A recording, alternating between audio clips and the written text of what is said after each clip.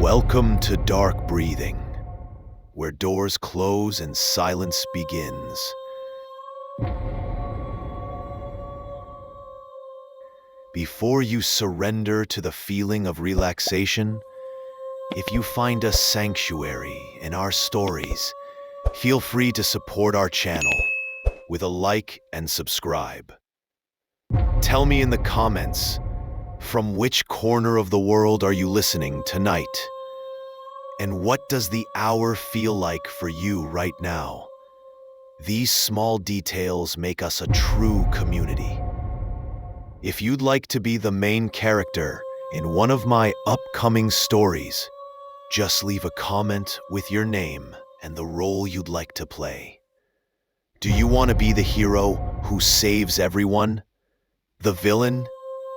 Or perhaps even the devil himself? So, subscribe to the channel and wait for your name in the next story. You'll find only a few ads in the first 15 minutes. Then everything vanishes.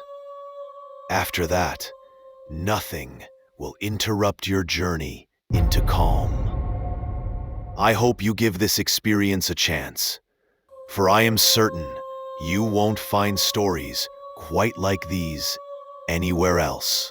Now, dim the bright lights. Let the gentle hum of a water or the whisper of distant rain surround you, and don't let the thunder frighten you. Let's begin the journey.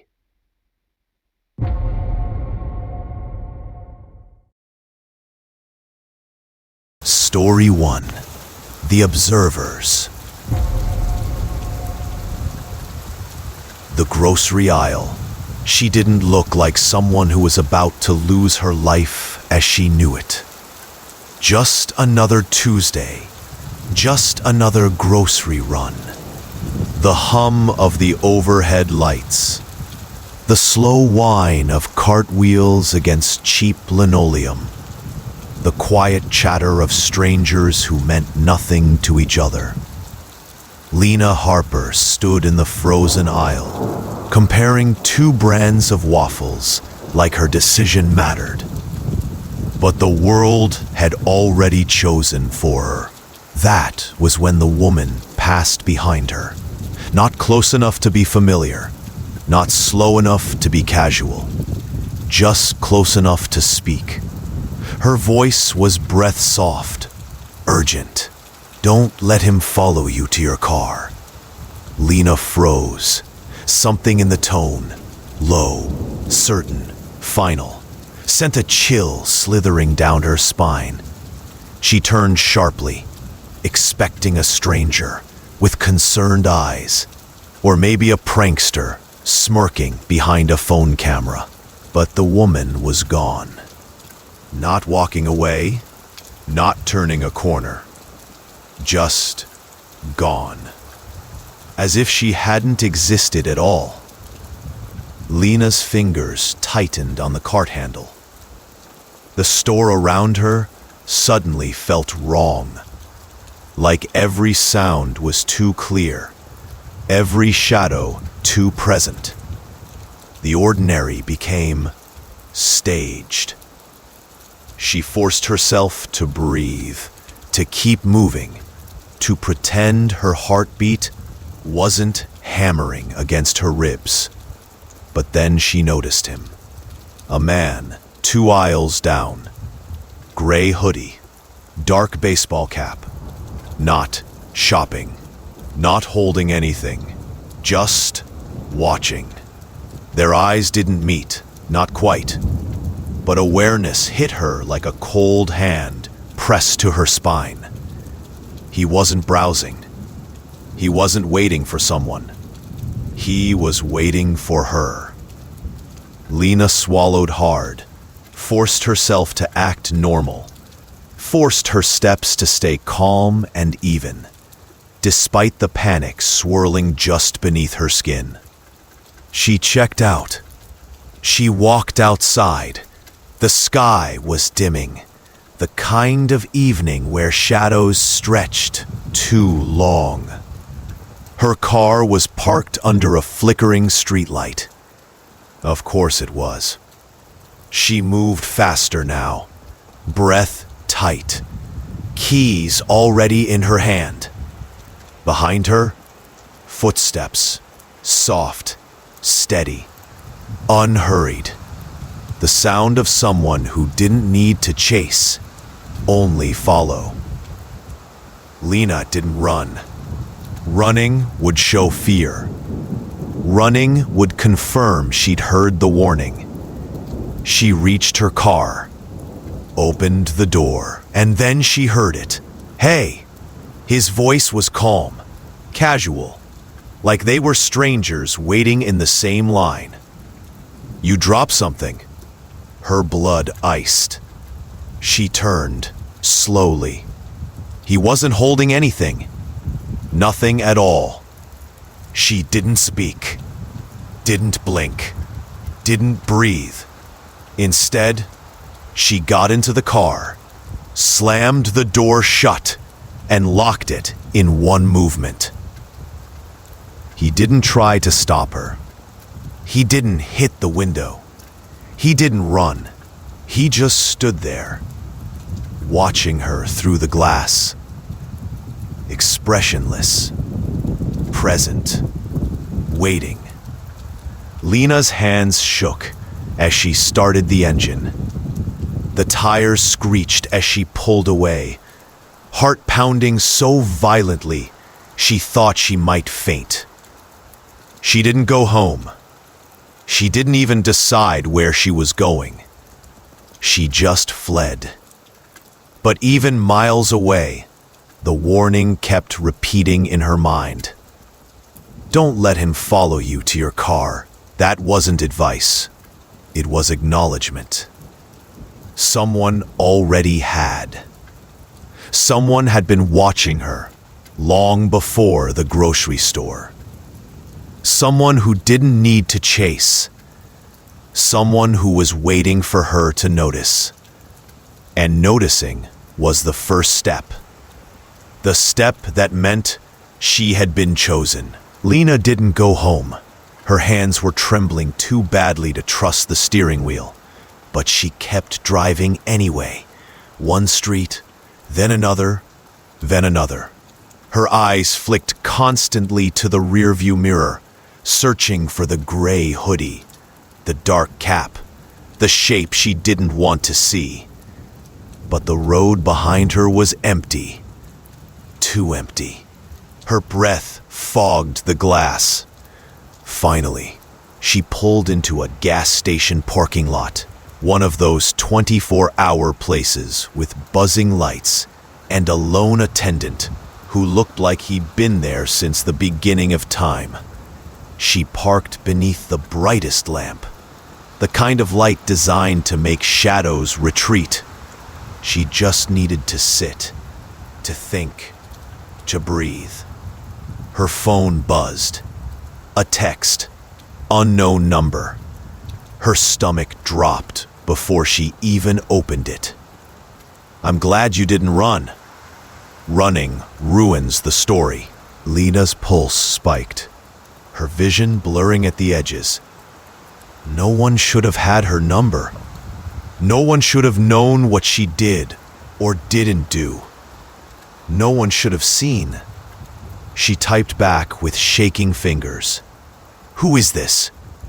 3 dots appeared, typing, then disappeared. Silence.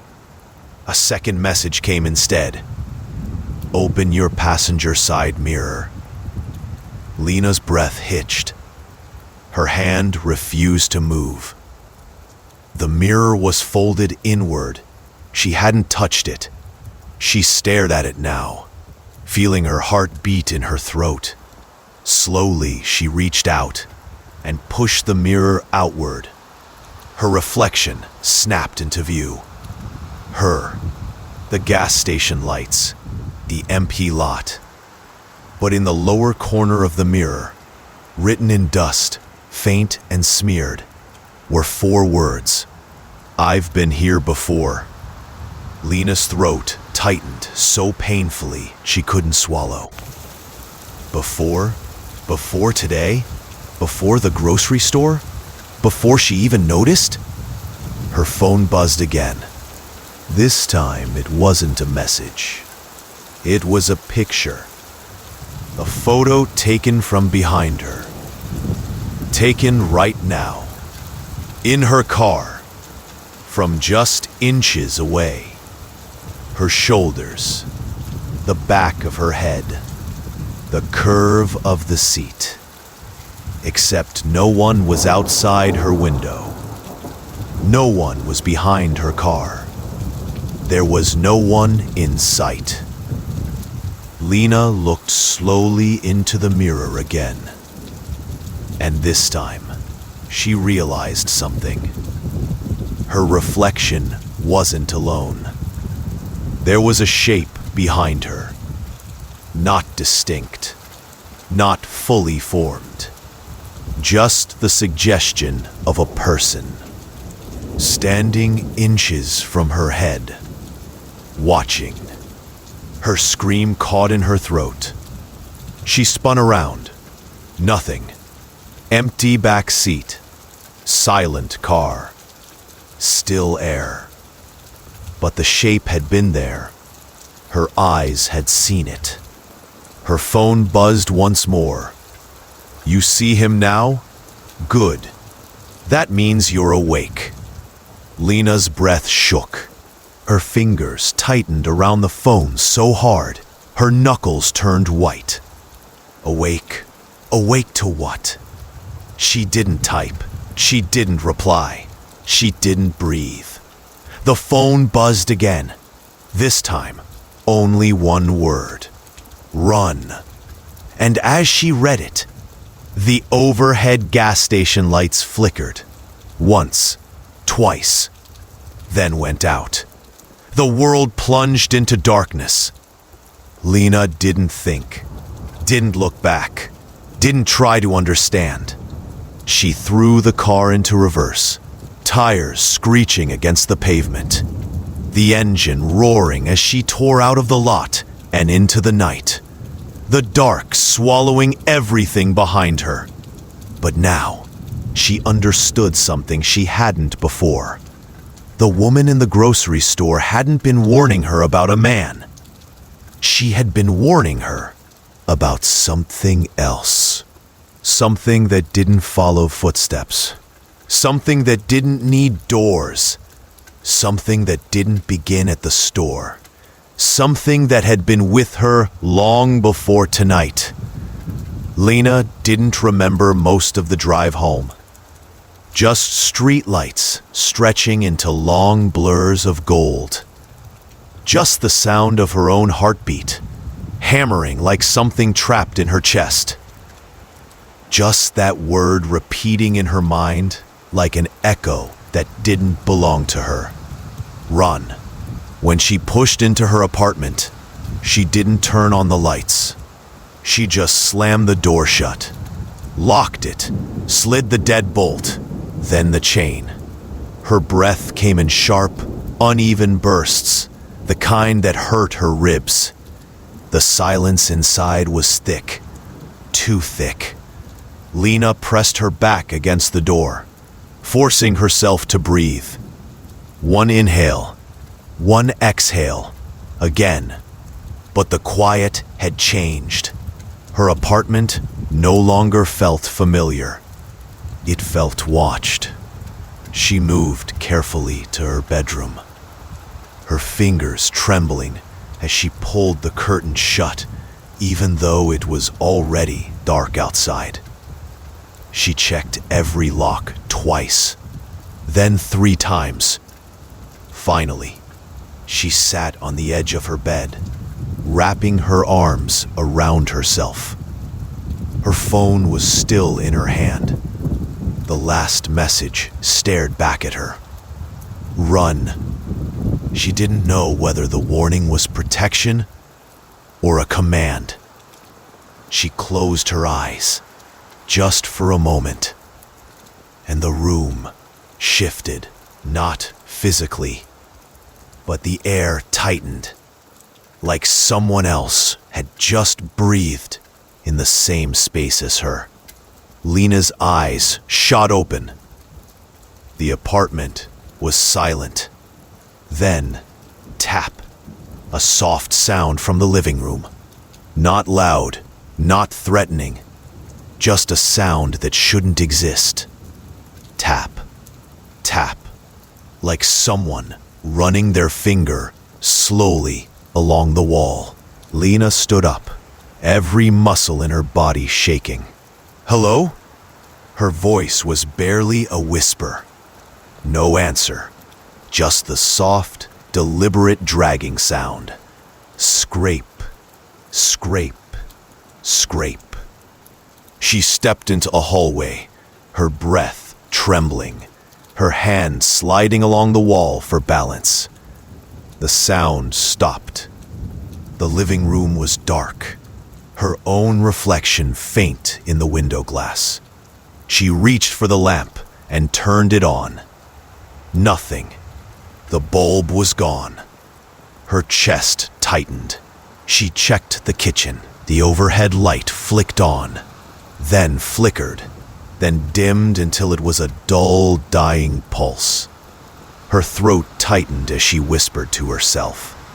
Not again. She reached for the drawer where she kept replacement bulbs.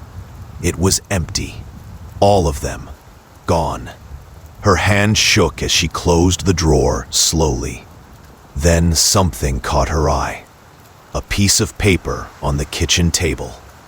She hadn't put anything there. The paper was folded, the edges uneven, like it had been torn from a notebook.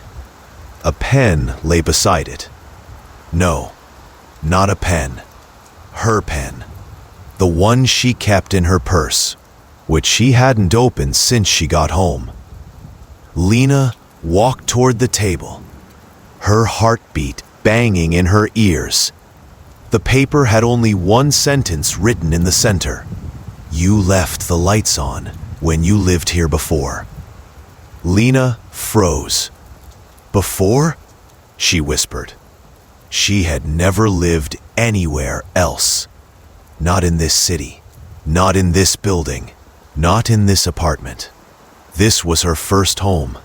Her eyes scanned the table again, and that's when she noticed it. There were 2 coffee mugs there. One was hers, half finished, still warm. The other was directly across from it, as if someone had been sitting there, watching her, waiting for her, sharing her space. Her voice cracked as she whispered, "No, no, no, no." Tap. Behind her. Right behind her. Lena turned slowly. The hallway was empty. Completely empty. But the air was wrong. The air felt occupied. She stepped backward, her breath thin and sharp, and her phone buzzed. The screen lit up. Unknown number. One new message. Lena opened it with numb hands. "You're remembering. Good. Keep going." Her vision blurred. She couldn't breathe. Her hands shook violently. Then her phone buzzed again. This time, a voice message. 7 seconds long. Lena's pulse roared in her ears as she pressed play. The apartment filled with the sound of breathing. Slow, measured. Right behind her, and then a whisper. "Welcome home." Lena didn't drop the phone. She couldn't. Her fingers were locked around it like it was the last thing tying her to reality. The voice message replayed in her mind. "Welcome home." She staggered backward until her spine hit the wall. Her breath came in short, painful gasps. No, she didn't know that voice. She would remember it. She should remember it. But the terror wasn't in not knowing. The terror was that the voice knew her. She forced herself to inhale. 1, 2, and pushed herself toward the living room window. The blinds rattled as she pulled them aside with shaking fingers. The street was quiet, empty, normal. Nothing watching, nothing standing, nothing wrong. But inside the glass, her reflection stared back at her. And just over her shoulder, in the reflection, a second silhouette. Tall, still, close. Lena whirled around. No one was there. Silence swallowed the room. Something in her cracked. She grabbed her coat, her keys, her phone. She didn't care if she left everything else behind. She needed to leave. Now! But as soon as she threw open the apartment door, the hallway light flickered. Once, twice, then steadied. The hallway was empty, cold, echoing. But taped to the floor, just outside her door, was a small object. Lena stared at it. Her heartbeat slowed, like her body understood before her mind did. It was a key. Old, heavy, iron, not to any door she had ever seen. Attached to it was a note, scrawled in thin, jagged handwriting. "You left this when you moved out." Her fingers trembled as she knelt and picked up the key. "What is this?" she whispered. "To where?" The hallway lights dimmed. Then, footsteps, slow, measured, not approaching, not retreating, just existing somewhere down the hall. Lena froze. The building was silent. No neighbors opening doors. No distant TVs. No muffled conversations. Just those footsteps. She stepped backward into her apartment and shut the door. Not slamming, not fast, just carefully. As though something was listening. Something that preferred patience. She backed away until she stood in the center of the living room again. The key felt warm in her hand. Not metal cold, not room temperature. Warm, like it had been held, recently. Recently enough to still carry body heat. She didn't know why, but that detail hit her harder than anything else.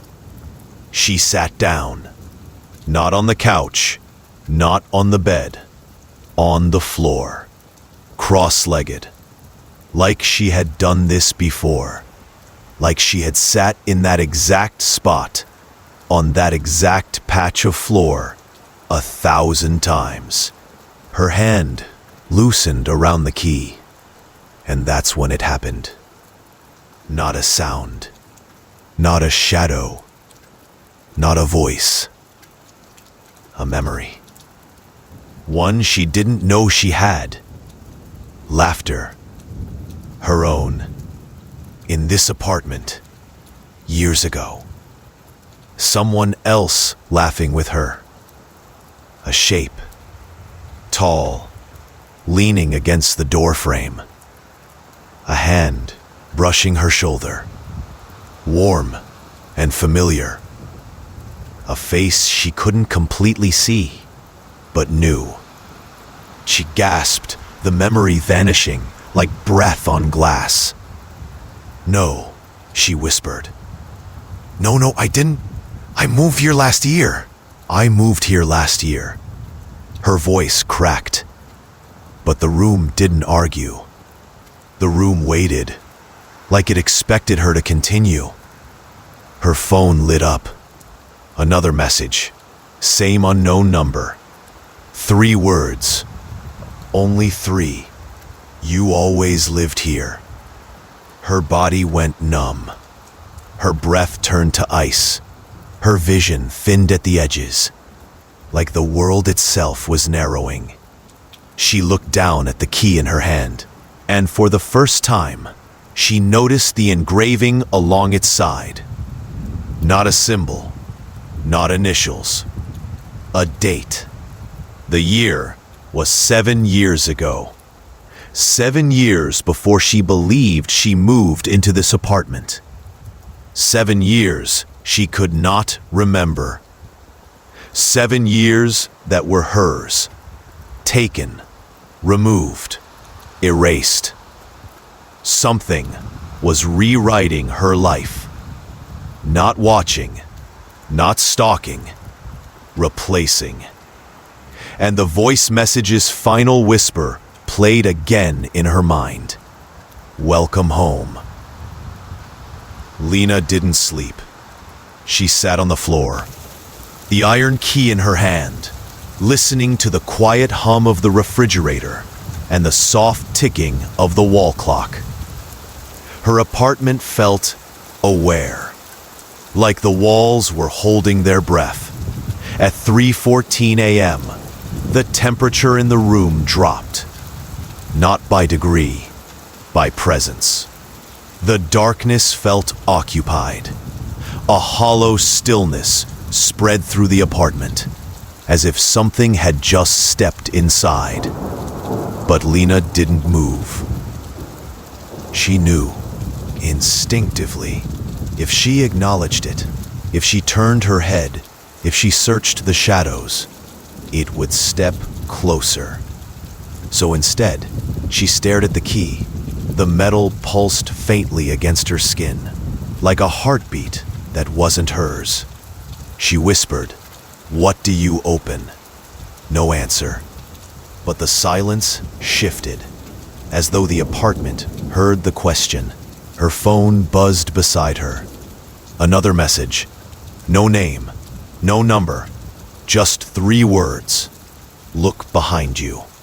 Her chest seized. She didn't move. The room waited with her. Slowly, slowly, like lifting a weight underwater, she turned her head.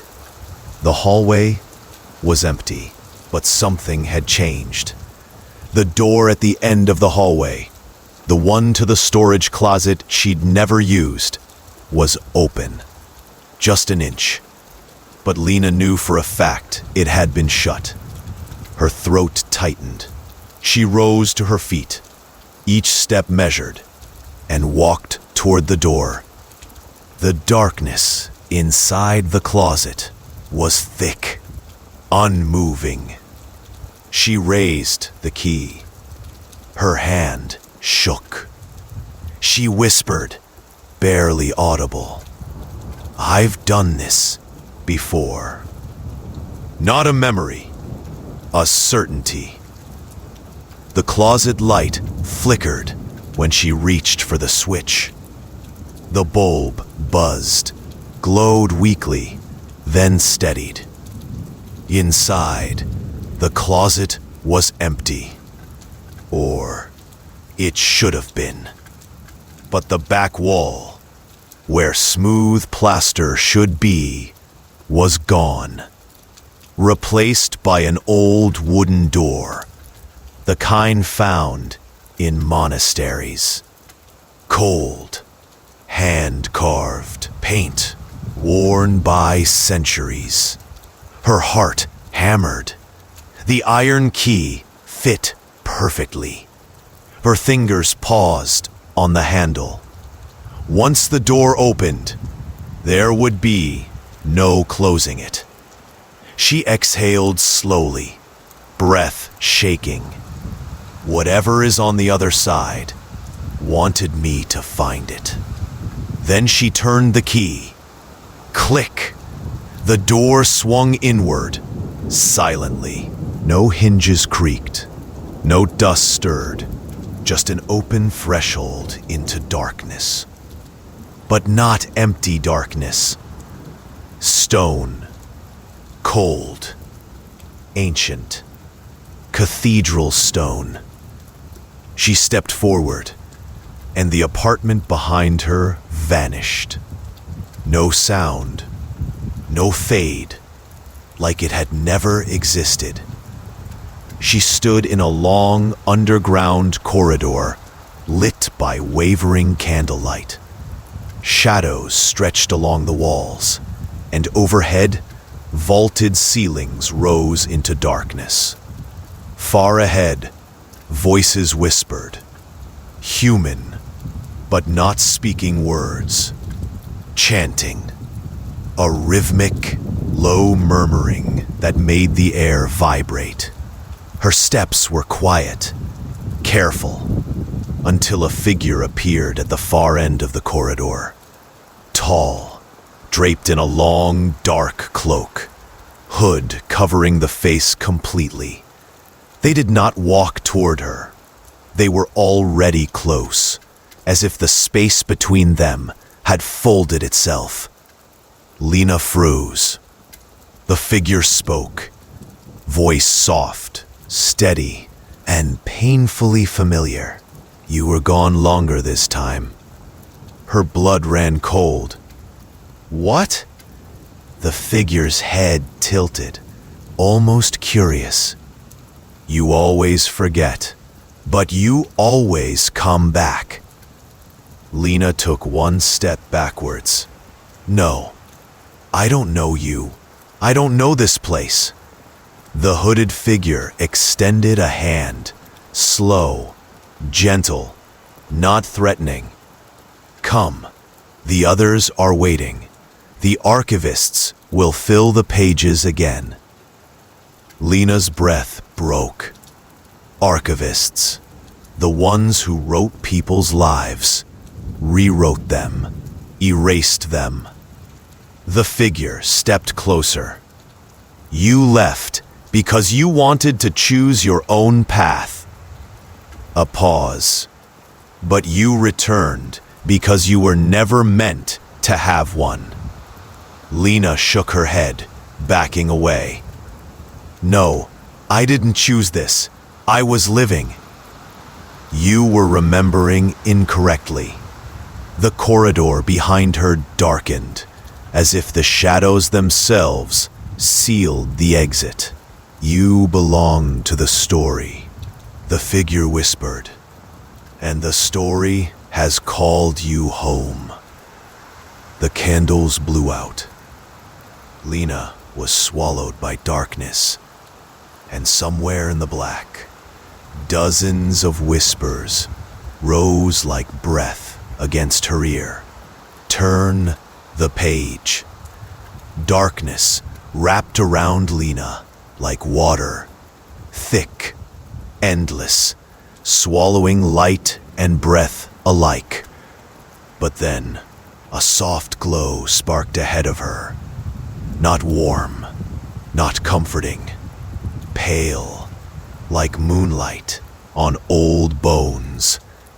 She followed it. The darkness receded, just enough to reveal a chamber, vast, circular, carved into ancient stone. Shelves spiraled upward, impossibly tall, disappearing into pitch black. Books, thousands, tens of thousands, all black leather, all unmarked, all whispering. A long table stood in the center, lit by a single candle. Beside it, seated, poised, motionless, were three figures in cloaks of deep gray. The archivists. The hooded figure who guided her stood behind her now, silent. One of the archivists lifted a quill. The ink in the well beside it shimmered like oil on a black sea. No one spoke until Lena did. Her voice shook but held. Where is my life in all of this? The center archivist turned a single page. And there it was. Her name, Lena Hartwell, etched in fading gold. The ink on the open page shimmered. The words were still writing themselves. Her breath caught. "Stop," she whispered. "Stop writing it." The archivist did not pause. "You misunderstand," the voice said, soft, ageless, like memory speaking to itself. "We do not write your life as you live it, a beat. We write your life so that you believe you lived it." The ink bled gently across the parchment, forming memories, moments, choices she thought were hers. Lena staggered back. "No, I remember my childhood. I remember." "You remember what you were given to remember." Another archivist spoke now, voice cool, sharp. "You tried to run. You all do. But the story always brings its reader home." The hooded guide stepped forward. "You have only one decision left." And on the table, two objects appeared. A blank book and the quill dripping with shadow ink. The archivist's voice lowered, reverent. "You may write your own story." Lena's heart pounded. Hope, raw and bright, flickered in her chest. But then, the second object appeared. A second book, bound in dark leather, identical to the others. Except for one difference. The name on its cover was hers. Lena Hartwell. Not blank, already full. The pages turned themselves. Her future unfolded, line after line, already written. Choices she had not yet made, words she had not yet spoken, deaths she had not yet died. The archivist spoke gently, almost kind. "You may tear the book apart, burn it, reject the story." Lena's fingers hovered above the completed book. Her pulse roared in her ears. "And what happens if I destroy it?" The archivists answered together, a single, unified whisper. "And you vanish, and nothing remembers you were ever real." Silence. Cold. Total. The chamber held its breath. Lena looked from the blank book to the book that held her entire existence. Her life, everything she was, had been written before she ever lived it. And then, she did something no archivist expected. Story 2. The Notes on My Door. It was almost midnight when I finally clocked out of work. The parking lot outside the office was nearly empty. A wide stretch of cracked asphalt, shimmering beneath buzzing fluorescent lights. The hum of the street lamps filled the silence, broken only by the distant rush of passing cars. I was tired. My mind felt like fog. My eyes stinging from staring at spreadsheets all day. I remember thinking how good my bed would feel. Warm, safe, familiar. Then I saw it. A small piece of paper tucked neatly beneath my windshield wiper, fluttering lightly in the night breeze. At first, I thought it was an advertisement, maybe one of those Cash for Cars flyers. But when I pulled it free and read the handwriting, my breath caught. "You always forget to lock your back door. Maybe don't tonight." The world around me froze. My first instinct wasn't even fear. It was confusion. Then a deep, sharp dread started to crawl up my spine. I looked around the lot. The rows of parked cars suddenly felt like hollow eyes staring back. The air seemed heavier. My hands shook as I scanned every shadow. There was no one, no movement, just the hum of the lights and the echo of my own heartbeat pounding in my ears. I slipped into my car, slammed the locks down, and sat there for a long moment. Engine off, breathing hard, clutching that note like proof I wasn't losing my mind. The handwriting wasn't messy. It was neat, controlled. Someone had taken their time. By the time I turned the key, my pulse still hadn't slowed. The road home was darker than usual. The kind of dark that seems to swallow headlights whole. Every red light felt too long. Every passing car looked suspicious. I couldn't shake the image of someone standing in that parking lot, watching me read their message, waiting for my reaction. When I finally pulled into my driveway, I hesitated. My porch light flickered like it always did, but tonight it felt like a warning. Had I locked the back door this morning? I couldn't remember. I moved quickly through the house, turning on lights, checking windows, doors, until I reached the kitchen. The back door latch hung loose, unlocked. I froze. A cold wave surged through me as I slowly turned the deadbolt into place. The metallic click echoed far too loud in the silence. The note was still in my hand. You always forget to lock your back door. Maybe don't tonight. It wasn't a threat. It was a warning. Someone knew me, knew my habits, my house. I called the police, voice shaking as I tried to sound rational. They sent an officer, a kind-faced man with tired eyes, who looked like he'd heard too many stories like this before.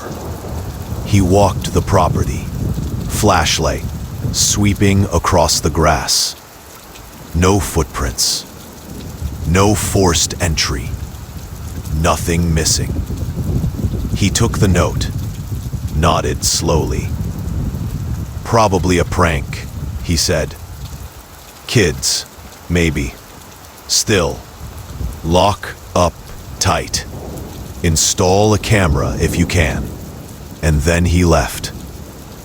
I stood in my kitchen, staring at the locked door until the hum of the refrigerator felt deafening.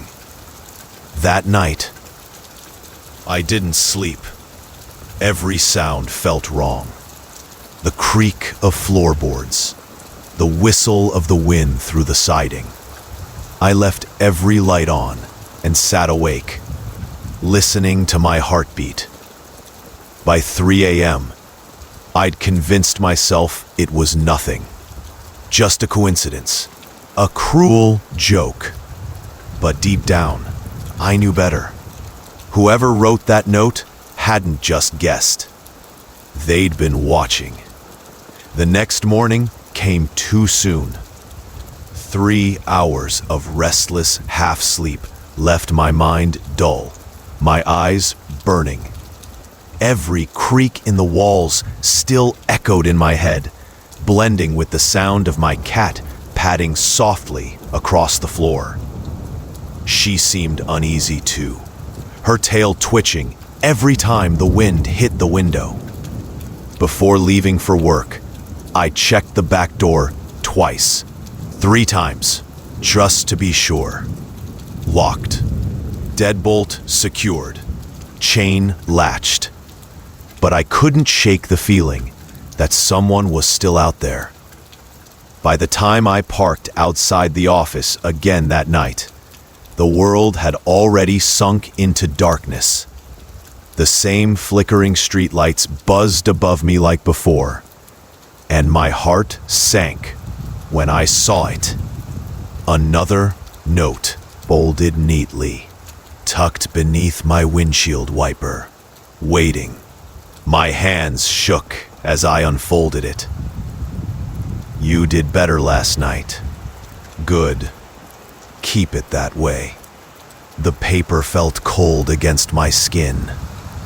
It wasn't just that they knew what I'd done, that I locked the door. It was how they said it. Like a teacher praising a student.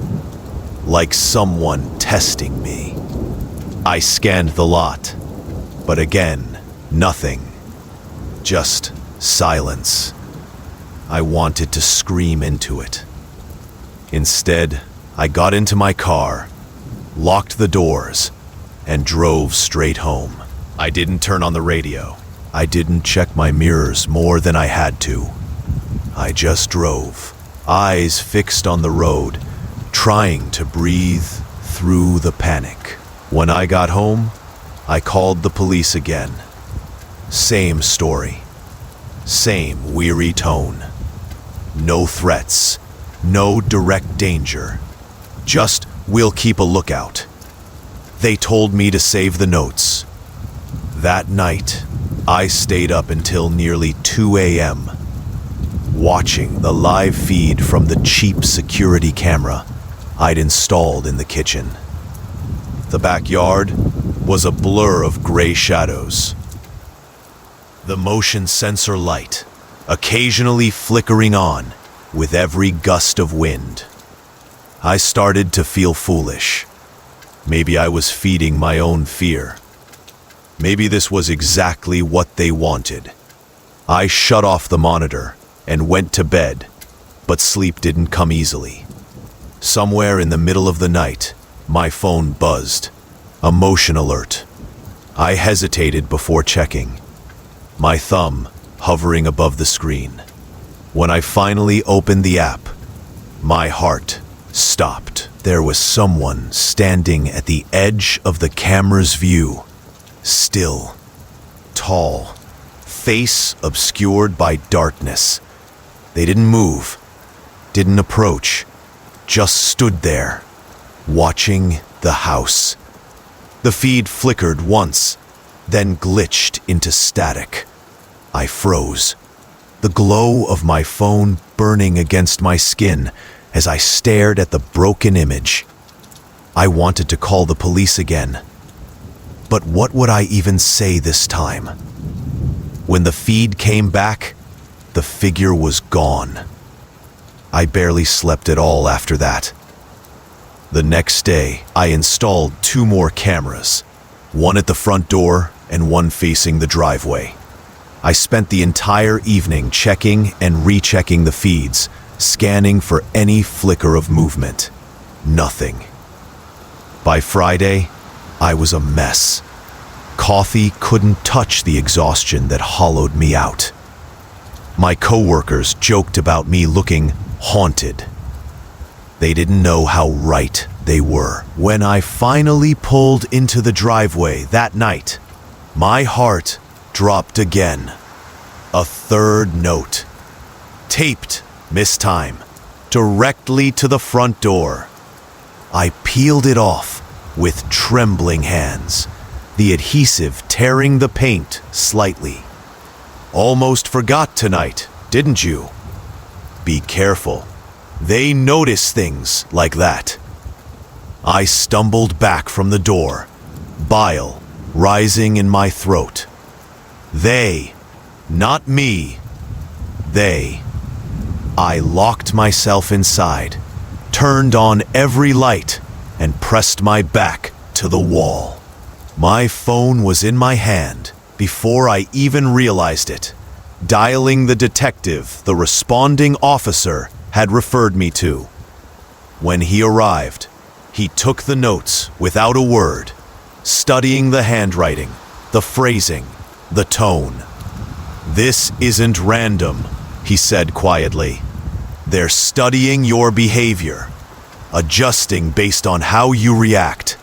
They're trying to condition you." "Condition me for what?" I asked, my voice small. He looked toward the darkened hallway and said, "For the next step." That night, I didn't even try to sleep. The cameras stayed on. The lights never went off. And for the first time, I felt truly hunted. By the fourth night, I stopped pretending this was random. The notes weren't a joke. The figure wasn't a trick of the light. Someone was watching me, studying me, and every move I made felt like a test I didn't remember signing up for. The detective had told me to stay calm, to live normally, but the word normal meant nothing anymore. Normal didn't mean coffee and commutes and quiet nights. It meant pretending not to look over your shoulder while your entire body screamed that you were being followed. The cameras became my only comfort. I checked them constantly, sometimes 10, 20 times an hour. Every shadow felt loaded. Every flicker in the footage pulled my breath tight. The night it happened, the rain had started early, light at first, a whisper against the window. I sat on the couch, the glow of the TV painting soft colors across the empty living room. My cat was curled beside me, tail twitching in uneasy rhythm. Then, a faint ding, a notification from the security app. Motion detected. Backyard camera. My pulse spiked. I opened the feed. The camera showed the edge of the fence, the slick shine of rain on wet grass.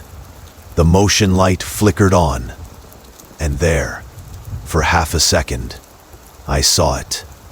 A face, pressed up against the glass of the back door, not fully lit. Just the pale stretch of skin, the vague shape of a mouth, and eyes, wide, fixed, and utterly still. I froze, gripping the phone so tightly, my fingers went numb. The feed glitched, once, twice, and when it steadied again, the face was gone. I ran to the kitchen, the cat bolting under the couch as my feet hit the tile. The house was silent, except for the pounding rain and the hum of the refrigerator. The back door stood dark, the glass fogged slightly from the cool air outside. I crept closer. My reflection trembled faintly in the window, a ghost of myself. I swallowed hard and leaned forward. Then, a sound, a slow, deliberate tap from the other side of the glass. Once, twice, then nothing. I stumbled back, heart in my throat, and grabbed the phone. 911. The operator's voice was calm, practiced, asking for my address. I told her someone was outside my door. Police were dispatched immediately. I stayed on the line, whispering updates while staring at the glass, waiting for movement. The operator asked me to keep talking, to stay calm, but my words came out in shaky gasps. "Don't hang up," I whispered. "Please, don't hang up." I heard footsteps outside, fast, heavy, and then a bright flash of light as the police arrived. They searched the yard, the street, even the neighboring lots. Nothing. No footprints this time. Just the rain washing everything clean. One of the officers, a younger one, tried to reassure me. Probably just some local kid trying to scare you. Happens more than you'd think. But his eyes betrayed him. He didn't believe that any more than I did. When they left, I sat awake until dawn. That morning, I checked the footage again, rewinding, frame by frame. And there, right before the face appeared, something else caught my eye. In the corner of the frame, for only a second, was the reflection of the kitchen window. And in that reflection, behind me, a second figure, closer, watching me. By the next day, fear had a texture. It lived under my skin, humming like static. I left every light on, even in daylight. My house was a bright cage, and I was the thing trapped inside. I called the detective again, told him what I saw, the reflection, the tapping, everything. He didn't hesitate this time. "I'm coming by tonight," he said. "We're setting up inside cameras. If he's getting that close, I want to catch him before he gets in." He arrived at dusk, with 2 other officers and a bag of small wireless cameras. "Just temporary," he said. "One in the living room, one in the hallway, one by the back door." As he worked, I noticed his hands were shaking slightly. When they left, the house felt too quiet again. I poured a drink just to keep my hands busy and sat on the couch, staring at the monitor. Hours passed. Nothing. Until, just after 2:00 a.m., motion detected. Hallway camera. I froze. The hallway light was off, but the faint gray outline on the feed showed movement. A shape, standing halfway down the hall. Tall, motionless. Not me, not the cat. Someone else. The air in my lungs turned solid. I watched as the figure took one slow step forward, then another, and then gone, vanished into static. The phone rang almost immediately. It was the detective. His voice was low, urgent. "Stay where you are. My system got the alert too. Units are on the way." "But," I whispered, "he's already inside." There was a pause on the line. Then, quietly, "We know." The sirens arrived fast, faster than I expected. Blue lights flashing through the thin curtains as I stood frozen in my living room, the phone still pressed to my ear. When the pounding started on the front door, "Police! Open up!" I nearly dropped the phone. 2 officers swept through the house, guns drawn, calling clear as they moved from room to room. I stood by the couch, shaking, watching the monitor in my hands as the hallway feed blinked and crackled into static again. Minutes passed before one of them came back. "No one's here," he said. "Every door locked from the inside." But the way his jaw tightened told me he didn't believe what he was saying. The detective arrived shortly after, tired, soaked from the rain, his eyes scanning every corner of the room. He motioned to the hallway camera. "Play it again."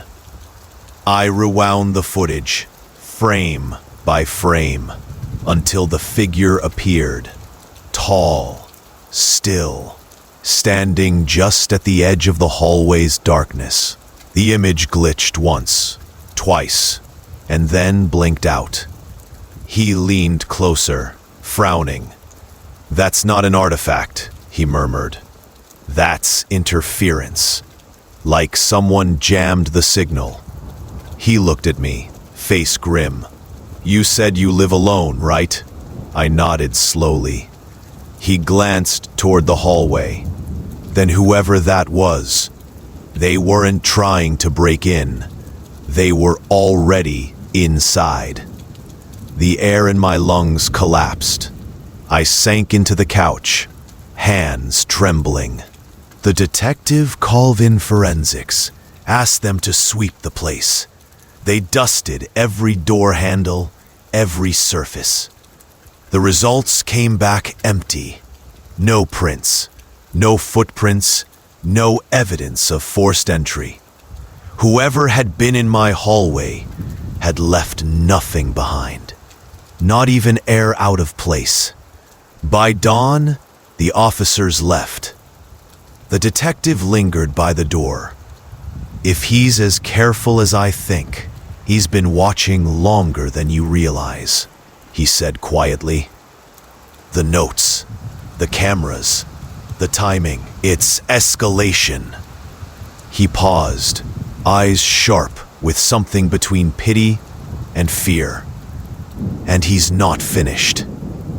That day, I didn't go to work. I couldn't. I stayed home, blinds drawn, phone always in hand. My cat wouldn't leave the couch. She stared at the same hallway, ears flat, as if she still sensed something there. By noon, exhaustion won.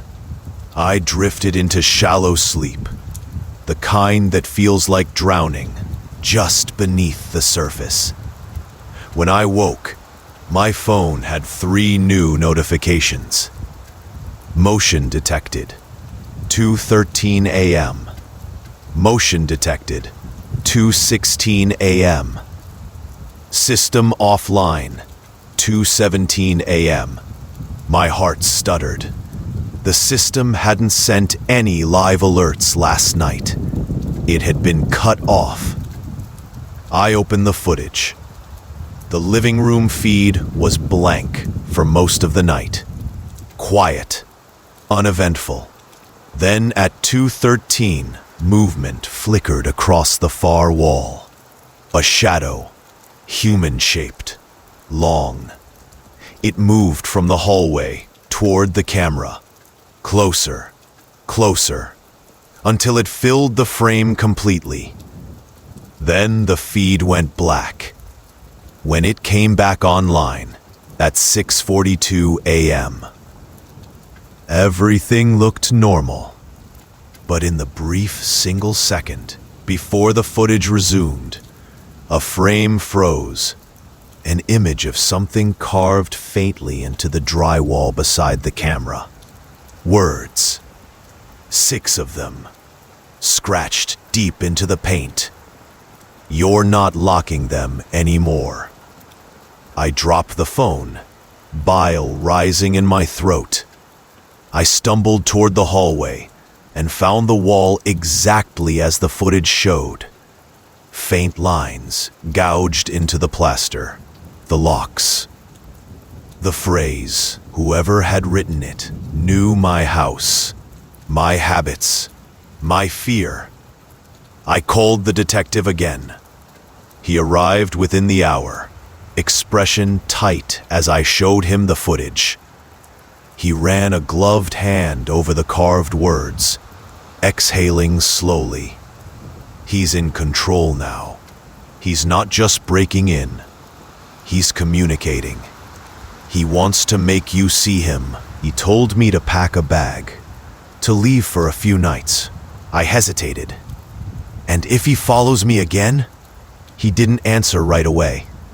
Then he said softly, "That's what I'm counting on."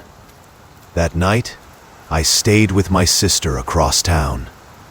Her apartment was newer, smaller, secure. 2 deadbolts, no back door, and motion lights that flooded the place with white glare at the slightest movement. I thought I'd finally sleep. But at 3:07 a.m., my phone buzzed with a notification. Backyard camera.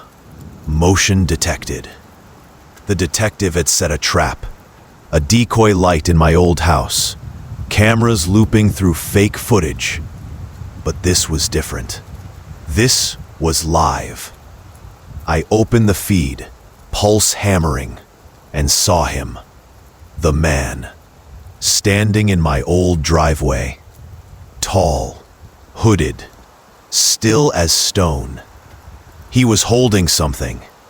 A small white rectangle that caught the light. A note. He placed it carefully on the doorstep, looked up straight at the camera, and smiled. Then he raised his hand, lifted one finger, and pointed directly toward me. Not the house, not the lens, me. Like he knew I was watching. The detective called, seconds later. His voice was clipped, urgent. "He's not reacting to the decoy feed. He knew you left." "How?" I whispered.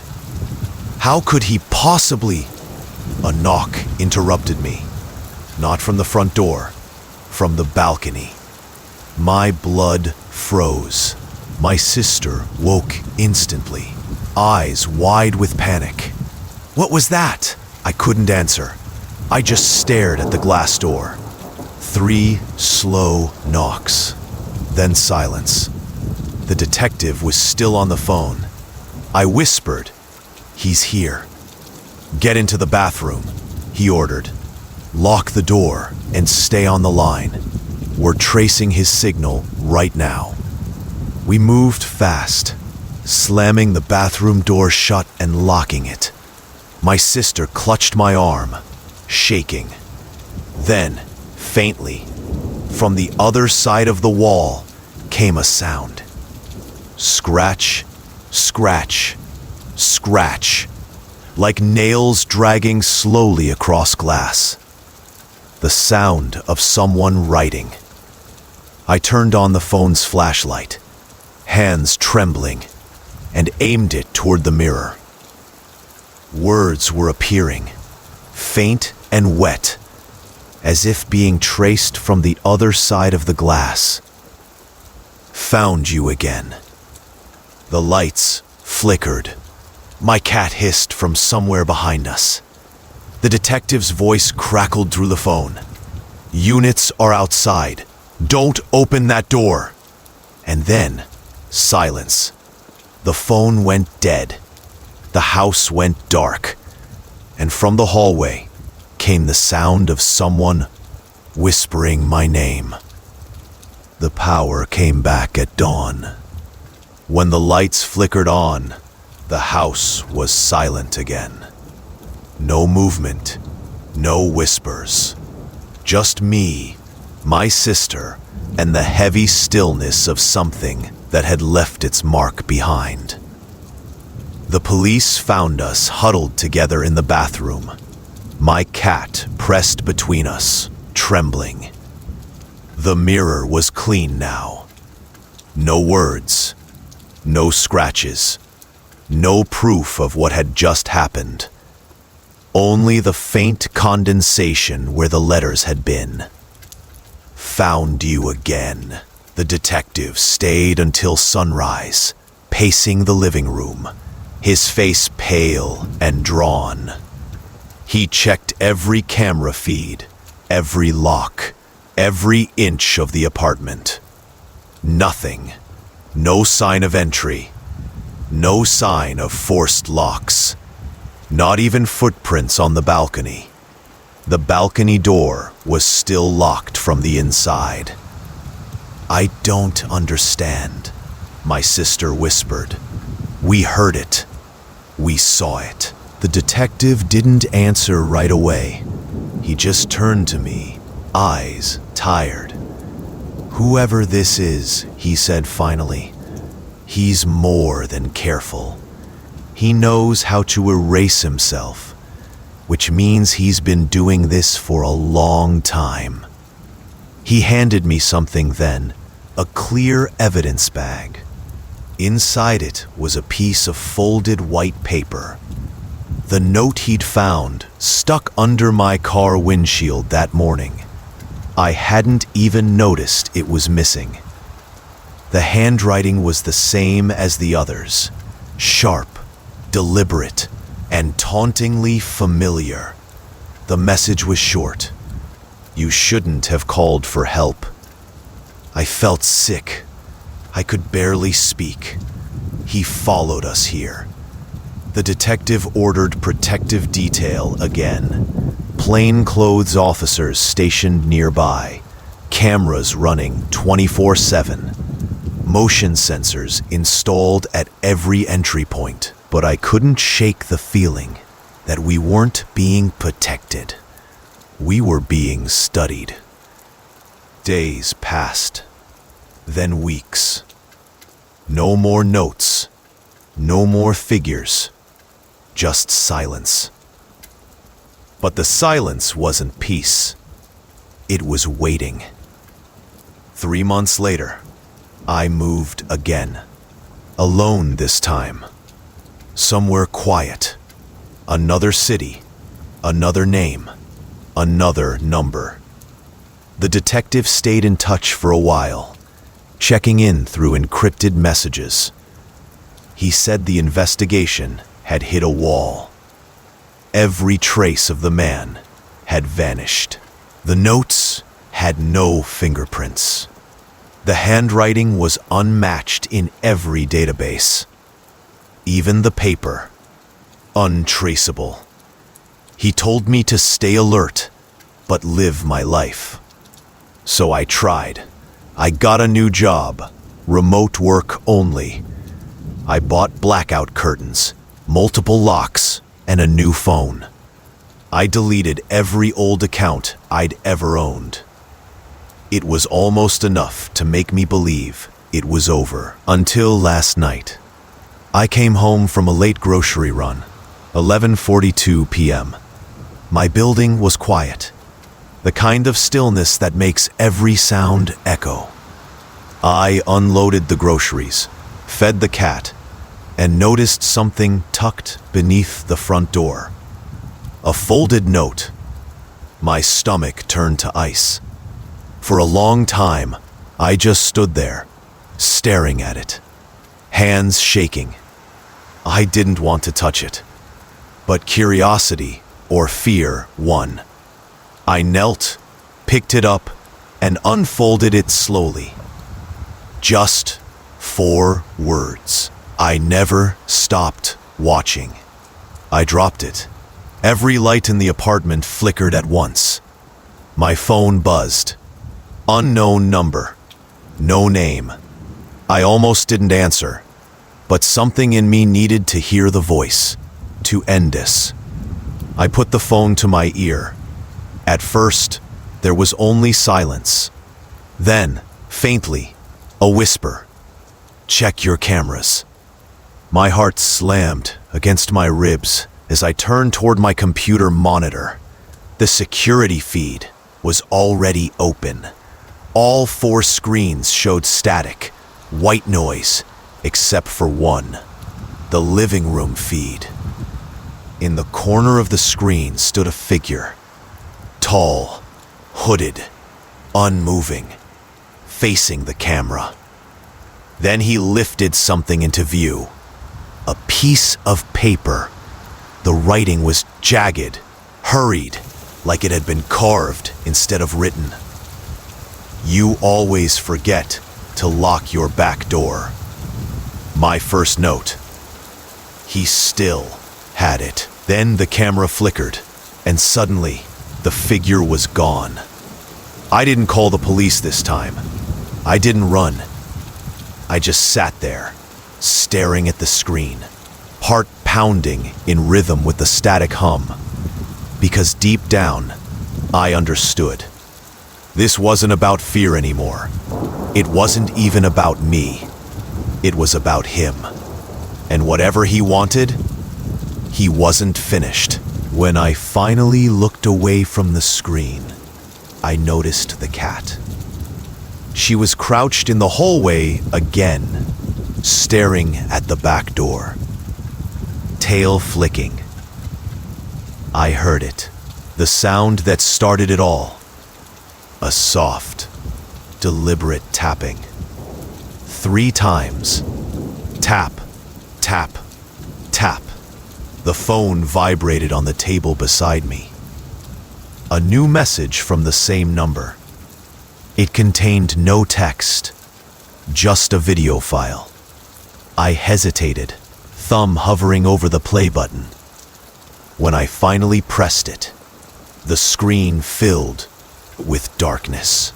Then a faint beam of light appeared from a camera slowly panning upward. I recognized the view instantly. It was my apartment. The footage was being filmed right now. The beam of the flashlight moved across the floor, up the wall, and stopped at my back door. There, etched into the glass, were 3 words, drawn with a wet fingertip. Let me in. The video ended. Story 3. He follows when you don't look. The highway was empty that night. No street lamps, no houses, just the long, narrow road cutting through fields of black and silent trees. Lena kept her hands steady on the wheel, though her eyes were heavy from the long drive back from her sister's place. The clock on the dash read 12:47 a.m., the kind of hour when the world feels thinner, like something unseen could slip through if it wanted to. She didn't see anything in the road before it happened.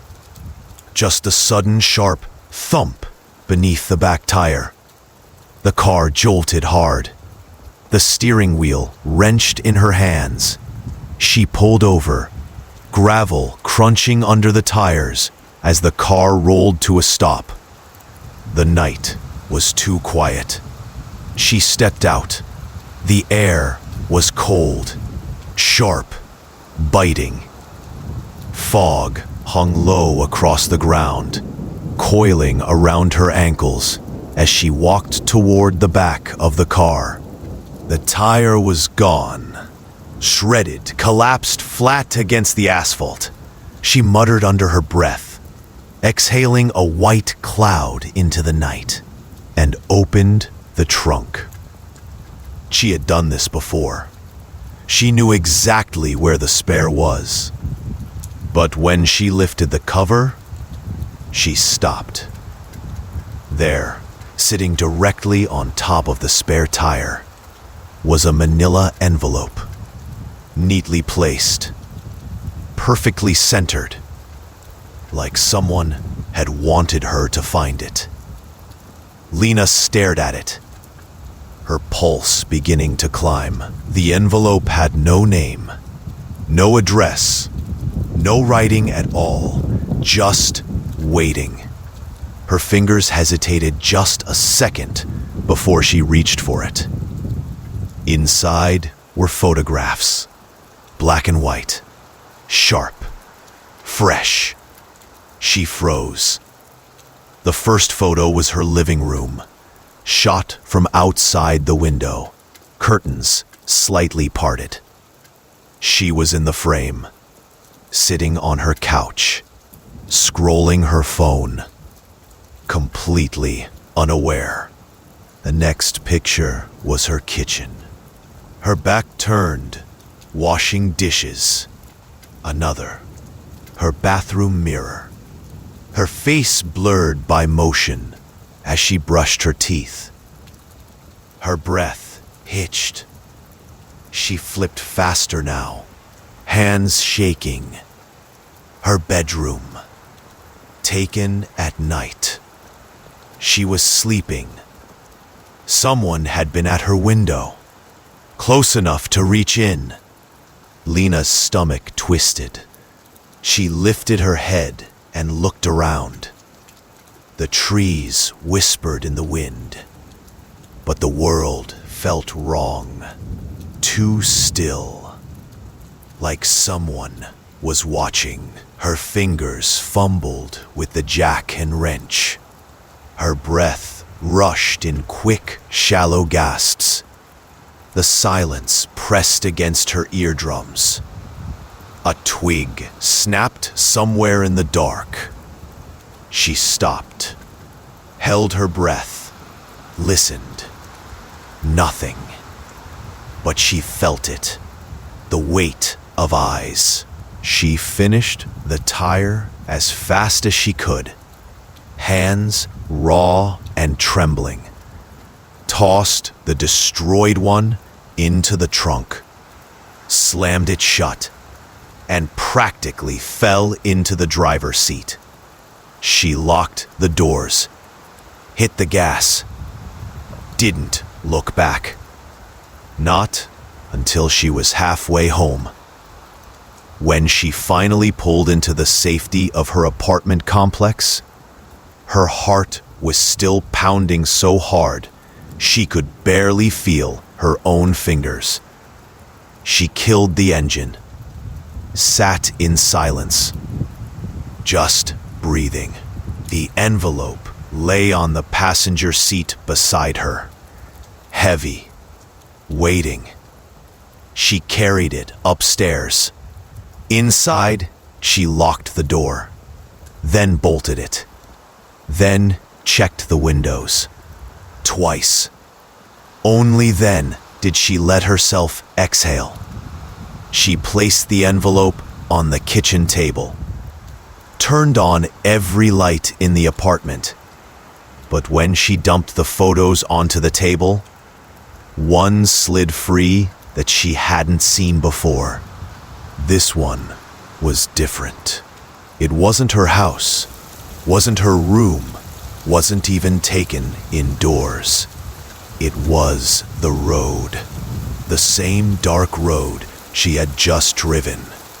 The photo was taken from behind her car, and the timestamp in the corner read 11 minutes ago.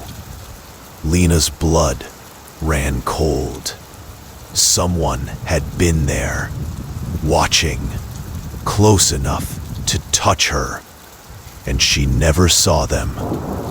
Lena didn't sleep. She sat on the couch with the lights still blazing. The photographs spread out across the coffee table, like evidence of a crime she didn't remember being part of. Every picture had the same feeling: distance, patience, observation. Whoever took them didn't rush. They watched. They waited. They studied. Her, the clock on the wall, ticked in steady, measured beats, each one too loud in the still apartment. The sound burrowed into her ears, counting down something she couldn't name. Tick, tick. She forced herself to breathe. Think. Someone was near my home. Someone entered my space. Someone watched me sleep. She swallowed hard. Her throat felt tight. She reached for her phone and dialed 911 before she could talk herself out of it. The call rang twice before a dispatcher answered. Voice calm, bored, mechanical. 911, what's your emergency? Lena's voice wavered. Someone's been watching me. I found photographs taken through my windows. Someone was in my apartment while I slept. The dispatcher asked for the address, then for details, then for her name. Lena gave them everything, stumbling over words. Her hands were shaking so badly, the phone bumped against her cheek. "We'll send a unit to check around the building," the dispatcher finally said. "Stay inside. Keep the doors closed." Lena hung up, clutching the phone like a lifeline.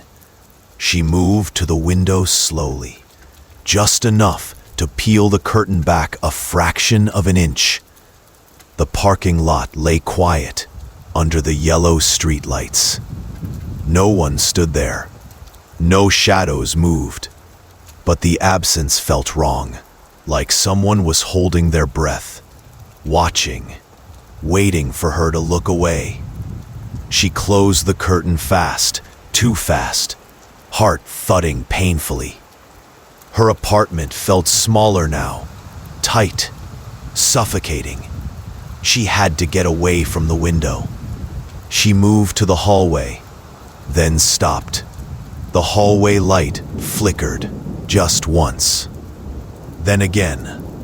A soft buzzing hum followed, the sound fluorescent lights make when they're about to die. The light steadied, then dimmed, then went out. Darkness swallowed the hallway. Lena froze, her breath caught in her throat. The apartment was silent. Too silent. Then, tap. A sound. Soft. Deliberate. Not from the door. Not from the window. From inside the apartment. Her voice broke. "Hello?" No answer. Just tap. Closer now.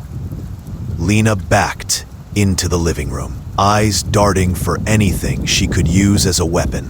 Her fingers closed around the nearest thing, a heavy ceramic mug. She held it in front of her like a shield. The sound came again. Right behind her. Tap. And then the faintest whisper of breath. She spun around, so fast she nearly tripped. No one. No movement. Just the faint rustle of air, like someone had passed by her. Inches away. Her pulse hammered. She swallowed her own panic. She forced herself to turn slowly, inch by inch, scanning. Kitchen. Dining table. Hallway. Shadows. Nothing. Then, her phone buzzed. She jumped, nearly dropping the mug. She looked down at the screen. Unknown number. A message. Just one sentence. "Don't forget to lock the window." Lena's heart stopped. Her gaze snapped toward the living room window. One corner of the curtain fluttered ever so slightly, as if someone had just moved it, or had only just left. Her chest tightened. Her breath came in sharp, uneven bursts. She stepped backward, grabbed her phone, grabbed her keys, grabbed her jacket without even thinking. She ran, out the door, down the stairs, into the cold night air. Only once she reached her car and locked the doors did she realize she was shaking so hard she could barely hold the steering wheel. She didn't go to the police station. She didn't go to a friend's house. She just drove out of the city, out of the lights, out into the dark.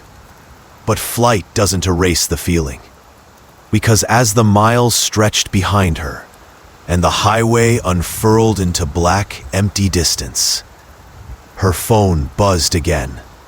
She didn't want to look, but she did. Another message from the same unknown number. "Don't worry, I'm in the car too." Lena didn't scream. She couldn't. Her throat locked the moment she read the message. Don't worry, I'm in the car too.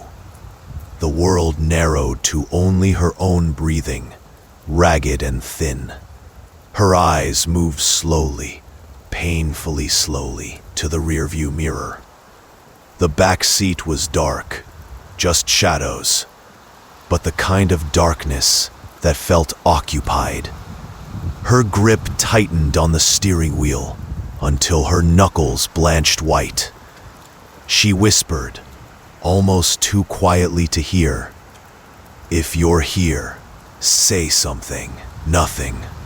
Just the hum of the engine and the long stretch of empty road. She forced herself to turn on the interior light. Her hand trembled as it rose. The overhead light flickered on. Empty. Back seat empty. No one, no movement, no figure, no breath behind her. Lena exhaled shakily, too shakily. The message had been a lie, a shock tactic, a psychological strike. Someone wanted her afraid in her own skin, and it was working. She turned the light back off. The darkness rushed in again, thicker this time. Her phone buzzed once more. She didn't want to look, but she did. Another message. You always check the back seat, but never the trunk. Her heart lurched. She swerved the car off the highway onto the gravel shoulder. Tires skidding. Dust rising in a pale ghost cloud around her. She jumped out, slammed the door, backed away from the vehicle. Chest heaving, breath shaking. The road was silent. Fields stretching endlessly into black. Wind sweeping through the tall grass in slow, whispering currents. No other cars. No lights. Just her. The car. And whatever else might be inside it. She didn't dare go to the trunk. She didn't dare go back in the car. She stood there, alone in the dark, clutching her phone like a lifeline. Her thumb hovered over 911.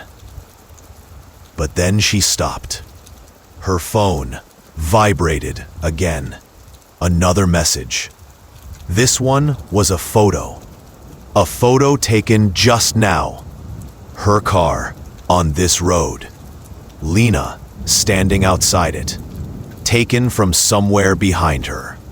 Lena turned around so fast she nearly fell. Her eyes scanned the trees, the ditch, the field, the dark. No movement, no footsteps, no figure, but someone was there, watching, close, too close. Her breathing broke. A tremor ripped through her chest. She backed toward the car, the only shelter she had, even though instinct screamed, "Run." The grass in the field rustled, just slightly, like someone shifting their weight. "Where are you?" she whispered. The answer didn't come from the field. It came from her phone. One final message. Closer than you think. A light flickered. Her car screen, the rear camera feed, had turned on automatically. Someone was walking toward her, slowly, deliberately, from the dark. She didn't wait to see more. She ran, dropped her phone, sprinted around the car, jumped into the driver's seat, slammed the door, locked it, floored the gas. The car launched forward. Gravel sprayed. Her pulse roared in her ears. She didn't look in the mirror. She didn't check the shoulder. She just drove, hard, Fast, wild.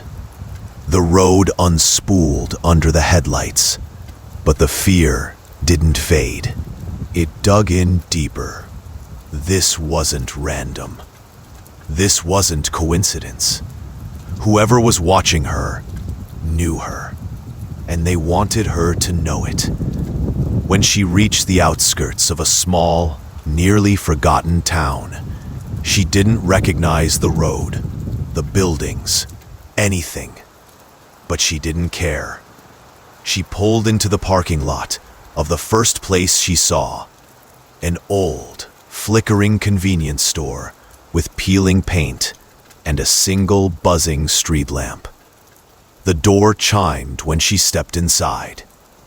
Behind the counter, an elderly man looked up, slow and weary. "You look like you've seen a ghost," he said. His voice was low, quiet, knowing. Lena tried to speak. Her voice cracked. "Someone's following me." The old man's eyes shifted. Not surprised, not confused, but resigned. He nodded once. "Yeah," he said, like he'd been expecting her. "They always come through here sooner or later." The old man didn't break eye contact. He didn't look scared. He didn't look confused. He looked like someone who had already accepted something Lena hadn't yet understood. She swallowed hard. "What do you mean they always come through here?" The man didn't answer right away. He stepped out from behind the counter, his movements slow, like every motion cost him something. He nodded toward a small booth in the corner. "Come sit," he said. "No sense explaining while you're standing." Lena hesitated. Every instinct in her screamed, "Leave. Get back in the car and drive until the road runs out." But where would she go? He had found her everywhere. Every city, every motel, every shadow. She sat. The old man lowered himself across from her, folding his hands on the scratch table. "Your name," he said softly, "isn't what matters right now." He doesn't follow names. Lena's breath caught. "He?" she whispered. "You know about him?" The man nodded. "I've seen him follow others. Not many, just a few." His voice was hollow, like someone reciting an obituary they'd memorized. Lena leaned forward, desperation bleeding into her voice. "Who is he?" The old man looked toward the door, toward the dark outside, before answering. "He's not someone anymore." The lights flickered, just once, barely noticeable, but enough to make Lena's skin crawl. The old man continued. "There are people who can't let go, not of control, not of fear, not of another person's life. Some of them remain, but not as themselves. They become something else." Lena felt cold seep into her bones. "You mean a ghost?" The old man shook his head slowly. "No, worse. Something alive enough to know you, dead enough to follow forever." Her heartbeat thudded painfully. "But why me? I don't know anyone like that. I've never hurt anyone." The man gave a sad, tired smile. "It's not about what you did," he said. "It's about what you didn't do." Lena stared at him. "What does that mean?" He looked away toward the window, where the night pressed thick and heavy against the glass. "He doesn't follow everyone," the man said quietly. He chooses the ones who don't see him at first, the ones who ignore the first sign, the ones who walk to the car anyway. Lena froze. The whisper. That woman in the grocery store. Her first warning. Don't let him follow you to your car. Lena's voice trembled. That woman, she was trying to help me. The man's jaw tightened. She was trying to warn you. They always try. But their voices fade the longer he follows. Lena whispered, "So she's been through this too?" The old man didn't nod, didn't shake his head. He simply said, "She's not alive anymore." The room seemed to tilt. Her pulse roared in her ears. And then, the store lights flickered again, longer this time. The old man's eyes snapped toward the door. His voice dropped to a whisper. "Don't turn around." Lena's blood ran cold. She didn't move. The bell above the entrance chimed softly. Someone had entered. Slow footsteps, soft, like someone walking barefoot on tile. The old man's voice trembled now, barely audible. He doesn't always show himself, but when he does, it means he's tired of watching. Lena's throat tightened. The footsteps stopped just behind her, close, closer than breathing.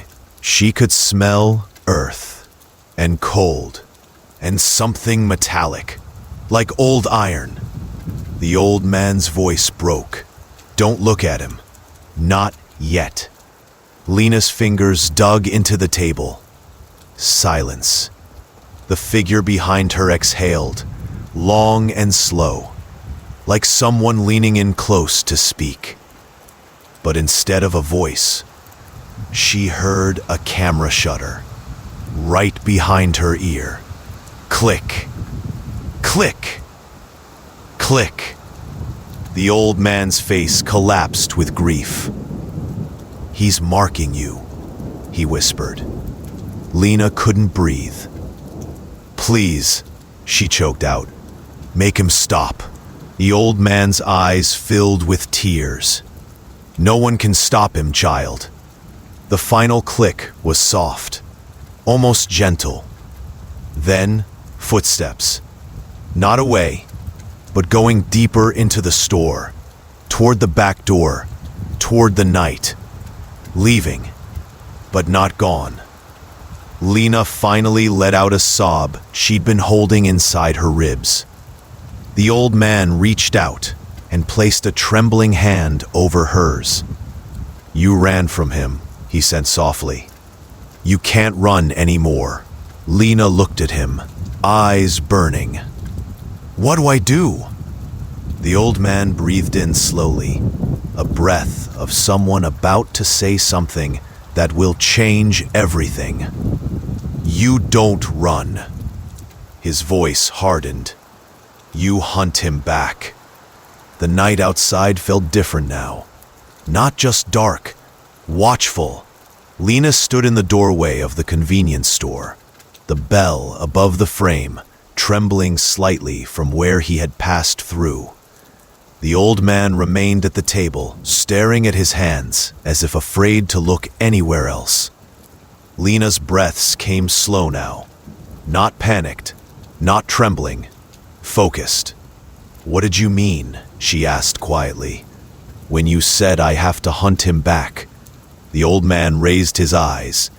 They were tired, yes, but steady. "You've been reacting," he said. "Stumbling, running, looking over your shoulder. That's what he wants. He feeds on your fear, your uncertainty. He grows from it." Lena swallowed, remembering every note, every photograph, every whisper in the dark. "He chose you," the man continued. "Once he chooses someone, he watches. He learns their patterns, their habits, their weaknesses. Most people crumble and break long before they understand what's happening. But I didn't. Her voice was barely a whisper. "No," he said, "you didn't. That's why he escalated. That's why he's showing himself now." Lena lifted her chin, the fear still there, but no longer in control. "So how do I stop him?" The old man stood slowly, his joints stiff and brittle. He walked to the back of the store, motioning for her to follow. The hallway light flickered, but not from electrical failure. The air itself felt thick, charged, as if something unseen moved through it. He opened the small door behind the stockroom, a door that didn't seem like it should be there at all. Beyond it was a narrow stairwell, spiraling down into darkness. Lena stared. "This wasn't on the building when I came in." "It's not part of the building," the old man said. Lena felt her heart slow, her pulse steadying with cold realization. "He's not just following," she whispered. "He's leading." The old man nodded once. "He's been guiding you here since the very beginning. Every motel, every detour, every moment you thought you chose, he chose it first." Lena's voice broke only once. "So this was always going to happen?" "Yes, but now you choose what happens next." Lena stepped toward the stairs. The air grew colder, dense as fog. Her breath came out in small white clouds. Halfway down, she noticed something on the wall.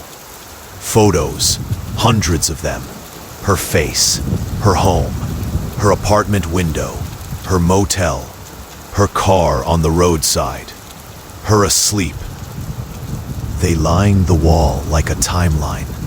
Her life, documented, dissected, possessed. At the bottom of the stairs, the hallway opened into a long, narrow corridor lit by a single yellow lamp. And he was there, standing, with his back to her. The gray hoodie, the lowered cap, the stillness. Her hands curled into fists. She stepped forward, and her voice did not shake. "Why me?" The figure did not turn, but she heard it. That slow exhale she had felt behind her in the store. When he finally spoke, the voice was soft, too soft. "You looked back." Lena froze. "What?" "You looked back," he repeated, whisper thin. "In the parking lot, the first night. Most people never do." Her chest tightened. "You saw me," he said, "and once someone sees me, they belong to me." Lena's breath left her lungs in a shudder, not of fear, but of understanding. So that was it. Not destiny, not a curse, not punishment. Attention, a moment of awareness, a thread that once pulled could never be unpulled. Lena stepped closer. "You think that means you own me?" The figure didn't move, but she felt him smile. "You're already in the story." Lena's voice turned cold, sharper than she had ever spoken in her life. "Then I'll rewrite the ending." The lights flickered. For the first time, he shifted. Not backward, not away. He turned, slowly, and his face was hers. Her voice, her expression, her eyes, but empty. As if someone had scraped everything human out and left only the shape behind. Lena didn't step back, She didn't scream. She only whispered, "So that's what you are." The figure, her reflection, tilted its head. "I am the part of you that's afraid." Lena took one step forward. "And I am the part of me that fights." The reflection smiled, unbearably wide. The hallway lights snapped out. Black, a single heartbeat. Then, a click, a camera shutter. Fade to silence. Darkness held the hallway, like a hand closing slowly around a throat. Lena didn't move. Not because she was frozen, but because she understood something now. Fear was how he saw her. If she panicked, he would win. She inhaled slowly. The darkness inhaled with her. A camera shutter clicked again. Closer this time. Lena spoke into the black. "You're not following me." Silence. "You're inside me." A whisper. Her whisper, but wrong. "I am the moment you look over your shoulder." She kept breathing. Steady. Controlled. Her hands were no longer shaking. "Then you're only as strong as the fear I give you." A low laugh, like static, like something cracking beneath ice. "Fear is the only thing you ever gave." Another click. The single yellow light flickered back on. It, stood only an arm's length away now. Still wearing her face, her posture, her breath. But the eyes were the eyes of something that had watched humans for a very long time and felt nothing. Lena stepped closer until she could hear her own heartbeat in her ears. "You took everything," she said.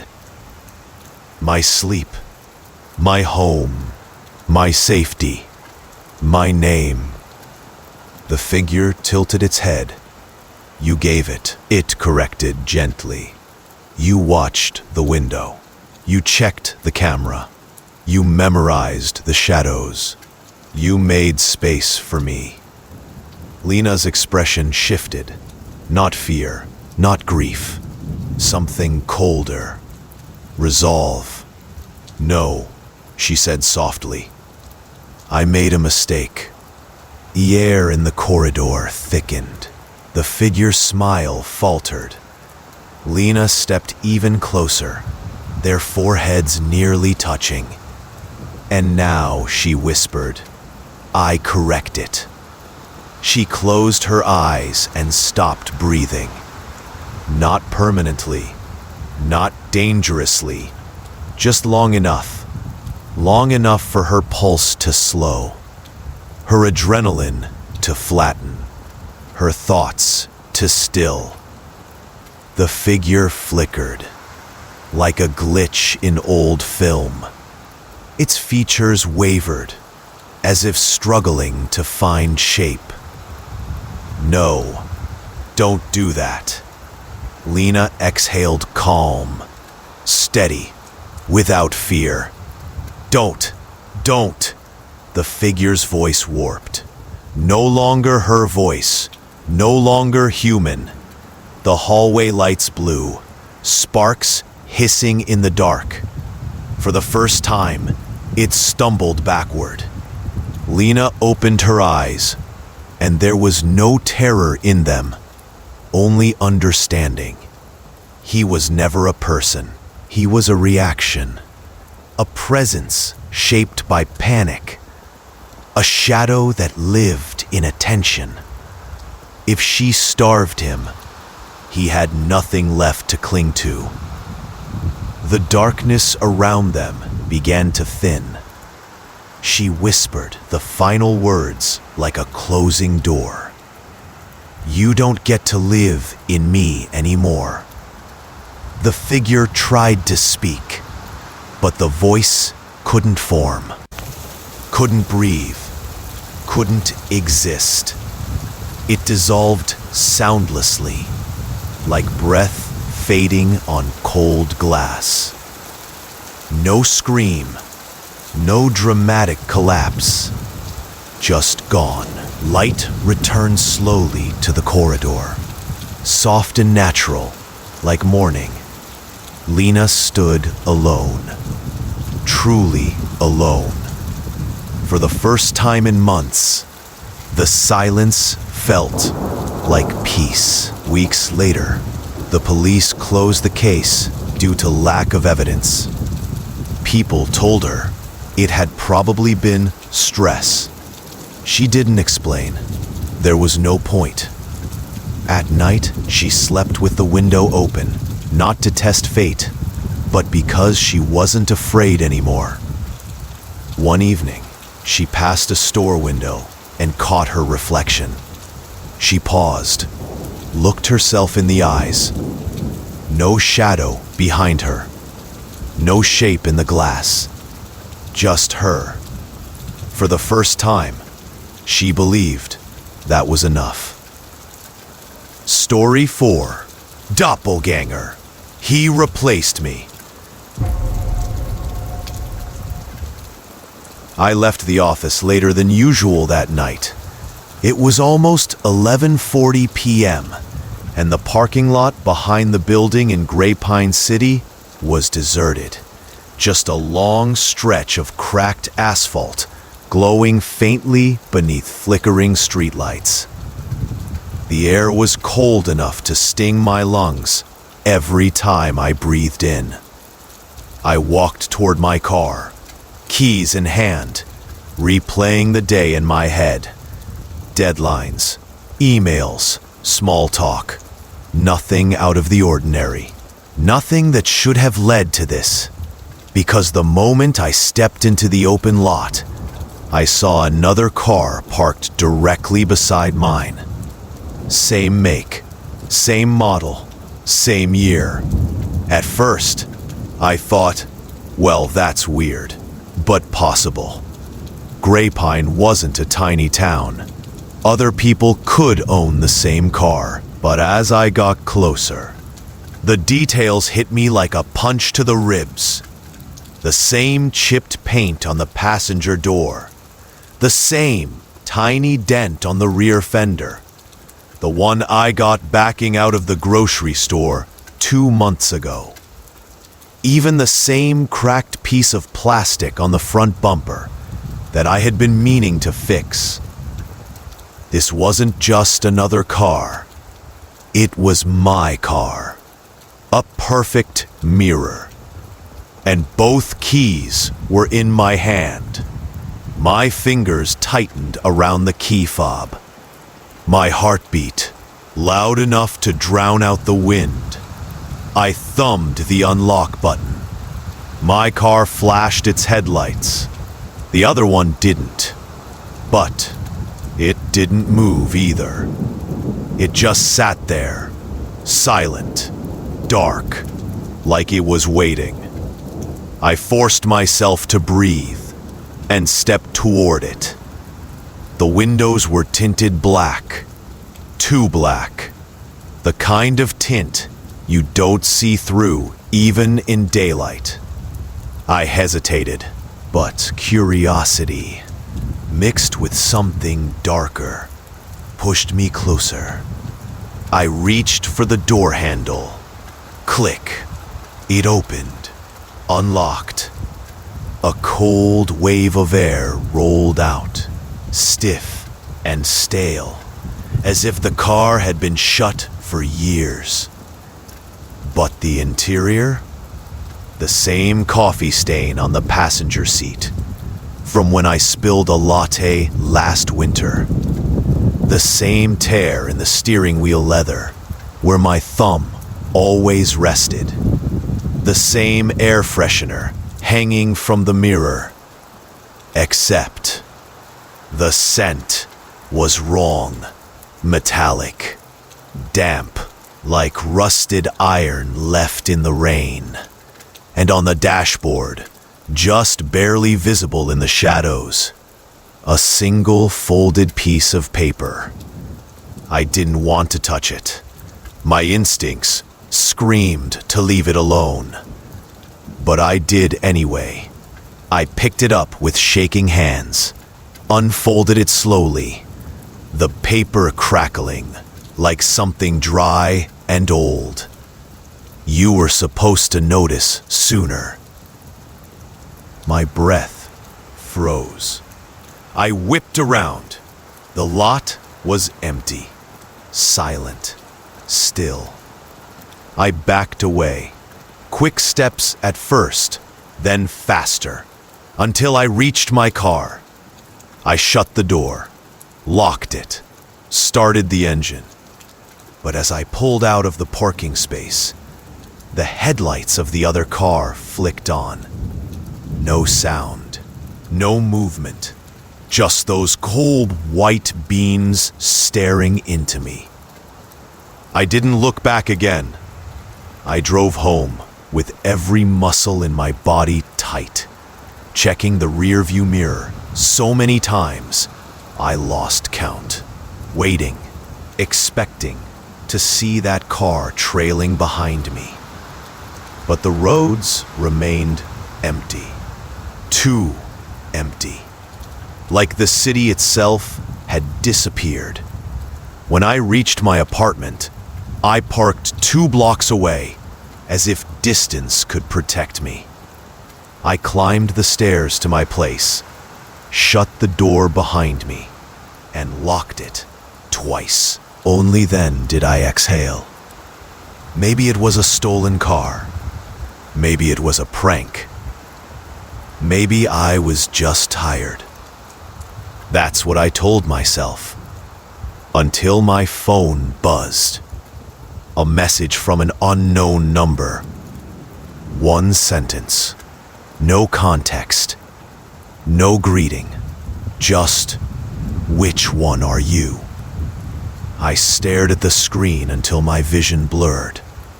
Then the typing bubble appeared. Someone was still there. Someone was waiting. But I didn't reply. I couldn't. Because for the first time in my life, I wasn't sure I had the right answer. I didn't sleep that night. I sat on the couch, phone clutched tight in my hand, staring at that message. Which one are you? The words didn't fade from the screen, didn't disappear after I locked my phone. They burned into the dark, like a whisper that wouldn't stop echoing. Outside, the city was silent, the kind of silence that presses on your chest. The clock on the wall ticked loud enough to feel intrusive. Every creak of the old apartment made me flinch. By 3:00 a.m., exhaustion won. I closed my eyes, but even then, I wasn't sure I slept. I dreamed, or maybe imagined, a faint tapping outside my window. Rhythmic, almost polite, like knuckles brushing the glass. When I jerked awake, the sound was gone. But the impression of it lingered. The next morning, sunlight spilled weakly through the blinds, and for a few brief seconds, I felt stupid. Maybe it had all been a hallucination. Too much caffeine, too little sleep. Until I looked out the window. Down on the street, parked in the same exact spot where I had left my car, was another one. Identical. Same scratches, same faded bumper sticker. Except this time, my car key unlocked both. The fob beeped twice. 2 answering chirps in perfect sync. I froze on the sidewalk, holding my breath. The doors of both cars unlocked. The hazard lights blinked in unison, like two heartbeats pulsing together. And when I stepped closer, I saw something inside the windshield of the second car. A new note. I forced myself to open the door. The same metallic scent hit me again. Cold, sharp, and wrong. The note was pinned to the steering wheel with a small silver key. Just 5 words, scrawled in dark ink that had bled slightly into the paper. You're not the original one. I dropped it. Literally dropped it, like it burned my skin. A truck roared by on the street, and I jumped so hard I almost fell back. My pulse thudded so loud, it felt like it filled my skull. I backed away slowly, got into my own car, and peeled out of the street, heart racing. The key from the note? I hadn't meant to grab it, but it was in my pocket, cold as ice. At work, I tried to act normal, but my mind wouldn't stop spiraling. I checked my reflection in every surface, mirrors, windows, glass doors, just to make sure I was me. But every time, something felt off. My reflection blinked a millisecond too late, or its smile didn't match the corners of my mouth. By noon, I was shaking so badly I could barely hold my coffee. That's when my coworker Evan stopped by my desk. "Hey," he said, frowning. "You okay? You look drained." I managed a weak smile. "Didn't sleep much. Rough night?" "Something like that." He laughed softly, then pointed toward the window. "Funny, you parked next to yourself again." I turned, throat tightening. Out there, in the company lot, 2 identical cars, side by side. Evan walked away before I could say anything, and I sat there, frozen, pulse in my throat.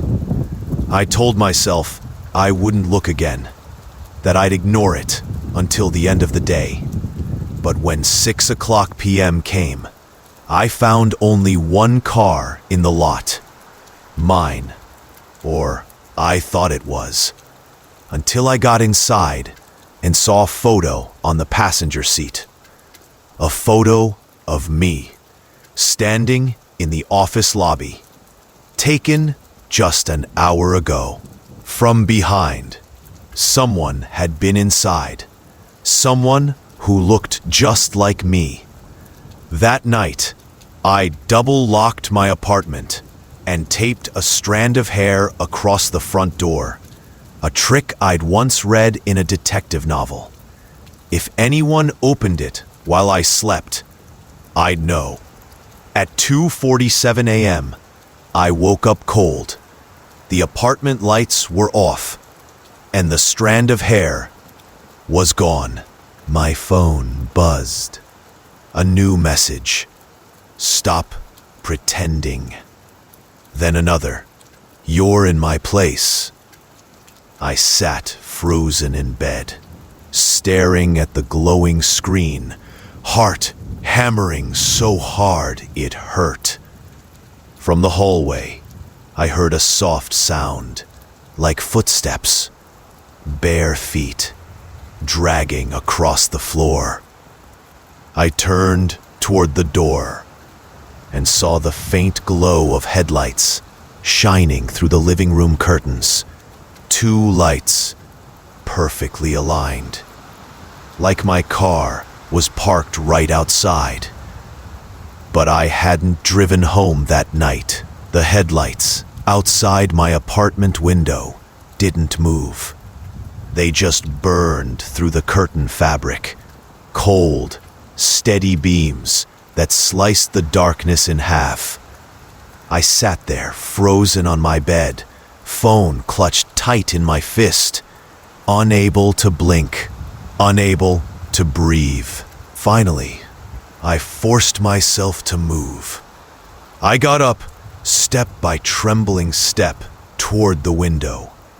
The air near the glass was colder than the rest of the room, heavy with that same faint metallic scent, like old pennies and wet earth.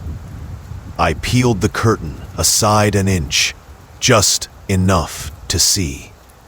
My car sat in the driveway, and right behind it, another one. Identical. Its headlights still on. The engine off. I couldn't see through the windshield. The tint too dark. Then, as if reacting to my breath fogging the glass, the headlights blinked once, then twice, before turning off completely. Silence swallowed the room. I didn't sleep, not even for a second. When the sun finally rose, I checked the window again. Only one car remained, mine. The street outside looked ordinary again. The world had gone back to pretending nothing was wrong. But when I went downstairs, my front door was already unlocked. That stopped me cold. I knew I'd locked it. I double-checked the deadbolt 3 times before going to bed. My heartbeat quickened as I stepped outside, scanning the street.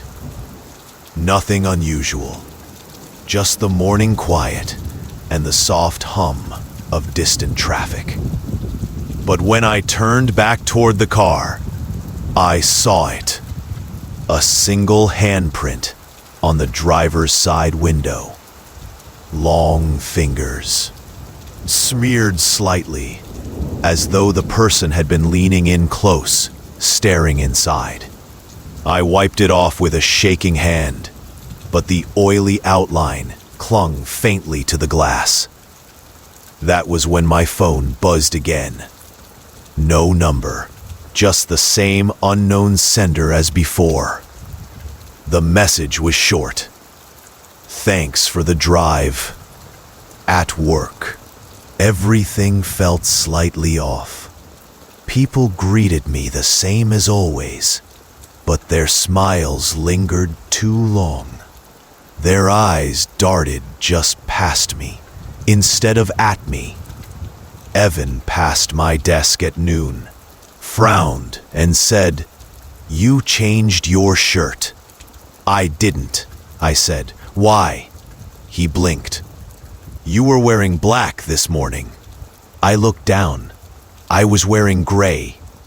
When I laughed it off, the sound came out hollow, nervous. He laughed too, but only because he didn't know what else to do. By evening, my nerves were stretched thin. I went straight home, skipped dinner, and sat in the dark, staring at my front door. The silence pressed in like water, thick and suffocating. I checked the lock again, still secure. Then, just as I turned toward the kitchen, a low sound came from the hall. A key sliding into the lock. My pulse exploded. Someone was on the other side. The door handle turned slowly. I backed up, holding my breath, heart crashing against my ribs. The bolt caught, thank God, and the handle stopped mid-turn. Whoever it was didn't leave. For 10 full seconds, the handle twitched, turned, stopped. Then silence. No retreating footsteps. No movement. Just a stillness, so deep I could hear my own pulse roaring in my ears. Finally, After what felt like hours, I crept toward the peephole. The hallway was empty, but tucked under the door was another note. I hesitated before picking it up. The paper was the same. White, neat, folded once down the middle. Written in my own handwriting. Don't fight me. That night, I didn't try to sleep. I set up my phone to record. Camera facing the door. The red recording light, a small comfort in the dark. Around 3 a.m., I heard it again. A soft knock. 3 times. Then, silence. I stayed still. Breath shallow. Eyes fixed on the door. After a minute, my phone buzzed on the table. Another message. Open it. The letters blurred as my vision swam. When I finally looked up, through the window across the room, I saw my reflection staring back. Only, it wasn't moving with me. It stood completely still, head tilted slightly, mouth curved in a faint, unnatural smile. And behind it, in the glass, my car's headlights flickered on again. I didn't move. I couldn't. The reflection in the window held its smile, my smile, stretched just a little too wide, like the face had learned the expression from memory instead of instinct. Its eyes were wrong, too. Too still, too focused, too aware. I lifted my hand slowly.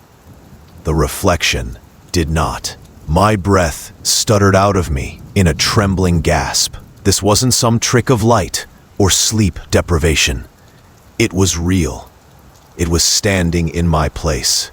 Then, with the smallest, smoothest motion, the reflection raised its hand, not to mirror mine, to wave. Something inside my chest snapped. Panic flared into pure instinct. I stumbled back, knocking over a lamp. The crash shattered the silence, sending my pulse into overdrive. I grabbed my phone, my hand slick with sweat, and tried to open the camera footage. But the feed was gone. Every camera, every angle, offline. A notification blinked. Devices disabled at 3:02 a.m. Now. Right now. While I was standing frozen in the dark, my reflection's head tilted further, too far, like its neck had one extra hinge, mine did not. Then slowly, the reflection's hand pressed flat against the glass. From the inside, I backed up until my spine hit the opposite wall. My lungs refused to draw in air. A soft, deliberate tap, tap, tap began from the window pane, like fingertips, slow and patient, like knocking from the wrong side. I forced myself toward the door, but before I even reached it, my doorknob turned from the inside. Not the hallway, not outside, inside the apartment. I stopped breathing. Footsteps, slow, measured, coming from the other room. My voice cracked in my throat. Who's there? No answer. Just the sound of someone walking barefoot across my floor.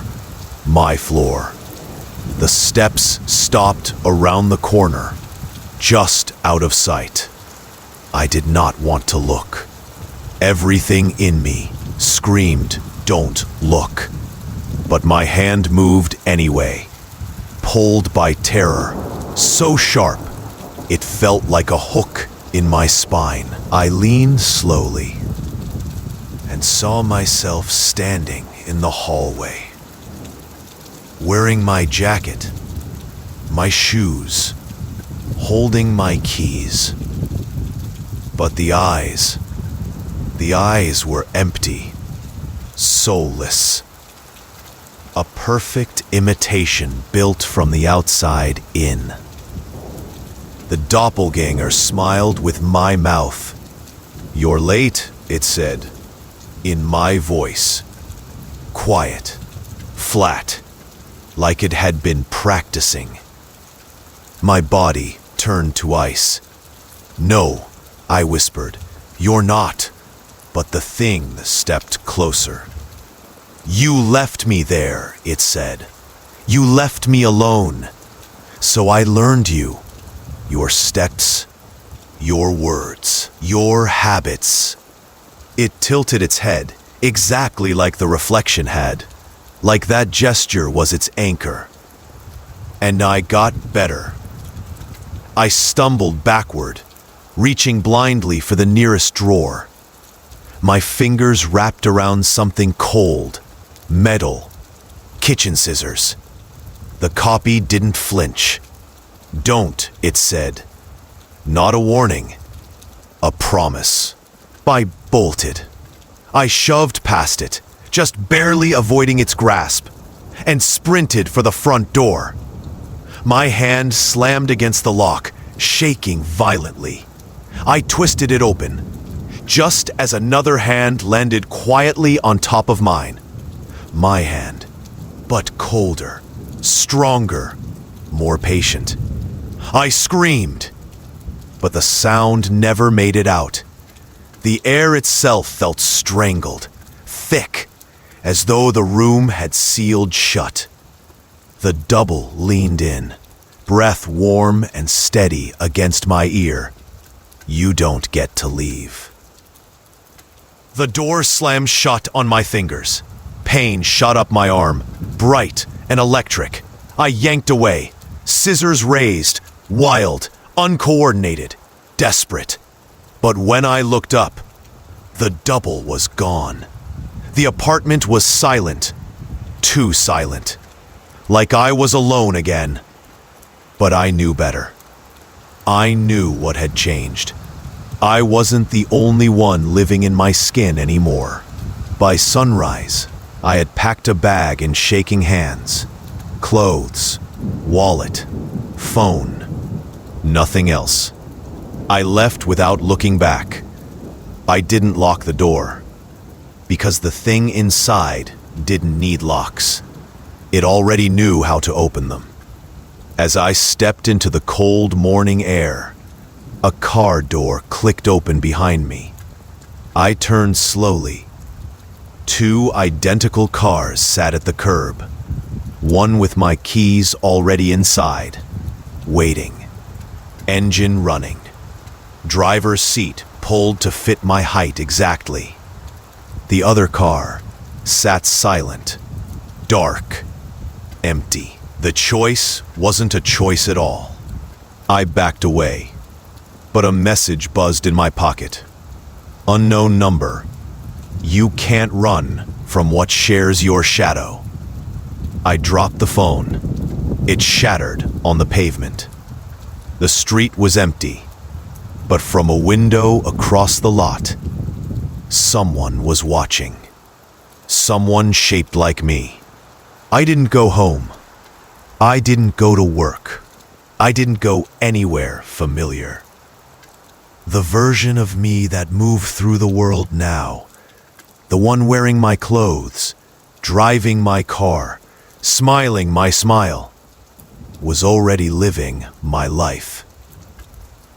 If I stepped into that life again, there'd be no difference between us. No way to prove who was real. No way to prove I hadn't imagined everything. That's how a shadow replaces you. Quietly, patiently. I took buses without schedules, hotels without reservations, cash instead of cards. I erased myself, on purpose, just to stay out of its reach. Or so I thought. 3 weeks passed. I didn't speak to anyone I knew. Not even my sister. Not even the detective. I couldn't risk it. But one evening, sitting in a cheap motel room with flickering lights and peeling wallpaper, I broke. Loneliness has a way of splitting you open, even when you're running for your life. I opened my laptop, searched my name. Just once. There I was, smiling, laughing, in a photo posted yesterday, surrounded by people I knew, at a bar I used to go to after work. My friends tagged me. Comments filled the post. So good to see you again. Been too long. You look great. My stomach twisted. The room tilted. It was living my life better than I ever had. My hands shook as I opened my messages. I knew I shouldn't. I knew I was inviting it closer. There was a voicemail from my sister from 2 days ago. I pressed play. Her voice was bright, warm, happy. Hey, I'm so glad we talked earlier. I feel like things are finally back to normal. Let's get dinner again soon, okay? Love you. I hadn't talked to her. Not once. The double had. It was leaving breadcrumbs, evidence, a trail, to prove it had replaced me so cleanly that the world preferred it to me. My chest tightened. My heartbeat fluttered in uneven stutters. My breath caught in my throat. I wasn't real anymore. Not to anyone except me. I closed the laptop, sat in silence. Outside my motel room, the night was still and heavy. The hallway was darker than it should have been. Too dark. And then, there was a knock. Soft, gentle, familiar. I didn't move, didn't breathe. Another knock. 3 calm taps. Not urgent, not violent, just patient. Like it already knew the door would open for it. I stepped backward, my back hitting the wall. The knock came once more. Then a voice, my voice, let me in. Quiet, soft, almost kind. I stared at the door handle. It began to turn, slowly, silently. I grabbed the chair, wedged it under the knob, even though I knew deep down it wouldn't matter. Because doors only keep out strangers, not yourself. The room light flickered, once, twice, then died. Darkness swallowed everything. I sank to the floor, pulling my knees to my chest, shaking so hard my teeth clicked. In the blackness, the voice came again. Closer now. Inside the room. You can stop running. It's exhausting. Isn't it? Footsteps. Bare. Soft. Slow. Approaching. I didn't take your life, it whispered, crouching just behind me. I just stepped into the space you left empty. A cold hand touched my shoulder. My own hand. My own weight. You were the one who disappeared. The whisper breathed into my ear. Not angry. Not cruel. Just true. After that, I stopped running. Not because I gave up, but because I understood. It hadn't stolen anything. It had revealed something. I had been fading long before it arrived, living on autopilot, invisible in my own life. The shadow didn't replace me. It filled the outline I abandoned, and now I watch from the outside, from places where shadows stretch too long under streetlights, from windows where reflections don't quite match. I am the echo now. I am the one learning the edges, the tone, the smile, the steps. Because someday, when the life it built grows tired, when cracks appear, when routine becomes a cage, I will step back into the space it leaves empty. And I will smile its smile. So perfect, no one will know the difference. Everyone gets replaced eventually, even the ones who do the replacing. But shadows don't end. They wait. Story 5. She saw someone standing behind me. I left the office long after everyone else had gone home. The building was quiet, in that way that makes you feel like you're not supposed to be there anymore. Lights dimmed, hallways echoing with the hum of electricity. The elevator ride down, too slow and too silent. Outside, the parking lot stretched out beneath tall, buzzing streetlights, casting pale orange halos over the cracked pavement. My car sat parked near the back, under a flickering lamp that made shadows jump in uneven rhythms. I was exhausted, the kind of tired that makes your bones ache. As I walked, I pulled out my phone to text Elena, just something like, "Home soon, long day." But the message never sent because I stopped. There were 2 cars waiting in that corner of the lot. My car and an identical one right beside it. Same model, same color, same year. At first, I thought I was mistaken, that the fatigue was getting to me. But as I stepped closer, I saw the small, chipped paint mark near my passenger door. The one I got last winter when I clipped that mailbox in the snow. It was there, on both cars. A cold, sinking feeling pulled at my stomach.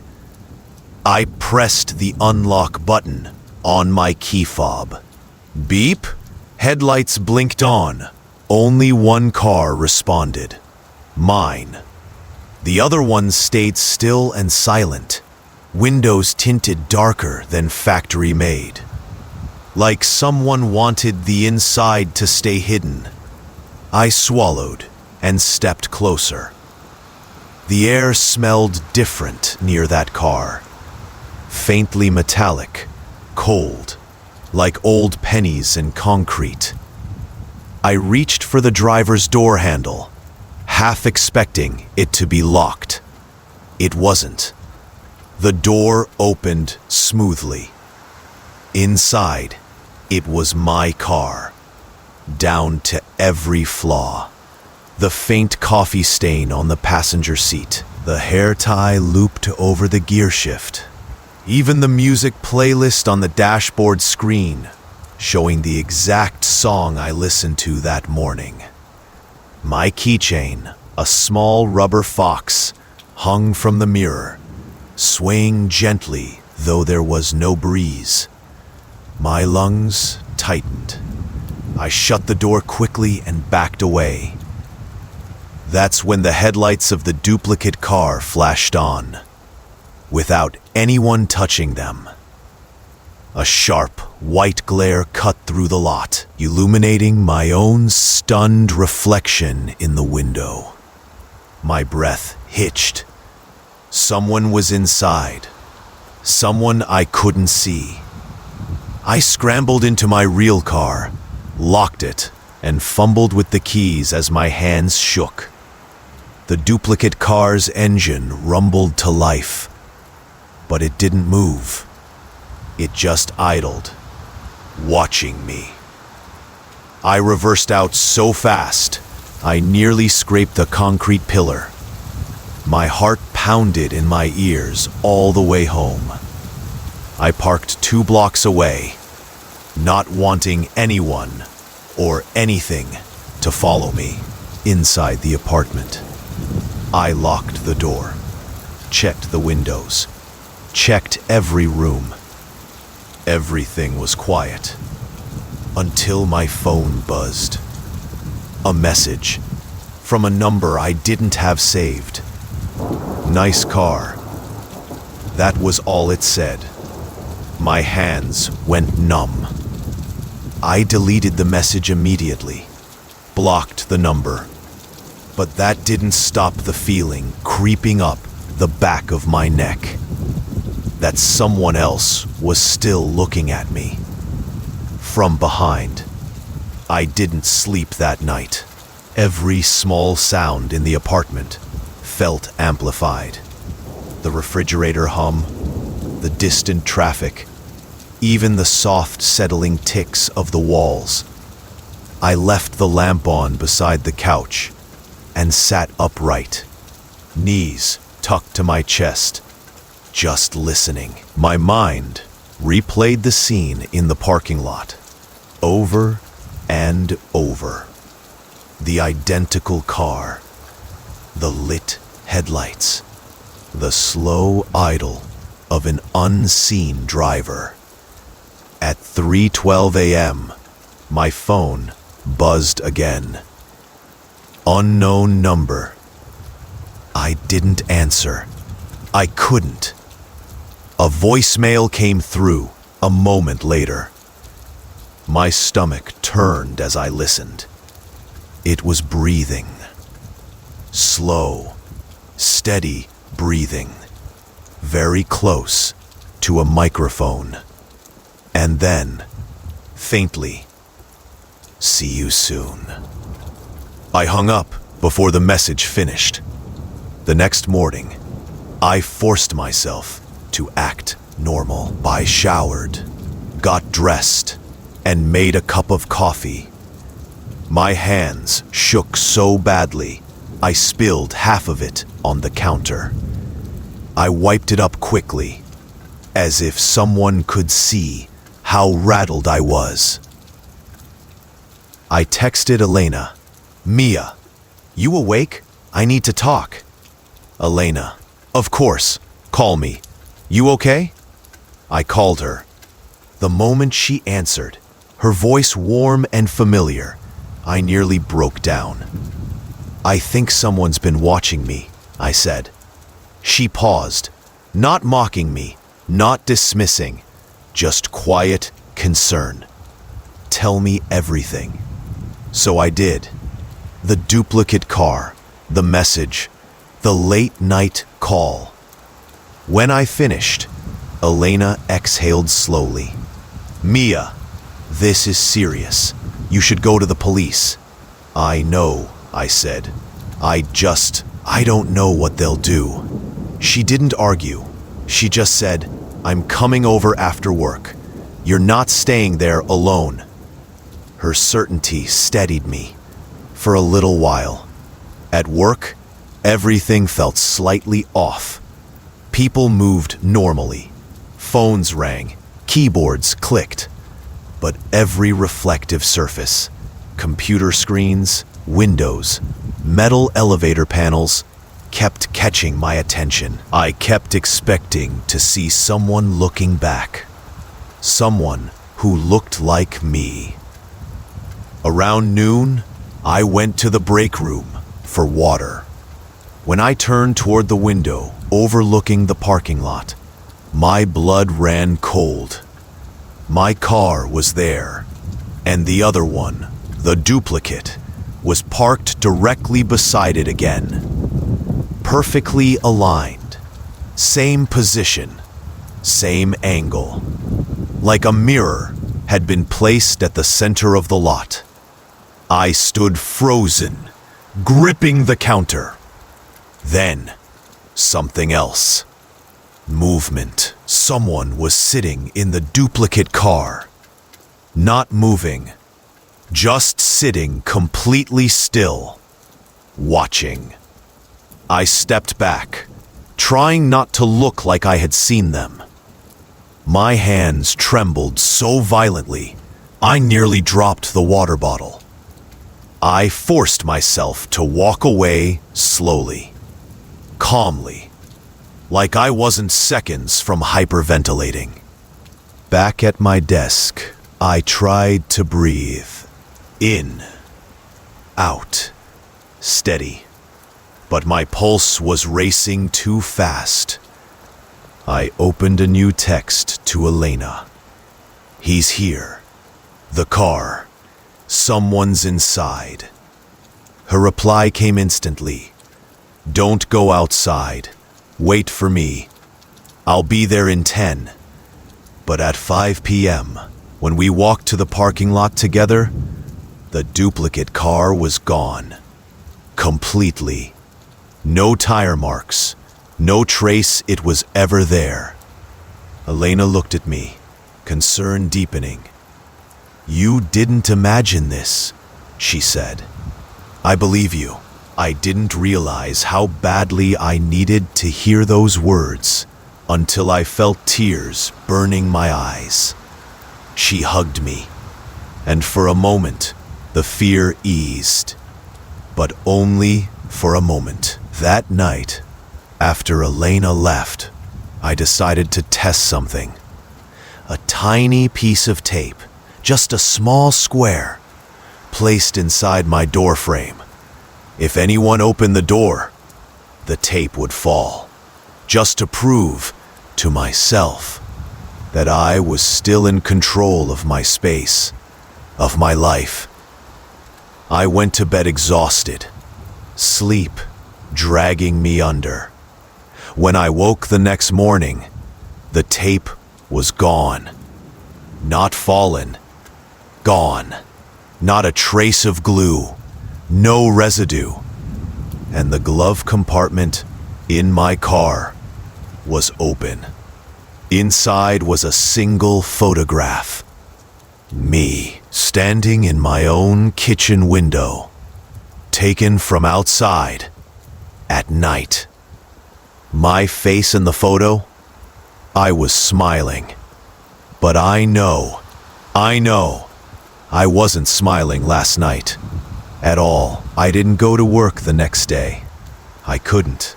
I sat at my kitchen table staring at the photograph. That photograph. My own face lit by the faint glow through the window. Eyes too wide, too still. Smiling a smile I know I did not make. The longer I stared, the more wrong the smile looked. It wasn't a moment caught in time. It was a message, a demonstration, a claim. The morning light felt cold, thin. The apartment no longer felt like a home. It felt observed, inhabited, shared with something that did not belong. My phone buzzed. Elena, I'm coming over. Don't be alone. I typed back a single word, please. While I waited, I tried to calm myself, breathing slow, counting, grounding myself, but it didn't help. Every corner of the apartment felt like it held something unseen. Every sound felt intentional. I checked the locks. Front door, locked. Back door, locked. Windows, latched and secure. The fear didn't leave, because none of those locks mattered if the intruder was already inside.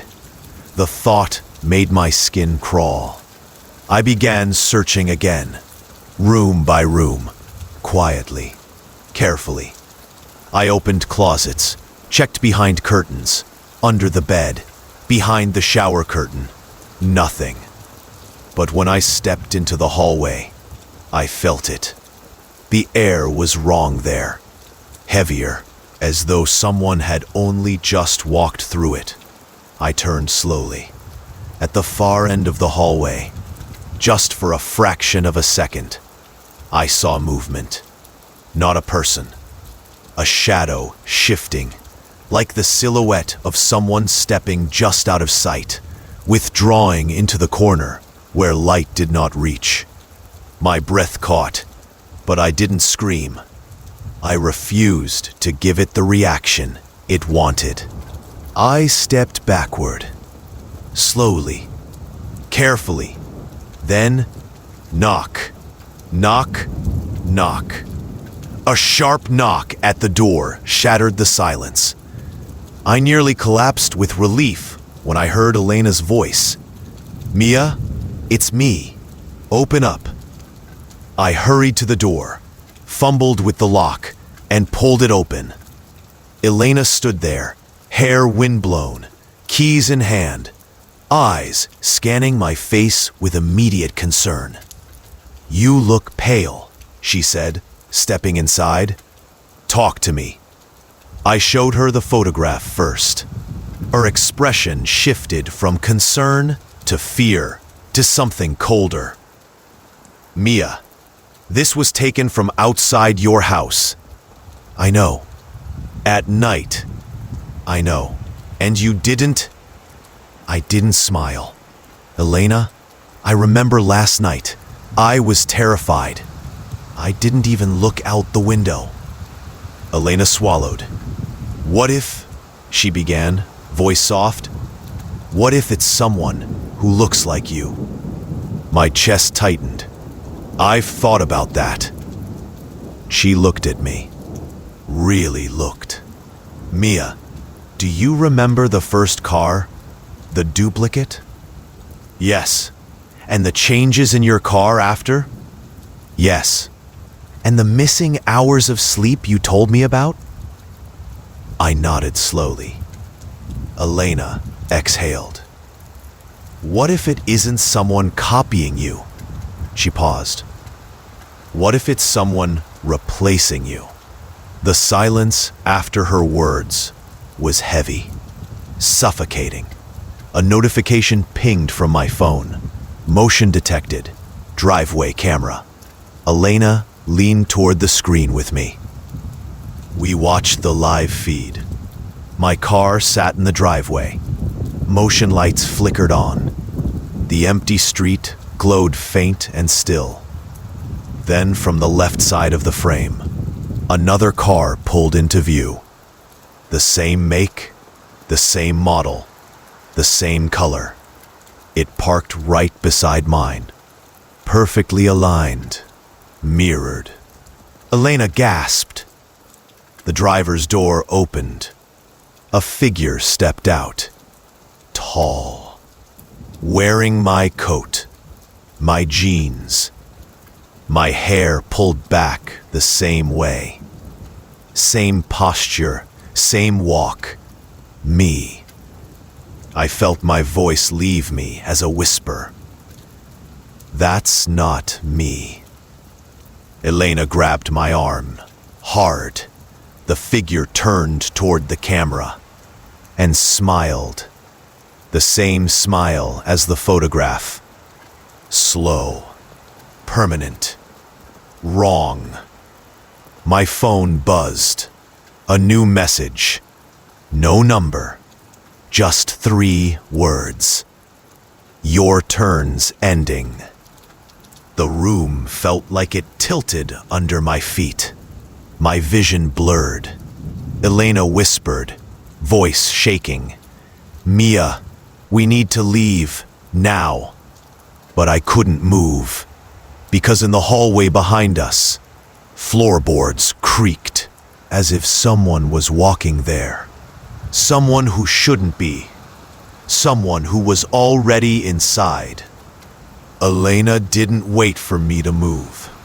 She grabbed my wrist and pulled, hard, toward the front door. But I didn't take a step. I couldn't. Because the hallway behind us wasn't silent anymore. The footsteps were slow, heavy, deliberate, stepping closer. Elena turned her head just enough to look. Only enough to confirm that something was there. Not enough to really see. And her breath caught. She whispered, barely audible, "Don't turn around. Don't look at it." Her hand trembled on mine. My body wanted to run, but my mind wanted to look, to see what had taken my face, what had taken my smile, what was now walking through my home as if it had been here all along. The footsteps stopped, right behind me, so close I could feel the air shift, the weight of presence, the heat of breath that wasn't mine. Elena's fingers squeezed my arm until it hurt. She whispered, "Mia, listen to me. We walk slowly. Don't look." We stepped forward together. 1 step, 2, 3. I resisted the instinct to turn, to confirm, to know. But on step 4, a voice broke the stillness. My voice, right behind my ear. "Where are you going?" My body locked. My throat closed. Elena didn't look back, but tears spilled down her cheeks. Her whisper cracked, "Keep walking." We reached the door. My fingers fumbled at the lock, shaking, slipping. Behind us, the footsteps began again. Faster this time. Heavy, hungry. I got the lock undone. But as I pulled the door open, something on the other side stopped us cold. My face. The other me stood right outside the door. Same clothes, same breath, same eyes. Except the eyes were wrong. Empty, reflective, like polished glass. Like they were watching something inside me. Elena screamed. I tried to slam the door, but the figure's hand shot forward, pressing against the wood with impossible strength. The door didn't budge. Then, the one at my back spoke again. "You can't leave." Their voices were identical, perfectly synchronized. 2 of me, one behind, one in front. Elena pulled me sideways, toward the kitchen, toward the back door, but my legs barely obeyed. I stumbled, slammed against the counter, and the lights blinked out. The apartment plunged into total darkness. The only sound was breathing. Not mine. Not Elena's. Mine, but not mine. 2 versions of it. One in front of us, one behind. Moving at the same time. Closing in. Elena found my hand in the dark. Her voice was a single broken whisper. "Don't let it touch you." A shape moved near the refrigerator. A silhouette that shifted with a liquid, unnatural grace. Then another shape moved behind us, mirroring perfectly. I realized then, they weren't just copying my movements. They were anticipating them, like they already knew what I would do. Because they were made to replace me. Not to mimic me, to become me. Elena tugged me again, this time toward the window. We didn't think. We didn't speak. We ran. We crashed through the blinds, the glass shattering, cold air slamming into our lungs as we tumbled into the night. We hit the ground hard, scraped, bruised, but alive. We didn't look back. We ran into the street. A car screeched to a stop, horn blaring, someone shouting. But all I could hear was the echo of my own voice calling after me from the window. Come back. You're not done. We didn't stop running until we reached Elena's car. We drove without speaking. The city lights blurred past. My hands wouldn't stop shaking. Elena finally whispered, voice hoarse and broken, "Mia, we can't go back there. Ever." I stared at my reflection in the window. My face, my eyes, my breath. But I didn't trust it anymore, because I didn't know if I was still me. And for the first time, something deeper than fear took hold. A thought I didn't want to admit. What if I'm the one who replaced her? We didn't sleep that night. We didn't talk either. We just sat in Elena's car, parked at the very edge of the city, where the road thins into long stretches of dark highway, and watched the horizon turn from black to a pale, washed-out blue. The sun rising didn't bring safety. It only made the shadows sharper. The silence was heavy, not empty, like something else was breathing with us. Finally, Elena spoke. Her voice was hollow, scraped raw. "Mia, that thing didn't just appear. It knew you. It knew your home, your steps, your voice. It knew how you breathe." I didn't respond because I knew she was right. Something had been replacing me, piece by piece, long before we ever saw it. The messages, the copies, the car, the way things moved when I wasn't looking. It hadn't entered my life all at once. It had been practicing, learning me, perfecting me, preparing to take my place. The question now was, what happens when it does? We drove until we reached Elena's family cabin, 2 hours north, surrounded by thick woods and no neighbors for miles. The isolation should have felt safe. It felt like a trap. The trees loomed too tall. The wind sounded like breathing. The silence pressed against the windows. Inside, Elena locked every door, but I sat at the kitchen table, staring at my hands. My voice trembled as I said, "What if the one that ran wasn't the real me?"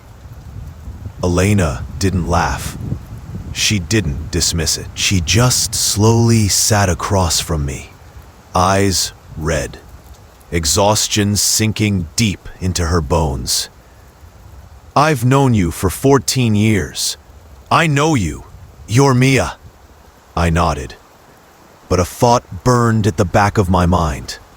The doppelganger didn't chase us. It let me run. It didn't need to follow. It already knew where I'd go. Already knew who I'd turn to.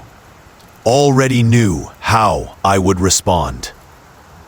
Which means it could be anywhere. Already here. That night, Elena fell asleep on the couch from sheer exhaustion. I didn't. I sat awake, wrapped in a blanket, staring out the window, at the dark tree line, listening, waiting. The house was quiet, too quiet. And then, tap. A single knock on the glass, soft, like a fingertip. My breath froze. I didn't turn, not again. But Elena woke with a startled inhale. She looked toward the window and went pale. Her voice cracked into a whisper. "Mia, don't look, but it's you." I closed my eyes. The tapping came again, patient, rhythmic. Call and answer, mimicking my heartbeat. I forced my voice to remain steady. "Is it outside or inside?" Elena swallowed, and her silence was the answer. She was shaking, not with fear, with realization. "Mia, the door was locked. Everything was locked." My pulse slowed. Cold. Final. The doppelganger was not outside. It had never needed to break in. Because it wasn't locked out. It was already here. In the cabin. In the room. I wasn't the one being replaced. I was the one who replaced her. The Mia outside the window, the one staring in, the one tapping, was the real one, the original. And I, the one inside the warmth, with a blanket over my shoulders, breathing in human rhythm, was the copy, a perfect imitation. And now the original wanted her life back. My voice, her voice, broke the silence. I remember now. Elena turned to me slowly, horrified, realizing too late. My smile wasn't mine. It never had been. Just learned, practiced, rehearsed, perfected. I stood up. The tapping on the glass stopped. The one outside no longer needed to wait. It knew the door would open. Because I knew I would open it. Because I always have. Because I am her, and she is me. And we cannot exist together. The police report would later say no signs of forced entry. No struggle. No footprints. Just 2 coffee mugs on the table. 1 seat pushed back. And the blinds still trembling from where the wind touched them. No one ever found 2 bodies. They only ever found 1. Which one? No one could tell. Not even Elena. And she never speaks again. Story 6. I never lived here alone. Mira Hayes had always been comfortable with silence. Her apartment, small, old bricked, tucked above a closed florist shop, was the kind of place where the world felt far away. The kind of place where nights were soft and predictable. Until the envelope arrived. It was waiting on her doorstep when she returned from work, resting neatly on the worn welcome mat. No postage, no label, no smudge of ink that could suggest a sender. Just a plain brown envelope, sealed tight. At first, she thought it was a mistake. People got the wrong door in this building all the time. But when her fingers slid beneath the flap and she pulled it open, something inside her chest tightened, like a memory trying to surface. Inside was a notebook, not new, but not old either. Soft leather cover, edges worn smooth like it had been held many times. The kind of object that felt personal. Curiosity and discomfort wrestled inside her. She placed it on the kitchen table, made tea, changed clothes, walked around the apartment. But her eyes kept drifting back to it. The silence of the room felt heavier now, like the notebook was waiting. Finally, Mira sat. She opened it. Every page was blank, crisp, untouched, except the last one. Her fingers stilled. There, written in dark, clean ink, letters formed with slow, deliberate pressure, were 8 words. You've been quiet lately. I miss your steps. Mira blinked. The words did not rearrange themselves, did not fade. They were steady, sure, like someone knew her, deeply, intimately. Her breathing changed before her mind did. She closed the notebook quickly, heart knocking against her ribs. She looked around her apartment as if expecting someone to be there, but the rooms were still and soundless. Maybe it was a prank. Someone who knew her. Someone who thought they were funny. But nobody had a key.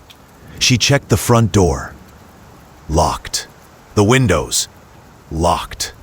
She pressed her palm against the cold glass, searching the street below.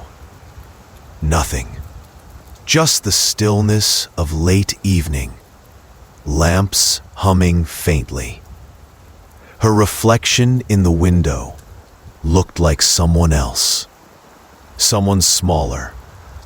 She swallowed hard and set the notebook in a drawer, closed it, locked it.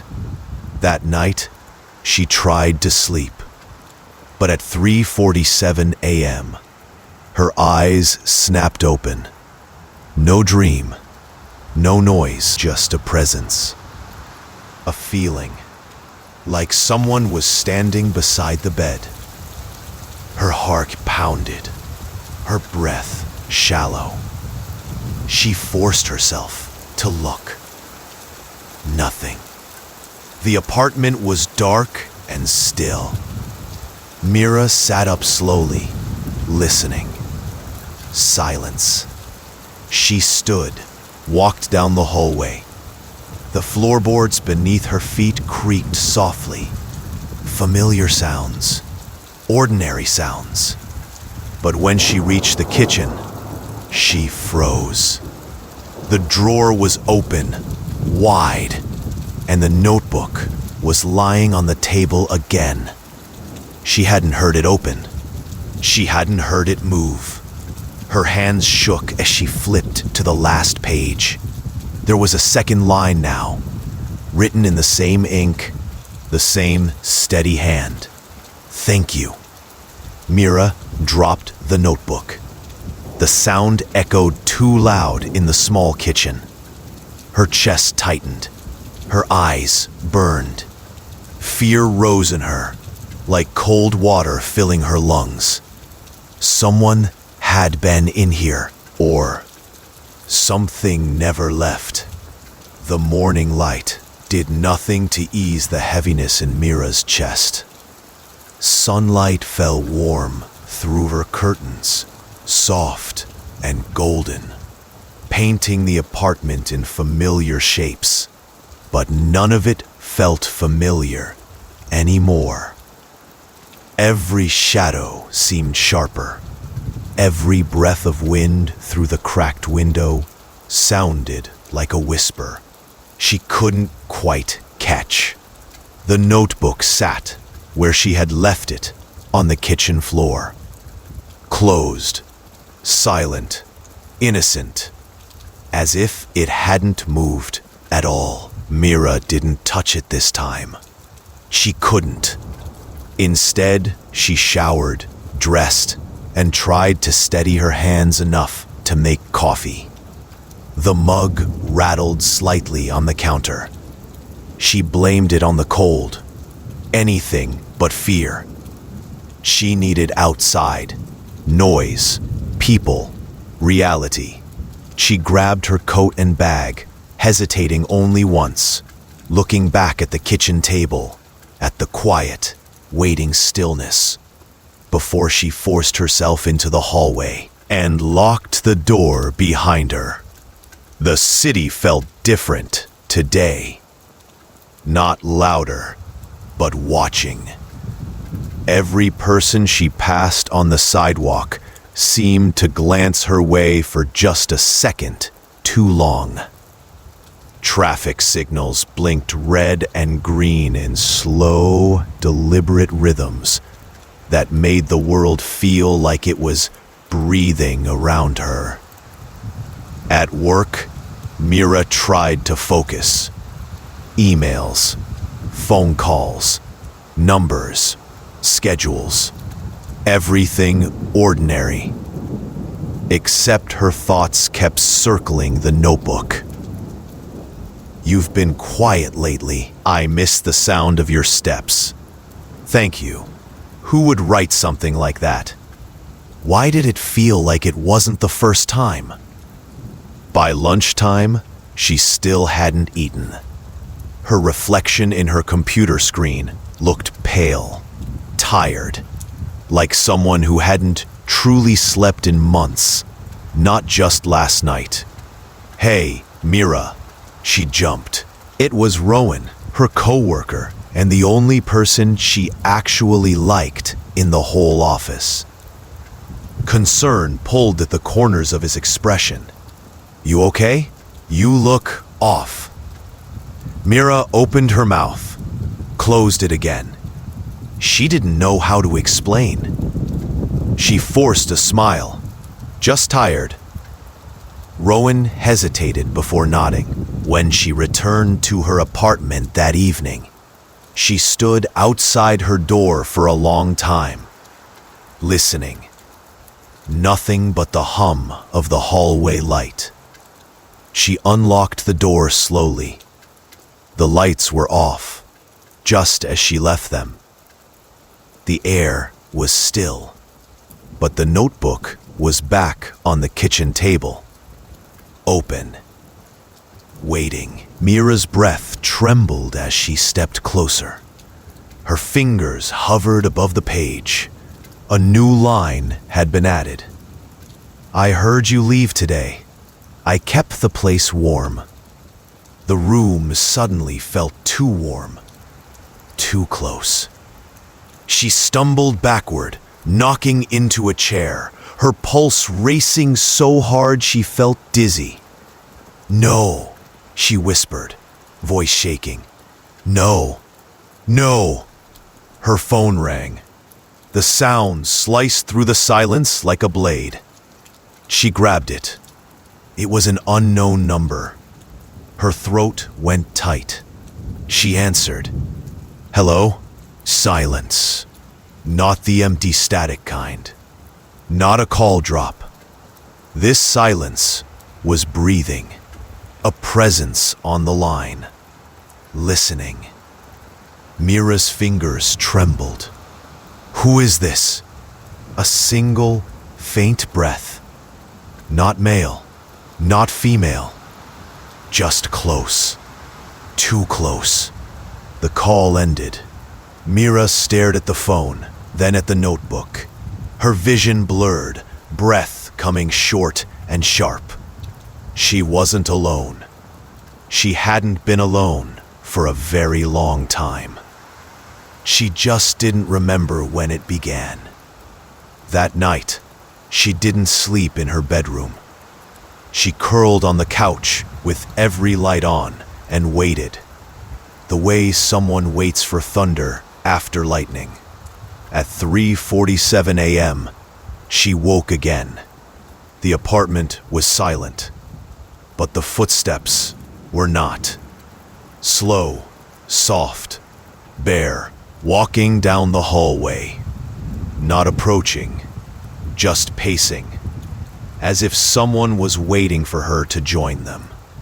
Mira covered her mouth to stop the scream rising in her throat, and the notebook on the table across the room fluttered open on its own, pages turning, slow, purposeful, until it stopped, and a new line formed as she watched, written in real time, the ink bleeding from nowhere. "Come sit with me." The footsteps stopped, right behind the couch. The morning came, but it brought no comfort. Mira had not slept, only drifted in and out of a waking nightmare on the couch, the lights still burning overhead. Her body was exhausted, but her mind was sharp, wired with fear. Every muscle in her back ached from staying tense for so long. The footsteps had stopped around dawn. The notebook still sat on the coffee table where it had opened itself.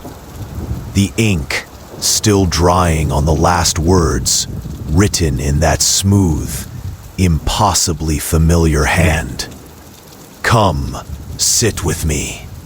Mira didn't touch it. Couldn't. She went to the bathroom to splash her face with cold water. But when she looked up, she froze. Her reflection was not looking at her. Her reflection was looking over her shoulder. Mira spun. Nothing was behind her. She turned back to the mirror. Now the reflection was normal. Her own exhausted eyes staring back. A shiver crawled up her spine. She needed air. Outside, the city was ordinary again. People walked dogs. Cars passed. A bus rumbled by.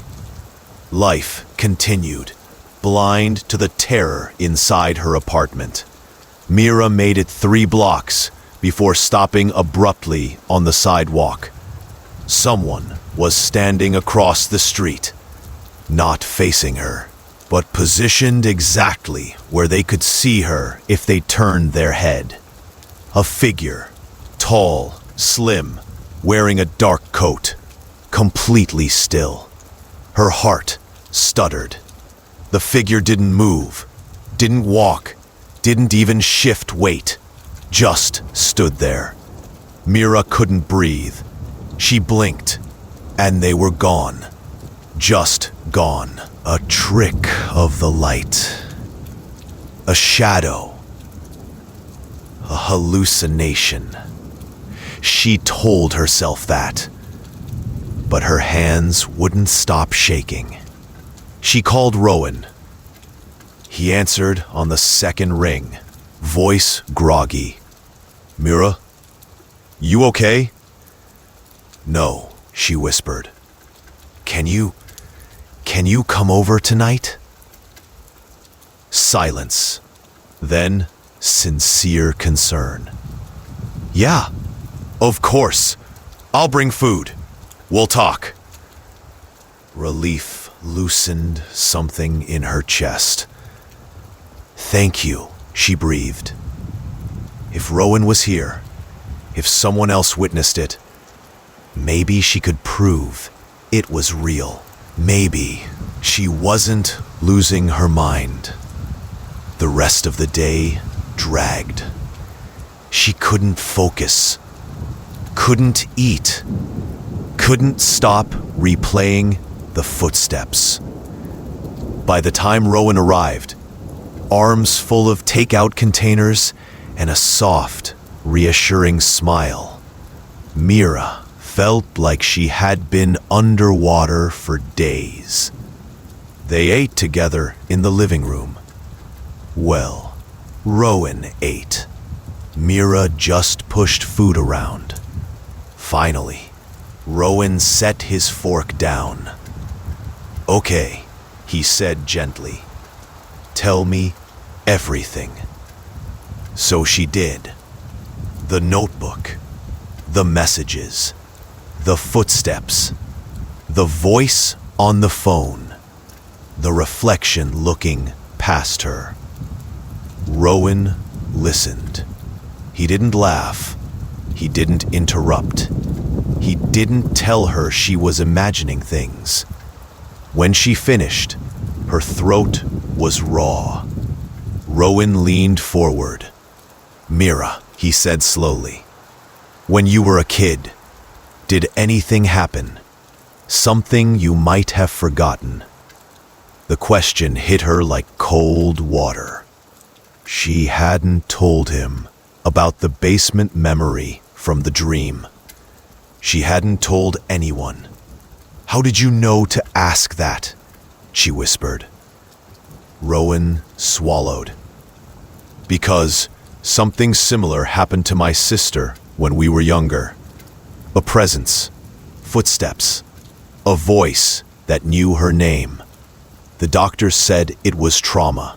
Mira's pulse beat in her ears. But," Rowan continued quietly, "she always said the same thing. It lived behind the walls." Silence swallowed the room. Mira looked toward the hallway. The walls there were quiet. Too quiet. Her voice shook. "Can you stay, just for tonight?" "Yeah," Rowan said softly. "I'll stay." They set up a mattress on the living room floor. They left all the lights on. Rowan fell asleep quickly, steady breathing, relaxed. Mira stayed awake, watching, listening. The building settled. Pipes hummed. The city outside faded into nighttime quiet. Hours passed. Then, 3:47 a.m., the footsteps returned. Slow. There. Gliding. From the hallway, to the kitchen, to the living room. Mira's chest tightened. She turned her head, just a fraction, and saw a shadow standing behind the bookshelf. Tall, still, watching them. Her breath stopped. The shadow moved, not toward her, toward Rowan. Mira gasped. "Rowan!" He didn't wake. The shadow leaned closer, its head bending, neck elongating, face inches from his sleeping ear, and in the softest whisper, barely audible, "He shouldn't be here." Mira lunged. The lights flickered. The room plunged into black, and Rowan woke screaming. Rowan's scream tore through the dark. Mira fumbled for the lamp, her hands shaking so violently she knocked it over before finally managing to switch it on. The room flooded with warm yellow light. The shadow was gone. But Rowan was sitting upright on the mattress, chest heaving, eyes darting wildly around the room. Rowan, are you okay?" Mira knelt beside him. He didn't answer at first. He just stared at the corner where the shadow had been, as if he could still see it, even though she couldn't. Then, hoarsely, "Someone was standing over me." Mira swallowed hard. "I know. I saw it too." Rowan's eyes snapped to hers. Not disbelief, not denial, recognition. "Did it speak?" he asked. Mira nodded slowly. "Yes, it said he shouldn't be here." The silence settled between them, thick and heavy. Rowan exhaled shakily and ran a hand through his hair. "Then it's not just haunting you. It's territorial. Mira stared at him. You're saying it wants me alone. He didn't answer. He didn't need to. Hours passed before either of them dared move again. They sat at the kitchen table, untouched mugs of tea cooling beside them. The notebook was still on the coffee table, closed this time. Silent, patient. Mira's voice cracked as she finally spoke. Rowan, I went back to my childhood home yesterday. Rowan looked up sharply. Why? Mira's hand trembled where she held her mug. I remembered something. Something I hadn't thought about in years. The basement. There was a door down there. A door I was never allowed to open. Rowan leaned forward. What was behind it? Mira wet her lips, her voice nearly a whisper. A room. A small one. Just big enough for a chair. Her throat tightened. And I think something was in there with me when I was young. Rowan's face paled. Mira, he hesitated. Do you think this thing has been with you your whole life? The words hit her like ice. She didn't want to believe that. But the footprints in the dust, the whisper that knew her, the messages written with familiarity, the notebook that always found its way back to her. This wasn't new. This was returning. Mira's breath trembled. I need to know what happened in that house. Rowan reached out and took her hand. You're not going back alone. They drove out before sunrise. Fog clung low to the road. A white rolling tide that made the world feel smaller. Closer, claustrophobic. The house waited at the end of a long gravel drive, swallowed by overgrown ivy and thick, tangled trees. It looked abandoned, but Mira felt eyes watching from inside. The front door groaned open at her touch, like it had been expecting her. The smell hit first. Damp, rust, mold, old wood, old secrets. They moved through the house slowly. Each room was a tomb of dust and memory. And then, the door to the basement closed, just as it always had been. Mira's breath came shallow. Rowan stood behind her, hand hovering near her shoulder. Not touching, but there. You don't have to do this, he murmured. But she did. If she didn't open it now, she would never stop running. Mira reached for the knob. It turned, easier than she remembered. The door opened. The basement yawned below, black and silent. They descended, one step at a time. The air was cold enough to burn. At the bottom, Mira froze. The wall where she found the child-sized chair in the other apartment was here too. The same spot. The same shape of room. The same dimensions. Her knees went weak. This place wasn't random. It was designed. Rowan swept his flashlight slowly across the far wall. And Mira saw it. A message carved into the stone. Not scratched, not etched. Carved deeply, with purpose. Welcome back. A sound came from behind the wall. A slow, soft dragging. Footsteps. Bare. Small. Childlike. Coming closer. Rowan grabbed Mira's arm. Run. But Mira didn't move. Not yet, because she was hearing something else now. A whisper.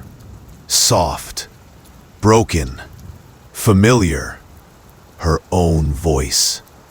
As a child, Mira, you promised you wouldn't leave me. Her heart stopped, her vision blurred, her body locked. Rowan pulled her hard, just as the wall opened, like a mouth. Blackness spilled out, and something stepped forward. Small, human-shaped, but wrong. Its face, a blurred echo of hers from childhood. Eyes too dark, too wide, too empty. Mira, it said again. Come back. The air collapsed around them. Rowan dragged her up the stairs. The basement door slammed behind them. They didn't stop running until they were in the car. Tires spinning gravel as the house disappeared behind them in the fog. Neither of them spoke for a long time. Finally, Rowan whispered, "That wasn't a haunting." Mira stared straight ahead, tears sliding down her face silently. "No," she breathed. "That was something I left down there." The drive back to the city was silent. Not the calm kind of silence, the heavy, suffocating kind that wraps itself around the lungs and squeezes. Mira didn't cry. She didn't speak. She didn't blink much. Rowan kept glancing at her from the driver's seat. Jaw tight, knuckles white around the wheel. She was somewhere else now. Somewhere below memory. Somewhere that the mind builds walls around for survival. When they reached Mira's apartment, she walked straight inside without turning on the lights.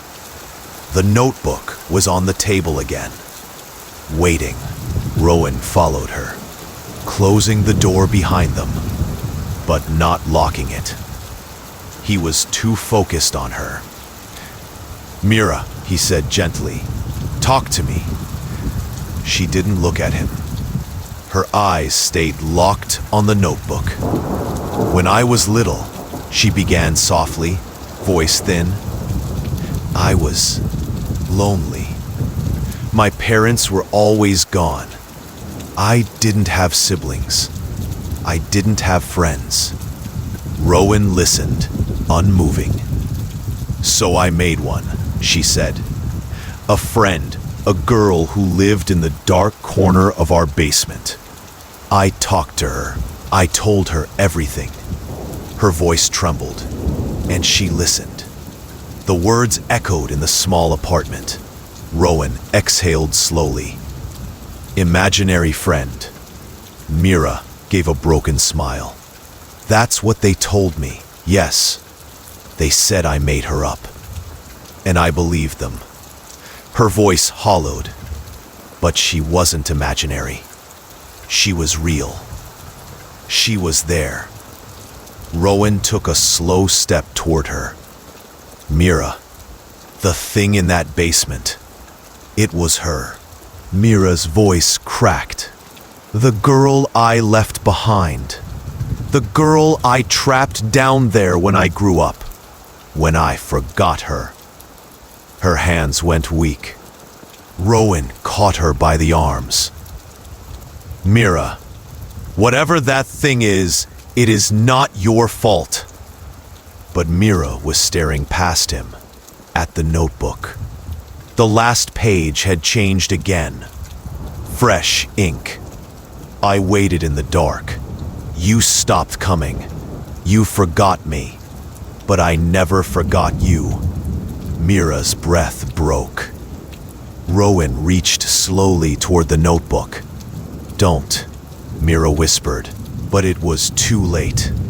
The moment his fingers touched the page, the apartment lights flickered, then died. A soft hum filled the air. Not electrical, not mechanical. A voice, a whisper. right in Mira's ear. "You left me alone." Rowan spun toward her, but the room wasn't the room anymore. They were standing in the basement. The old one. The one that shouldn't exist anymore. The one miles away. The floor was dirt. The air was cold. The dark was alive. Rowan grabbed her hand. "Mira, don't look at it." But she did. The figure was standing 2 feet away. No longer child-sized. Taller now. Stretched. Starved.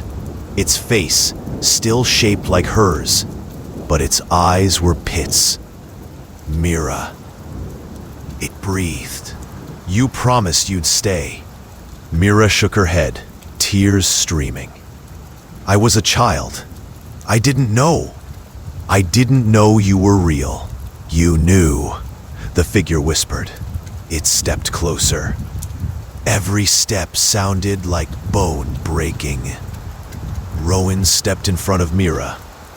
"You don't get to have her," he said, voice steady. The figure tilted its head. "You don't belong in the story." Rowan didn't understand the words until the notebook appeared in his hand. Open, his name written across the page. Then ink spread, fast, covering the letters, erasing him. Rowan gasped.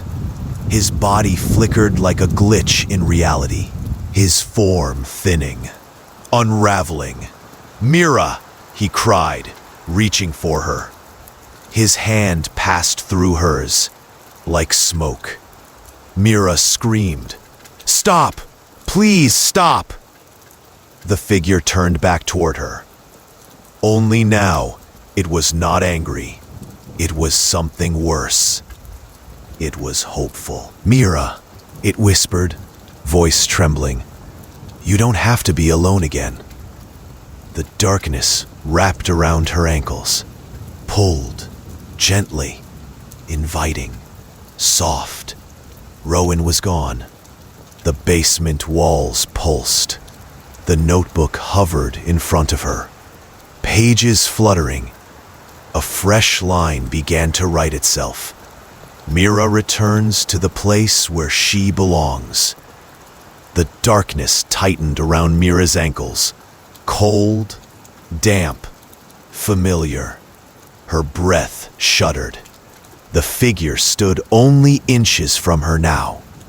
Her shadow, her echo, her forgotten other half. "Mira," it whispered again, voice trembling, aching. "Come home. Stay. We can walk again, like before." The words hit her like a memory. Little feet, laughter in darkness, fingers intertwined in dust. But now, she saw it clearly. She hadn't abandoned a friend. She had survived something, and she had forgotten to remember why she ran.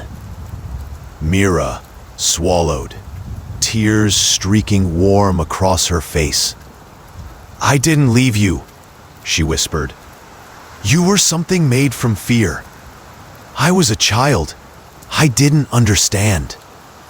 The creature stilled, like the air before an earthquake. She continued, her voice trembling but steady. "I'm not that child anymore, and I am not yours." The figure's head twitched, slowly, like cracking ice.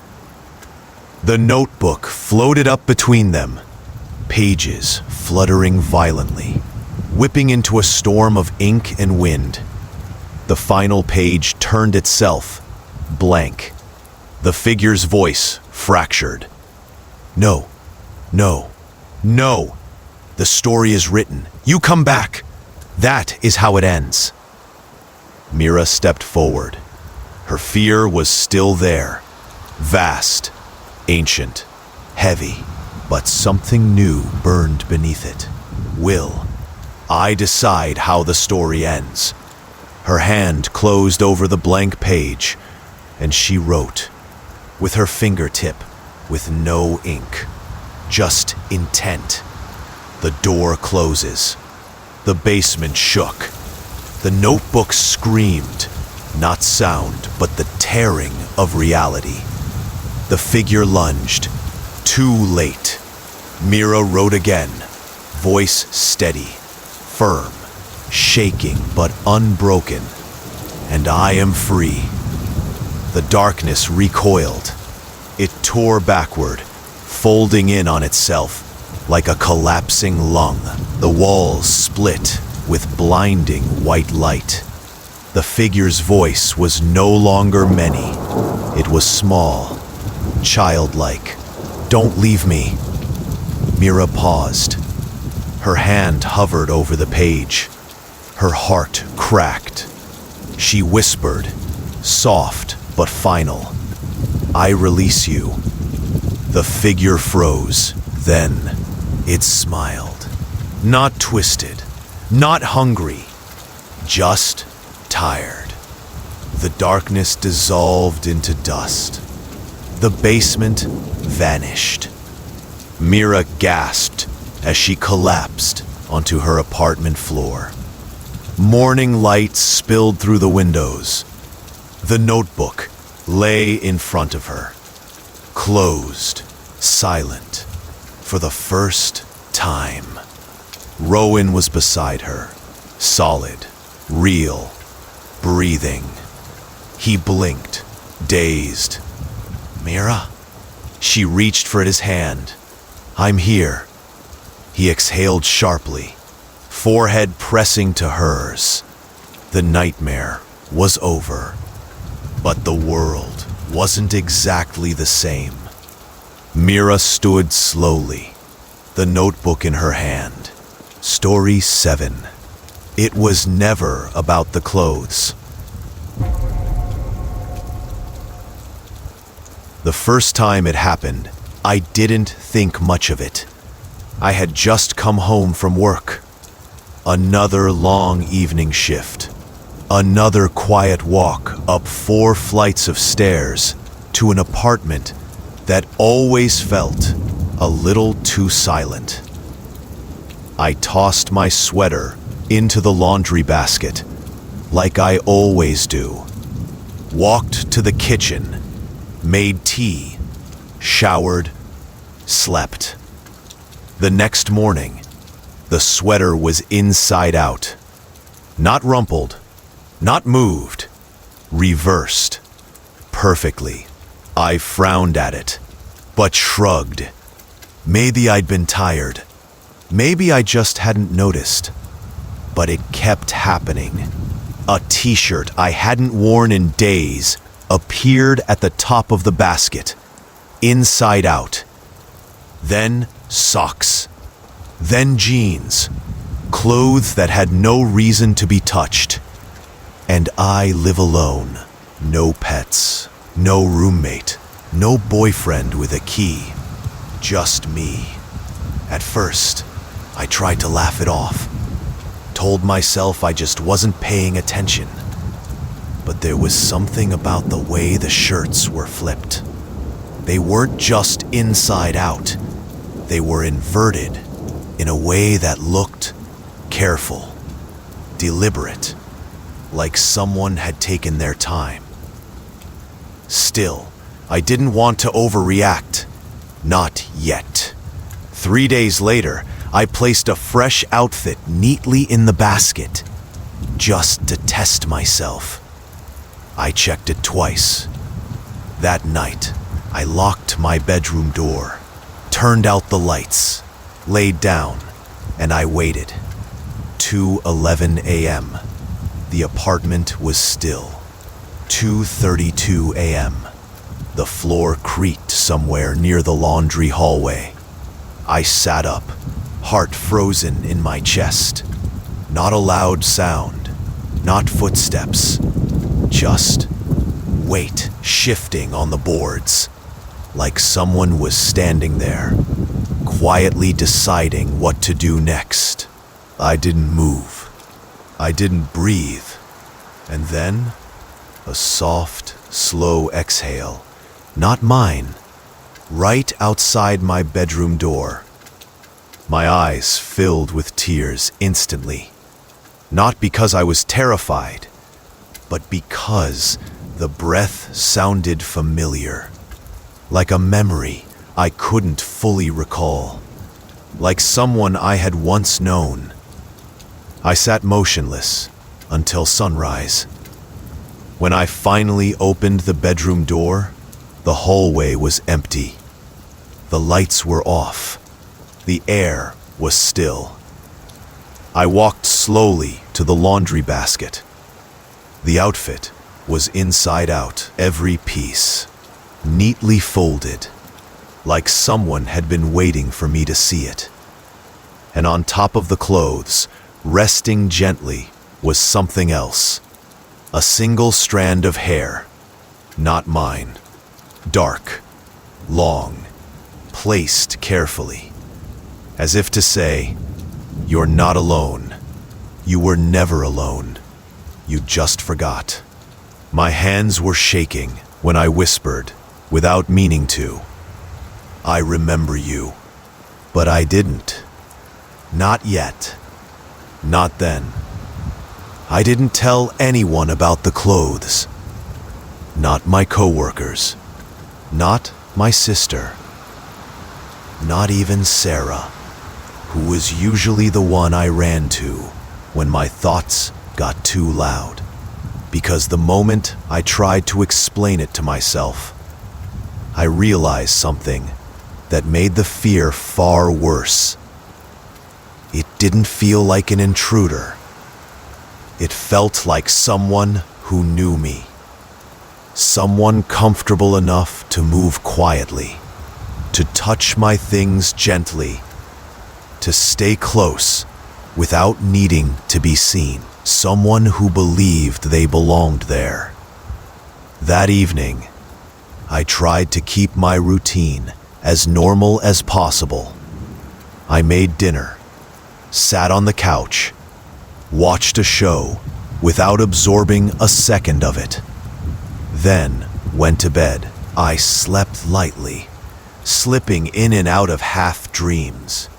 And in one of them, or maybe it wasn't a dream at all, there was a voice, soft, close, right beside me.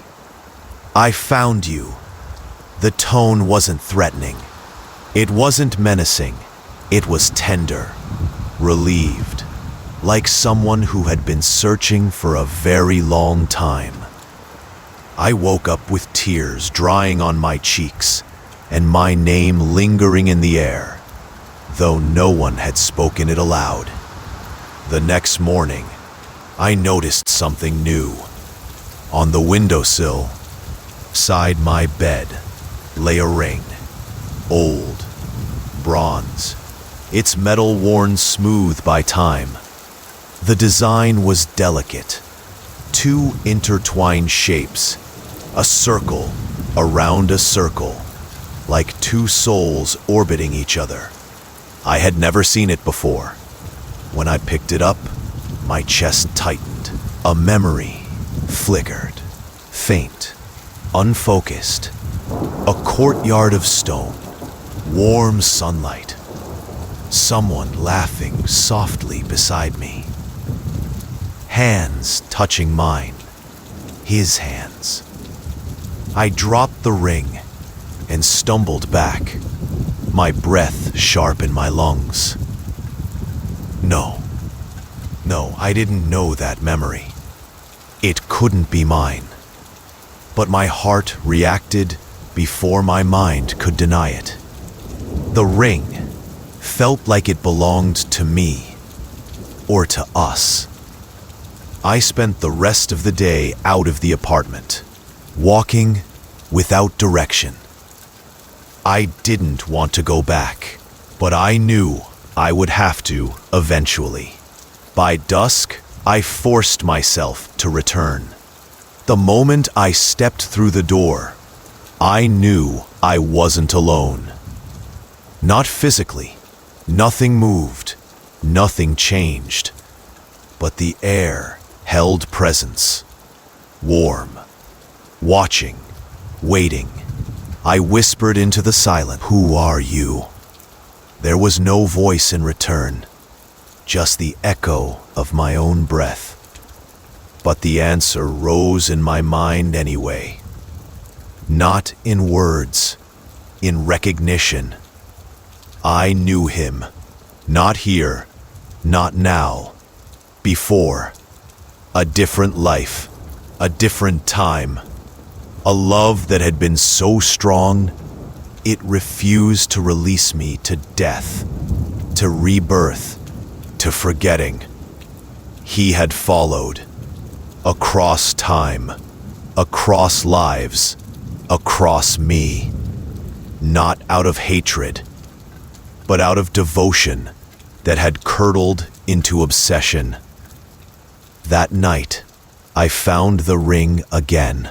This time, placed on my pillow, and underneath it, written in the faintest handwriting I almost missed, "You promised." My hands trembled. I didn't remember making that promise, but something inside me did. Something deep, something old. And as I stood there in my dim bedroom, the air shifted behind me. Warm, familiar, like someone was standing close enough to touch. I didn't turn around. I just whispered, barely audible, "I remember you." And the room exhaled, as if he had been holding his breath all this time. The days that followed did not feel like days. They felt like something layered, as though reality had thinned and something older was bleeding through the seams. I woke each morning with the faint sense of having lived another life while I slept. Dreams that didn't feel like dreams. Memories wearing unfamiliar faces, familiar touch, familiar warmth. Stone corridors, lantern-lit hallways, a courtyard filled with white blossoms that fell like soft snow. And always, him. Not a shadow, not a ghost. A man, young, dark-eyed, gentle in ways that felt devastating. His hands cupped my face in one dream, and I woke with my skin warm where he touched me. In another, we stood beneath a massive archway, wind lifting my hair while he whispered my name. Not my name here, another name. One that sounded ancient, one I couldn't pronounce when I tried to say it aloud. When I woke, my pillow was damp with tears I didn't remember shedding. I tried to fight it. I filled my days with noise, work, errands, crowded coffee shops, the voices of strangers. But every time I blinked, the world flickered. The reflection in the window would show the courtyard instead of the street. The hands typing on my keyboard weren't mine. Slender, ringed in bronze, stained with ink. The shadows of passing people felt familiar, as if I had known their souls before they became strangers now. And the clothes continued, inside out, folded differently, placed in ways that were not my habits, but his, like we had lived together once. Like he remembered how I used to do things. Like he was helping me remember. One evening, I stood in front of the mirror and stared at my reflection for a long time. My face looked the same, but my eyes, they did not feel like just mine anymore. It felt like someone was looking through me. I whispered, barely audible, "Why did you follow me?" The room answered without sound. A pressure, a presence, a wave of emotion that wasn't my own. Longing, a longing so deep it hurt like a wound. My breath hitched as something flickered at the edge of my vision. A silhouette, tall, thin, blurred, standing by the bedroom door. I did not look directly. I could not, but I felt it watching me. Not with hunger, but with grief, with yearning. That night, the dreams came sharper. I was sitting in that same courtyard, sunlight warm on my skin. A fountain murmured softly beside us. He was sitting beside me, not touching, but close enough that our hands brushed occasionally. His voice was gentle. "You'll leave before I do," he had said, smiling like someone who had already survived heartbreak. And my voice in that life, answered, "Promise me you'll find me again." He had laughed softly, shaking his head. "Even across lifetimes?" "Yes," I heard myself say. Even then, his hand found mine. "I will." I woke with my chest aching. I had promised. I had asked for this. He wasn't haunting me. He was keeping his word. I didn't try to deny it anymore. I sat down on the bedroom floor, back against the wall, and stared into the quiet air, as if he stood right there. My voice was steady when I spoke. "What was your name?" The air around me shifted, warm, close, like a breath against my cheek. A word, not in sound, but memory, surfaced. A name I had once whispered with love older than this lifetime. My lips parted and shaped it slowly. Alaric. The room exhaled. A warmth flooded my chest, overwhelming, familiar, like coming home to something I had forgotten I needed. He was real. He had found me, just as I asked, just as he promised. But promises made across lifetimes do not come without cost. And I was beginning to understand. This was not a reunion. It was a debt. And he had come to collect. The next morning, I didn't wake to my alarm. I woke to footsteps. Soft, slow, unmistakably human. They weren't in the hallway. They were beside my bed. I didn't open my eyes immediately. I lay still, listening. A shift of weight on the floorboards. A breath drawn in, close enough that I felt it stir the hair at my temple. Not a threat. A presence. Him. When I finally opened my eyes, the room was empty. Sunlight spilling across the sheets. But the feeling remained. Like someone had just stepped away. I got up, walked toward the kitchen, and froze. Every cabinet was open. Not thrown open. Not chaotic. Neat. Deliberate. Everything aligned into perfect symmetry.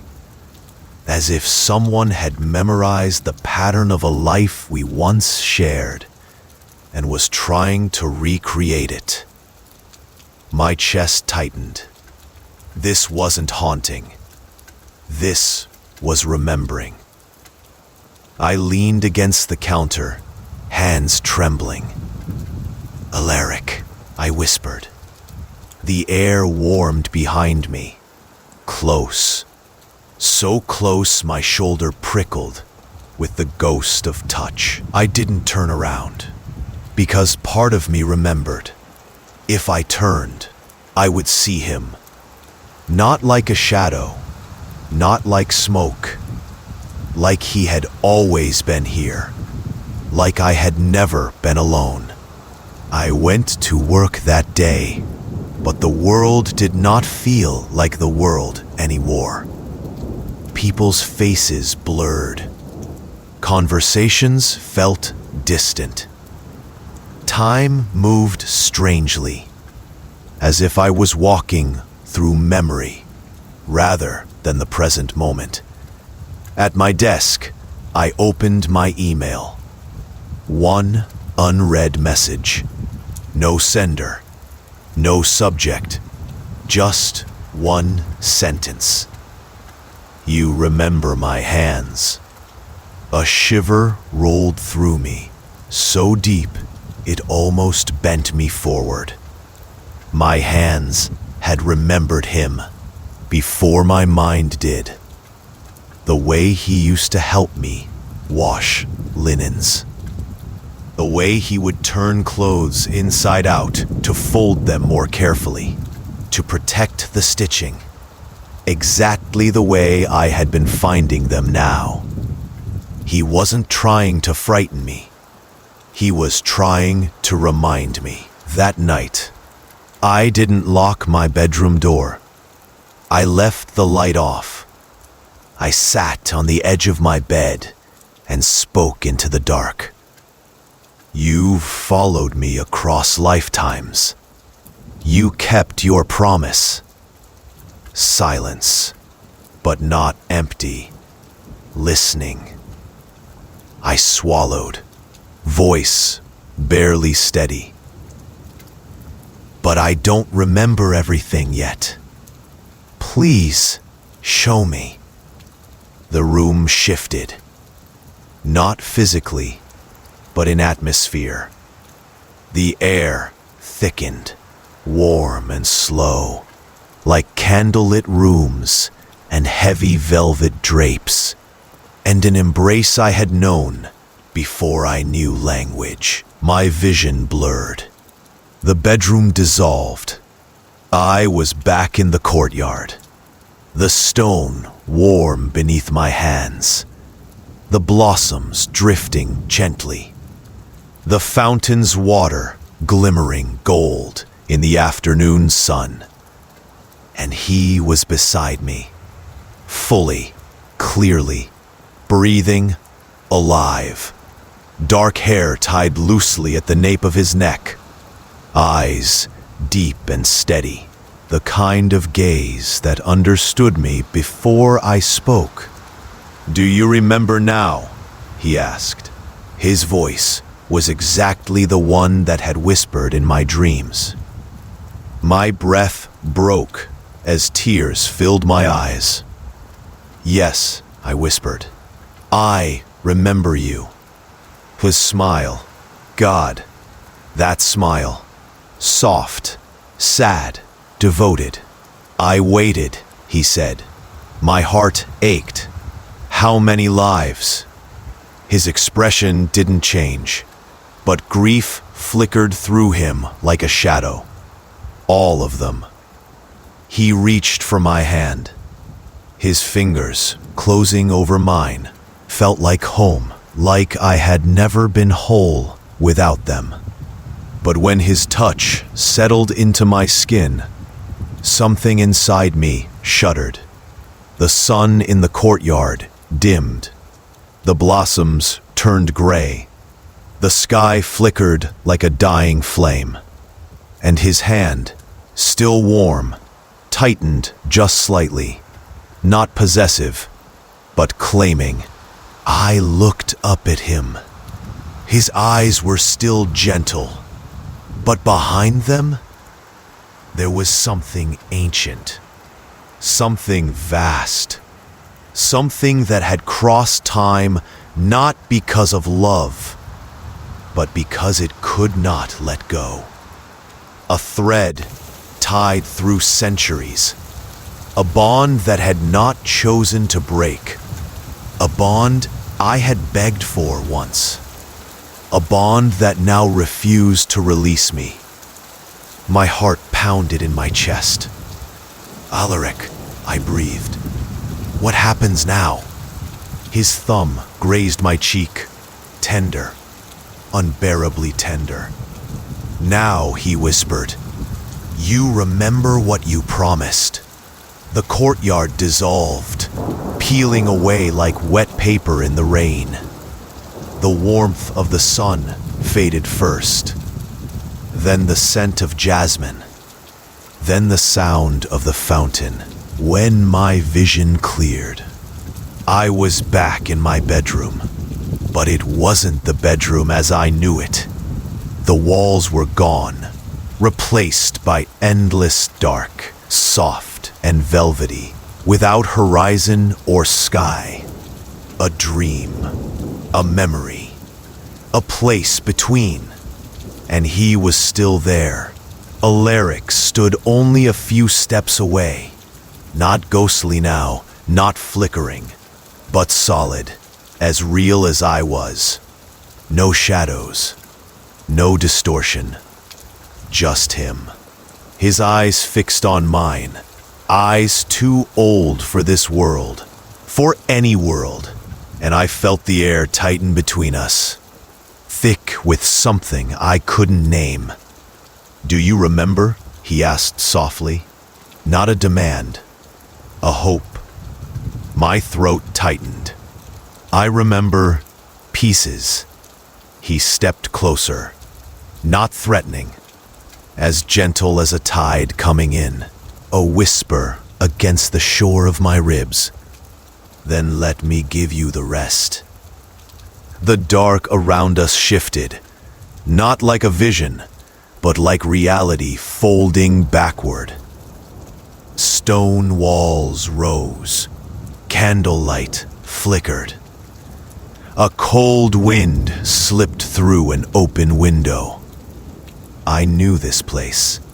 A monastery hall, ancient and quiet, made of gray brick, damp with age.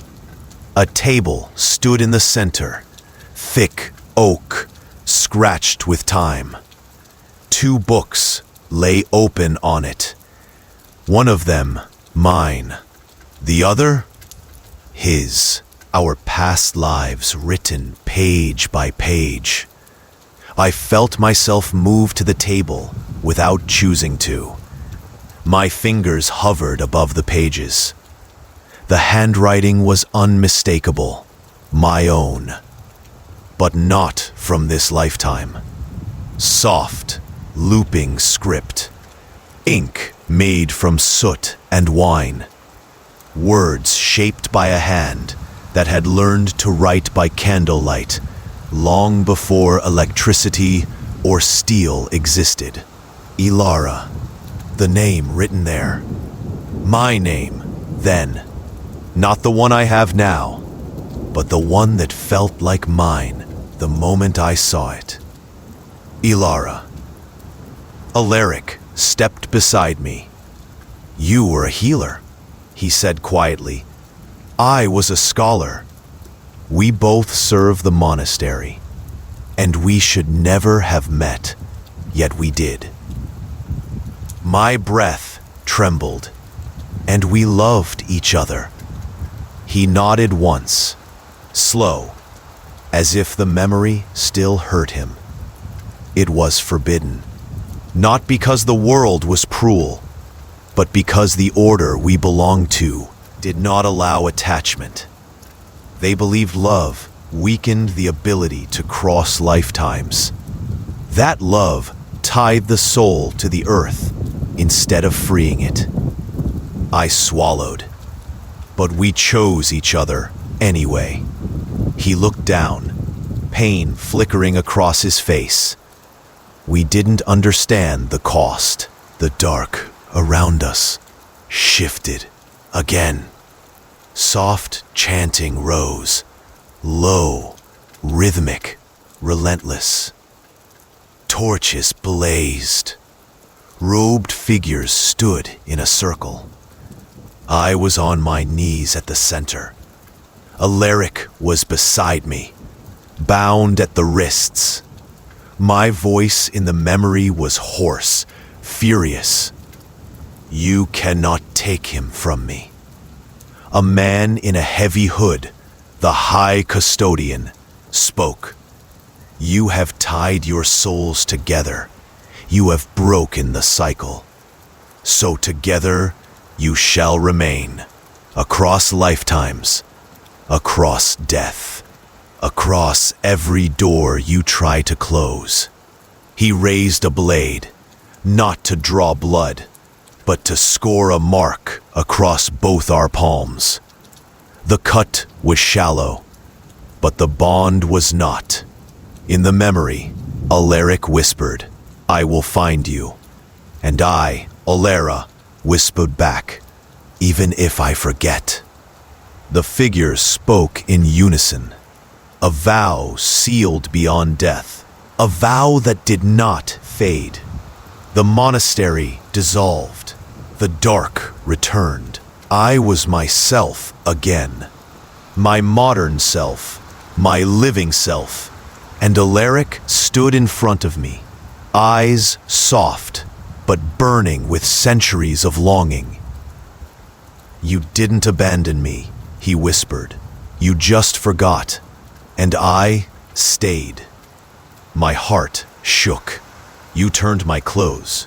You walked my hallways. You waited inside the walls. He nodded, ashamed, but unable to lie. "I couldn't touch you. Not until you remembered. Not until you invited me back." His voice broke. "I've been alone for lifetimes. I didn't know how to be gentle anymore." The dark was silent, still, listening. I swallowed hard. Fear and love and grief twisting together in my chest. "So this was never haunting," I whispered. "No," he said. "It was coming home." He reached his hand out, open, not demanding, tender, hopeful, uncertain. Everything in me ached. Every lifetime, every memory, every echo that had followed me in the dark. I stared at his hand, at the choice, to take it and return to him across worlds, across time, bound forever, or to refuse and break the vow. The air thickened, still waiting. He whispered, "Ilara, what is your heart now?" The silence between us was not empty. It was full of lifetimes, of longing, of sorrow, of familiarity so deep it ached. His hand remained outstretched, waiting.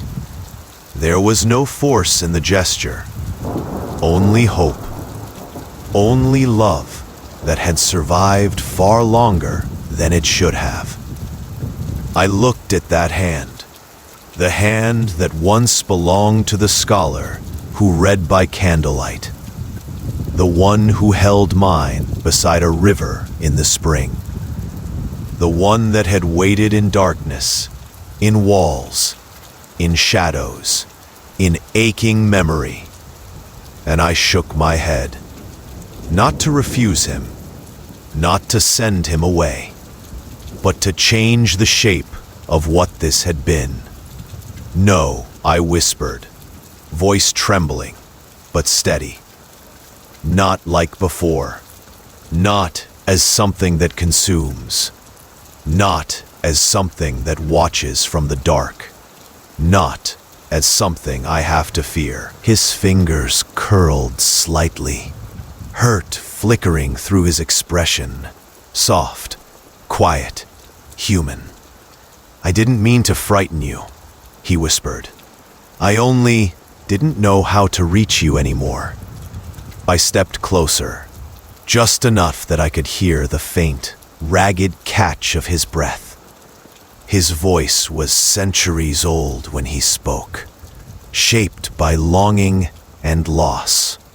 I only remembered how to wait. I forgot how to live alongside you. The dark around us softened, no longer heavy, no longer suffocating, just space, a place between heartbeats. "I remember now," I said. "Not everything, not perfectly, but the feeling. You were home once, You were peace. You were laughter in a world that didn't allow it. His eyes closed, just for a moment, as if the memory touched him too. But the way we loved, I continued gently, was built on fear. Fear of losing each other, fear of time, fear of being pulled apart. Fear is not love, Alaric. He opened his eyes. This time, they were not ancient. They were simply tired. How do we change it? He asked quietly. We start over, I said. Not as destiny, not as vows written in blood, not as a story that has already been decided. I reached out, not to take his hand, but to rest my palm over his heart. Warm, real, present. We learn each other again, I said, in this life, as we are now. No walls, no shadows, no haunting. His chest trembled beneath my touch. And if I cannot stay in your world, he asked softly, then we build a place between, I whispered, where memory and now can both breathe. His hand rose, slow, reverent, and covered mine. Not gripping, not claiming, just holding. The darkness around us brightened, not with light, but with warmth, with release, with something unbound. The vow that once chained us loosened, shifted, changed shape. Not broken, but rewritten.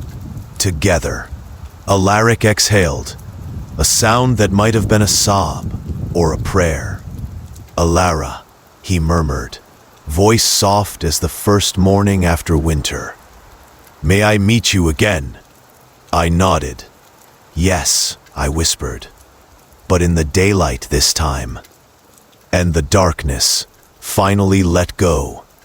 I woke in my bed. Morning light spilled across the floor. The air was warm. The apartment was quiet.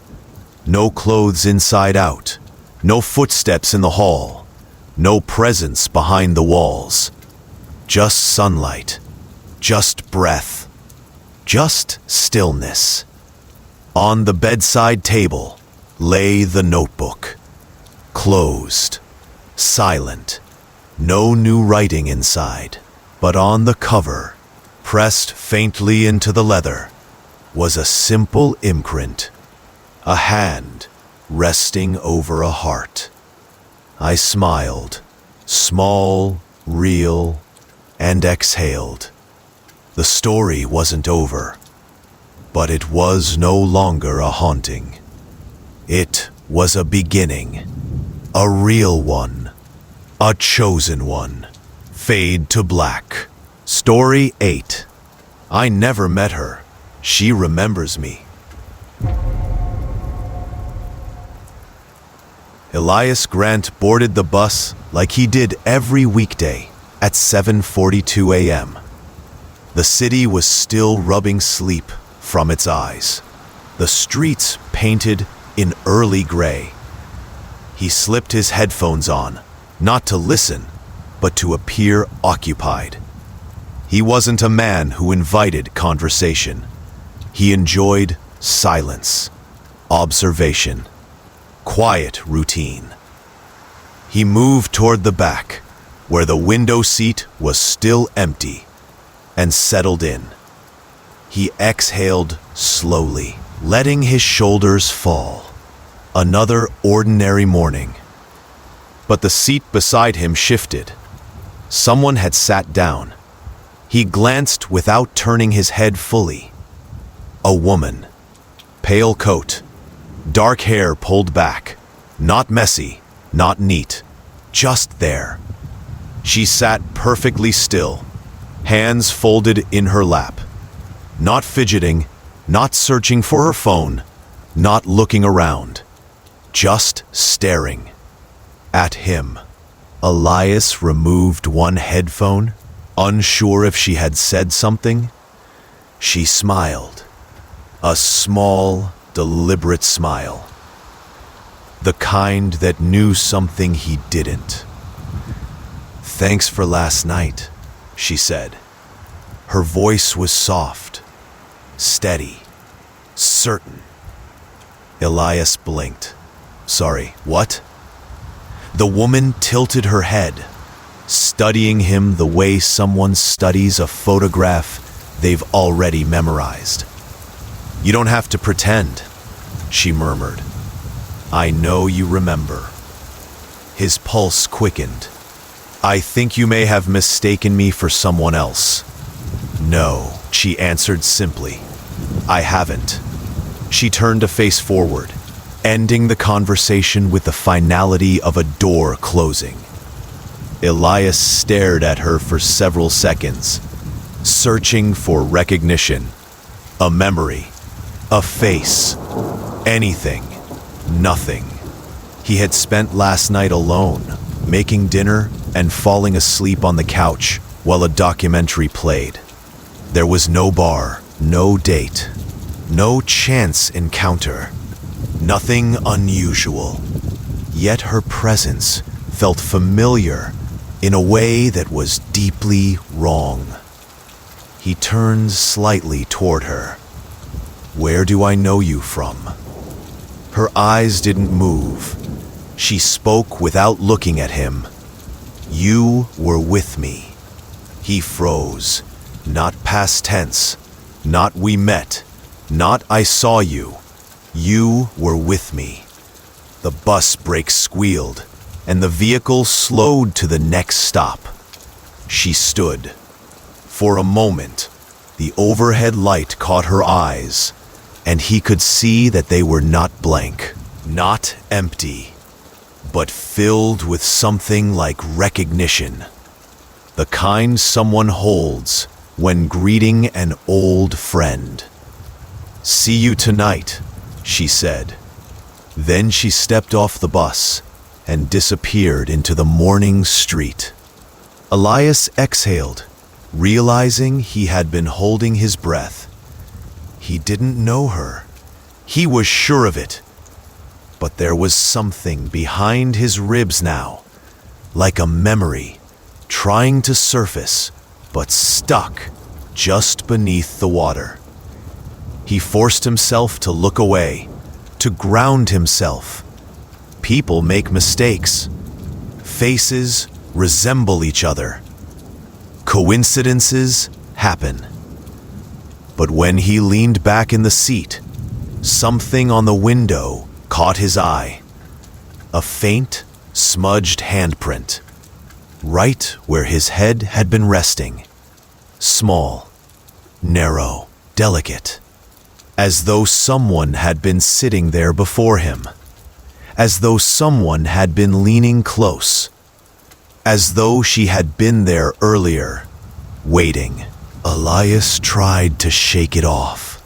By the time he reached his office, the city had fully awakened. Horns and footsteps and rushed conversations filling the streets. Reality. Noise. It should have grounded him. Instead, it only made the silence inside his mind louder. He sat at his desk, computer screen glowing with unanswered emails. He typed replies mechanically, fingers moving faster than his focus could follow. His attention kept drifting back to the bus, the woman, her voice. "Thanks for last night." He replayed it, again and again, as if repetition would make it make sense. No memory surfaced, because there was nothing to remember.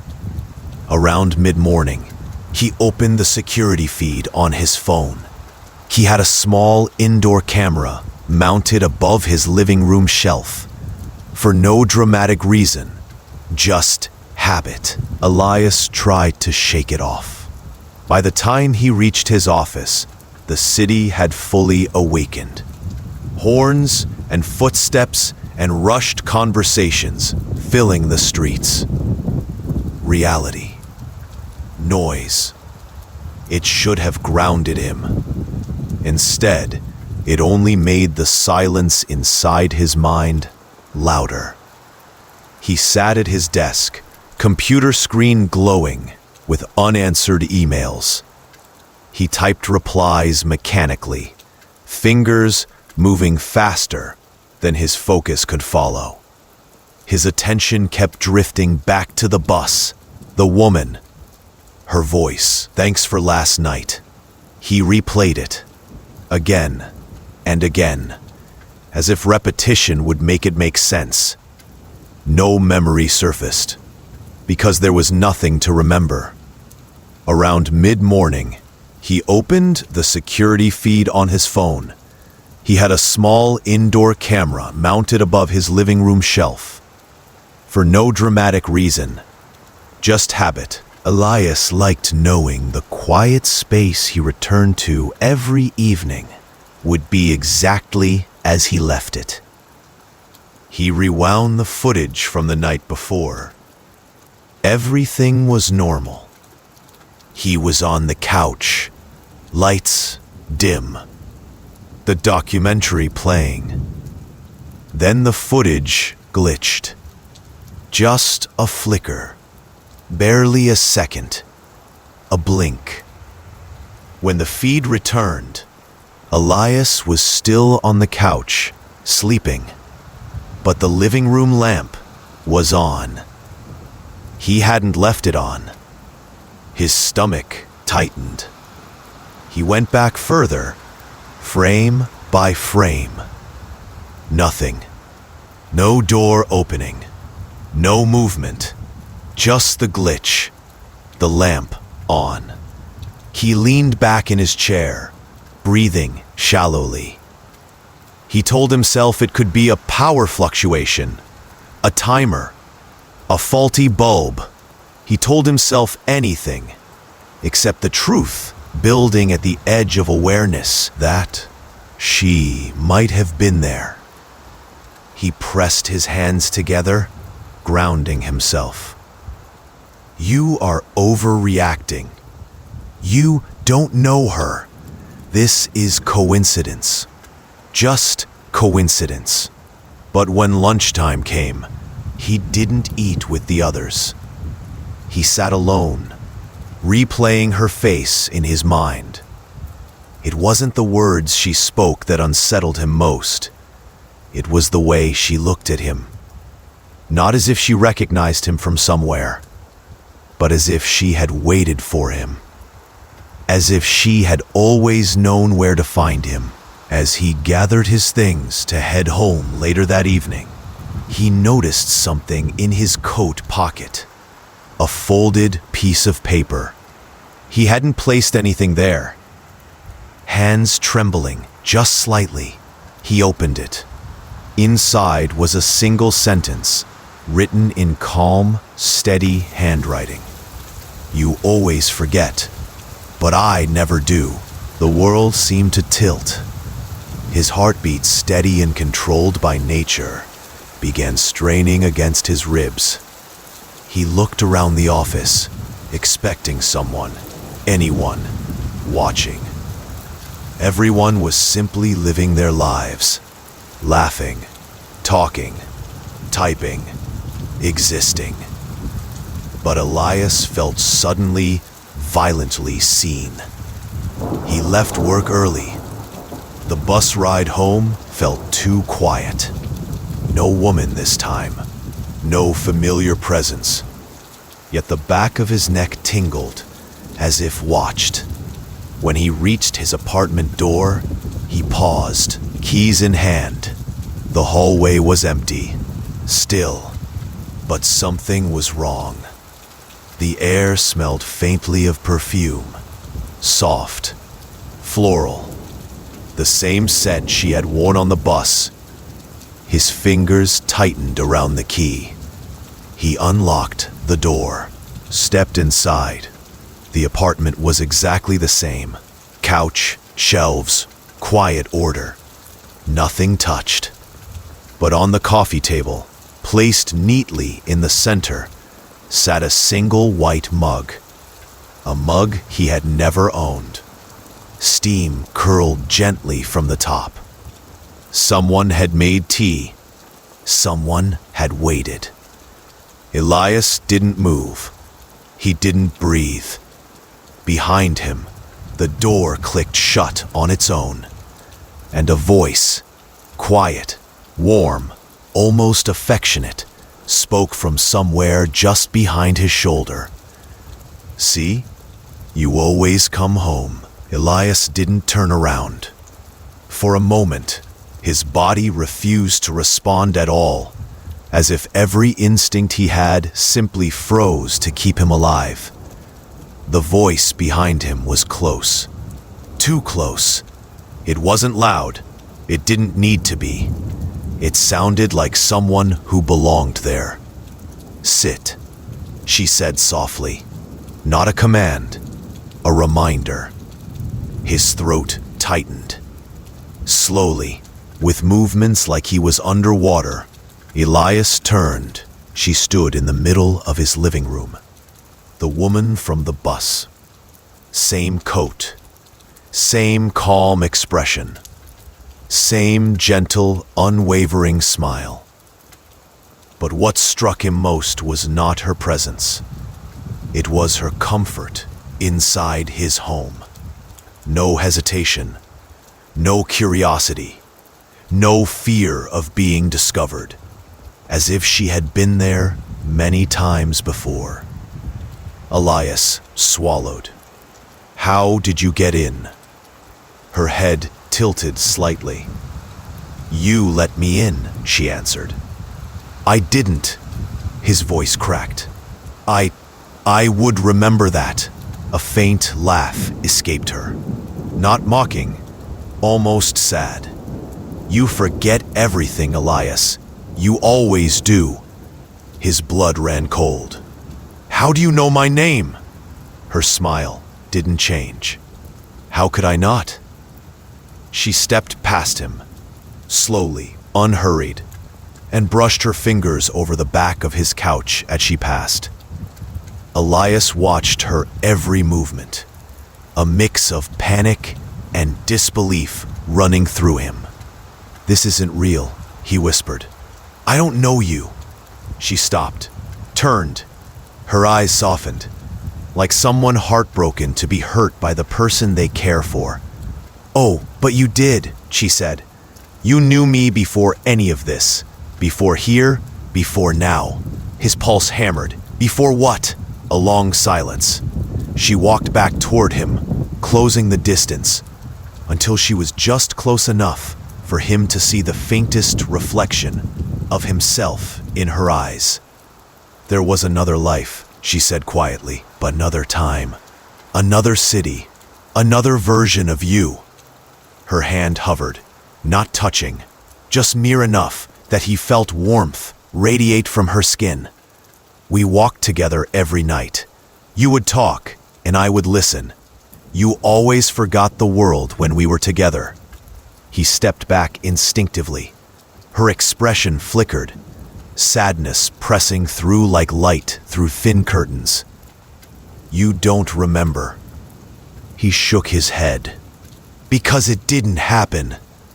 "It did," she whispered, "and it keeps happening."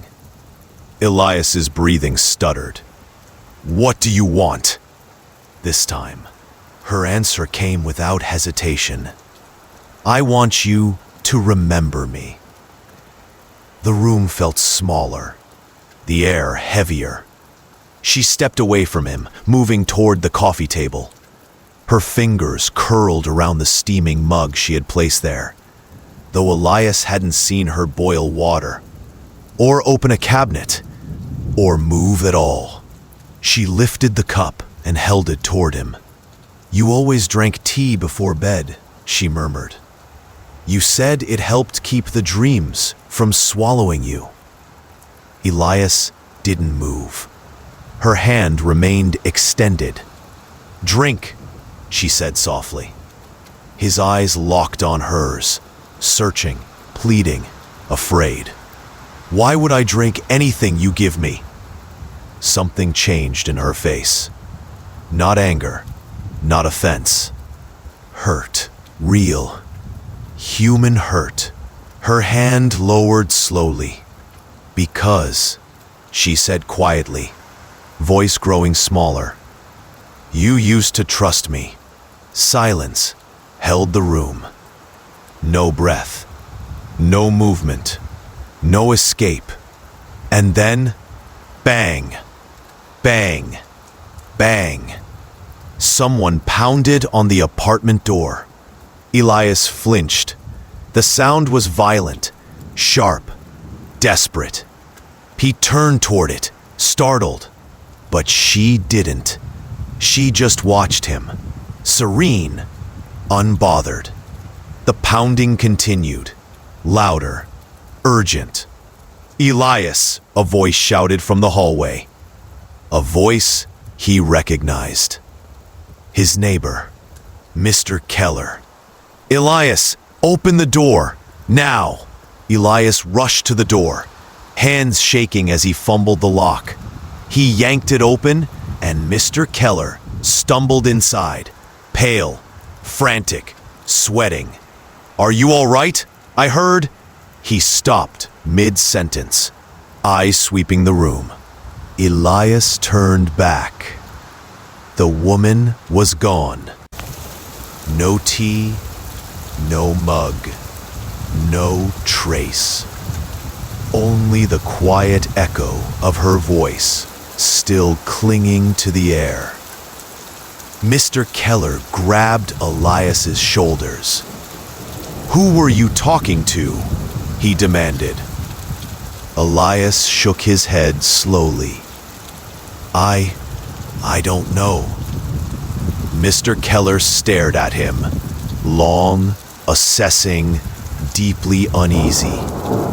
Then, quietly, Elias, your lights have been on all day, and your door was already unlocked.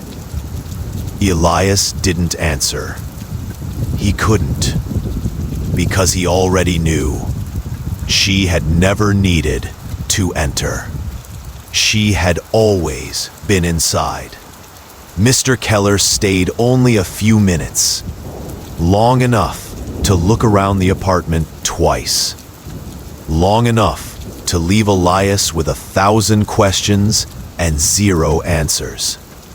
When the door finally closed behind him, the silence returned, not peaceful, not empty, expectant.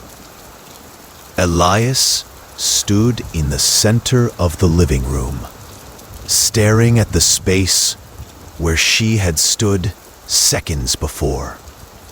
There was no sign of her, no footprints on the floor, no indentation in the carpet, no teacup, no trace she had ever existed at all.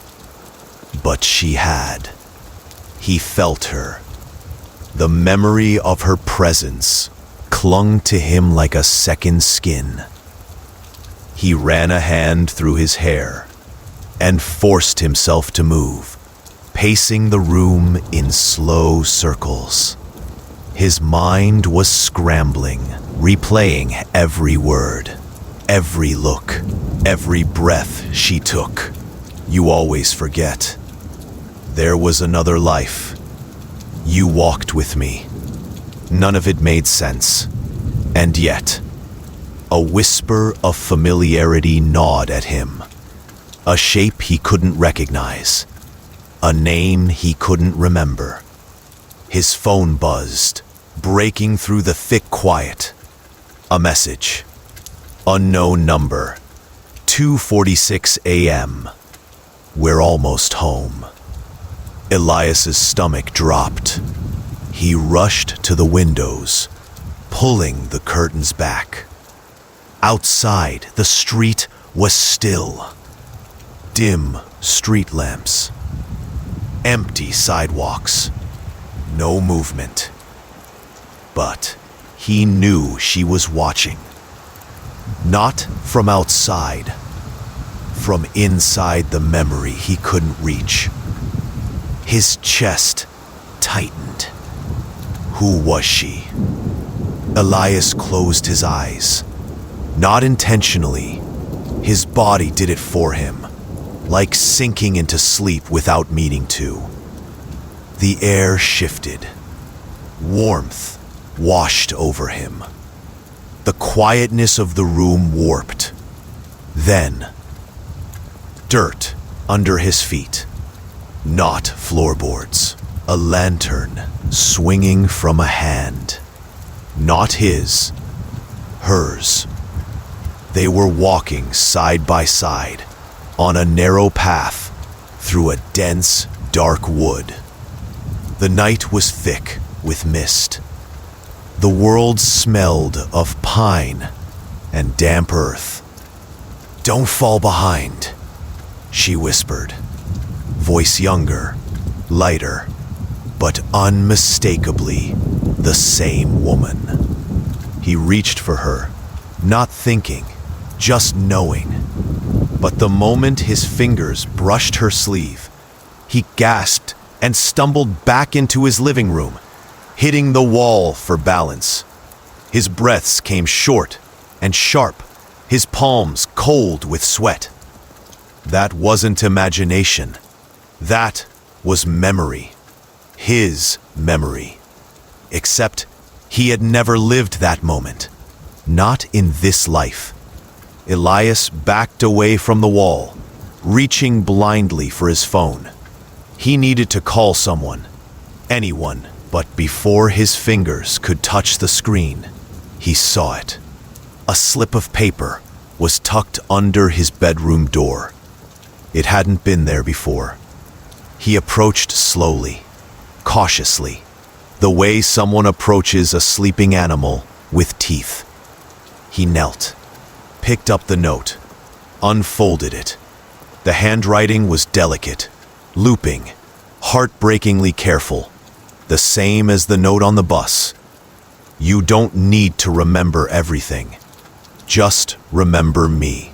Underneath, drawn in faint ink, a symbol. A ring of 4 crescent moons circling a dot. His chest tightened. He didn't know what it meant, but his body did. His bones recognized it. His breath stopped. His pulse raced. He had seen this symbol before, in the flash of the lantern, on her wrist. "You remembered something." Elias turned sharply. She was sitting on the floor beside him. Not appearing, not entering, just there. Her knees drawn up, her hands folded loosely in her lap, her gaze soft, patient. "You saw us," she said gently. "Back then." Elias's voice broke into a whisper. "What were we?" Her smile was not triumphant. It was relieved. "We were 2 halves of the same life," she said. "We always have been, and we always find each other again." He stared at her, frozen, unable to look away. "Then why don't I remember you?" Her eyes lowered. "Because you always leave first." A tremor ran through him. "How many times?" She looked up. The answer was written in her gaze before she spoke it. "More than you can count. More than you could bear to remember." The room tilted. His breath faltered. She moved closer, slowly, as if giving him time to flee. But he didn't. He couldn't. "You don't have to be afraid," she whispered. "Not anymore. I'm not here to take anything from you." Her hand lifted, hesitated, hovered just above his cheek. "I'm here because you promised to come back." Elias closed his eyes. His heart was beating too hard. His hands shook. In a voice barely audible, he asked, "What happens now?" Her answer came as soft as breath. "We finish. This time, you stay." For a long moment, neither of them moved. Elias sat on the floor, with the note still trembling in his hand, and she remained beside him, close enough to touch, close enough to feel the warmth of her presence, but not quite bridging the distance. Her eyes were steady.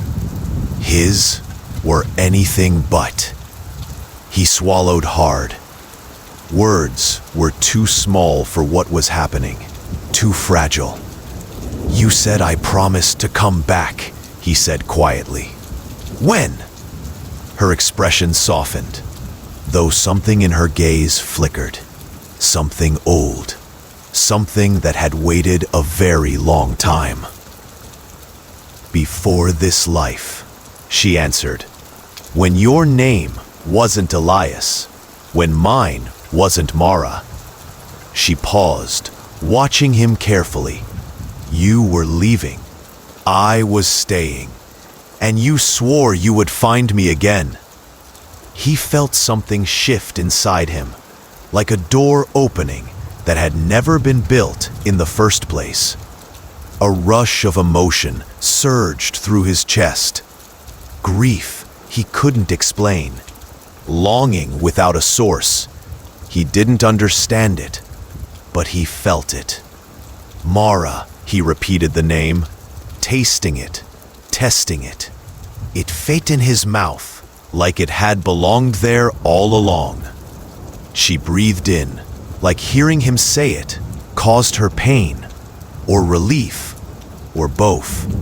"When you followed me," Elias began slowly, "this whole time, you weren't stalking me, were you?" "No," she said softly. "I was waiting for you to wake up." His heart struck painfully against his ribs. "And the glitch? The camera? The hallway?" "Places don't matter," she murmured.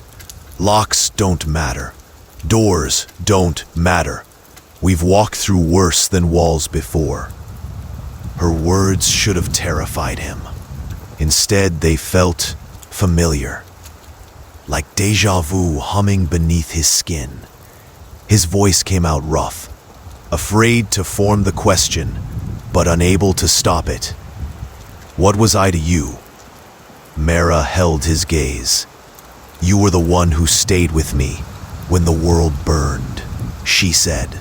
"You were the one who held my hand when the night was endless. You were the one who promised that no matter how many lifetimes passed," her voice broke just slightly, "you would keep your steps loud so I could always find you." Elias's breath caught. Steps. Her note. Her whisper. Her presence behind him. She hadn't been watching him. She had been listening for him. The floorboards groaned under the weight of the revelation. "Then why," he whispered, "did I forget?" Her gaze dimmed, hurt, not anger. "You didn't forget. You were made to forget." Something cold slid down his spine. "By who?" Mara looked toward the shadowed hallway. Not fearful, not nervous, knowing. "There are things older than love and crueler than loss," she murmured. "Things that do not like when souls find each other more than once."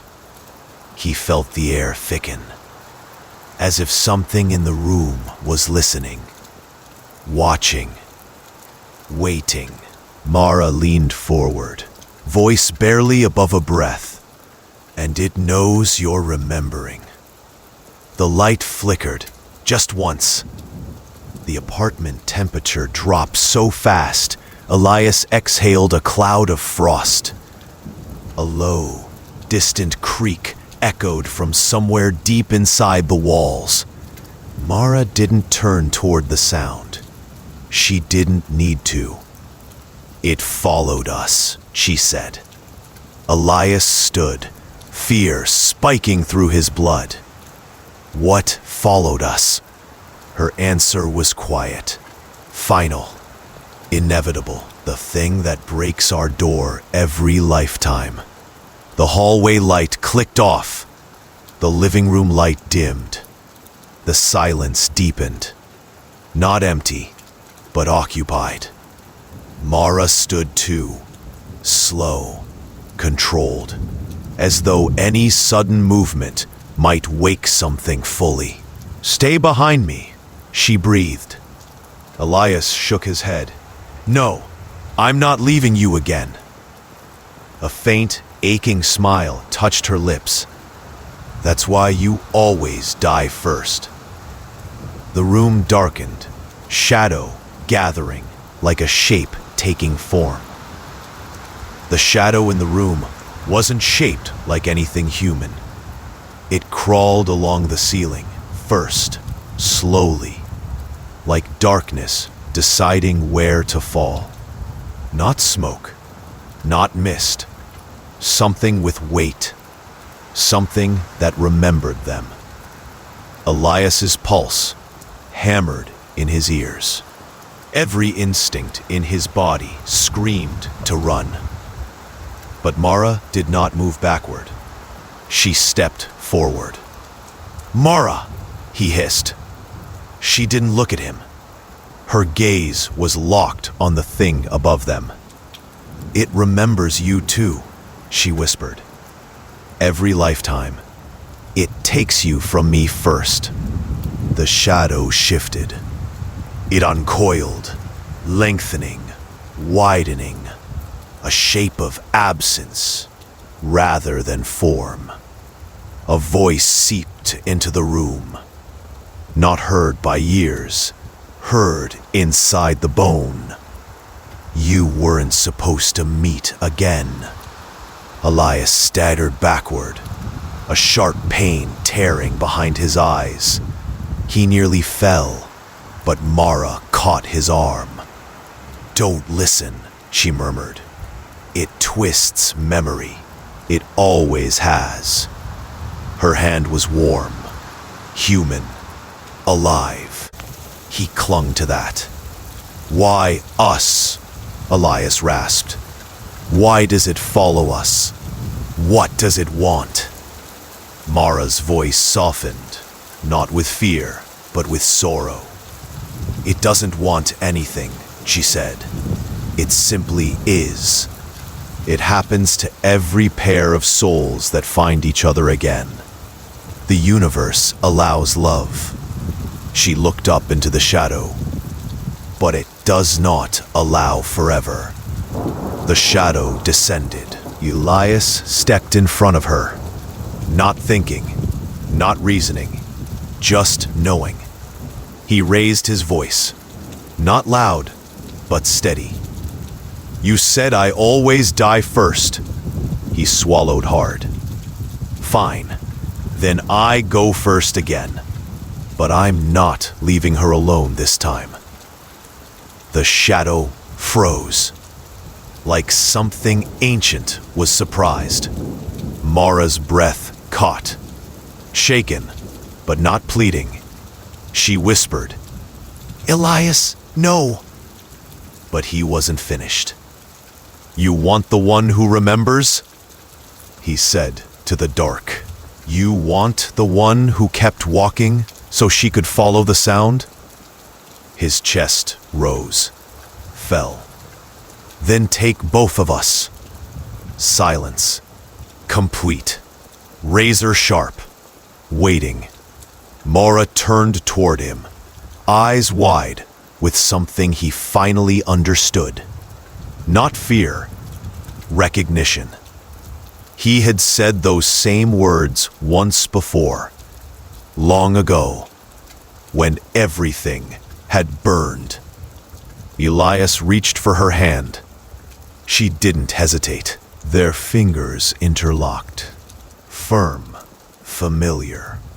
like every lifetime folding into this one moment. The shadow lowered.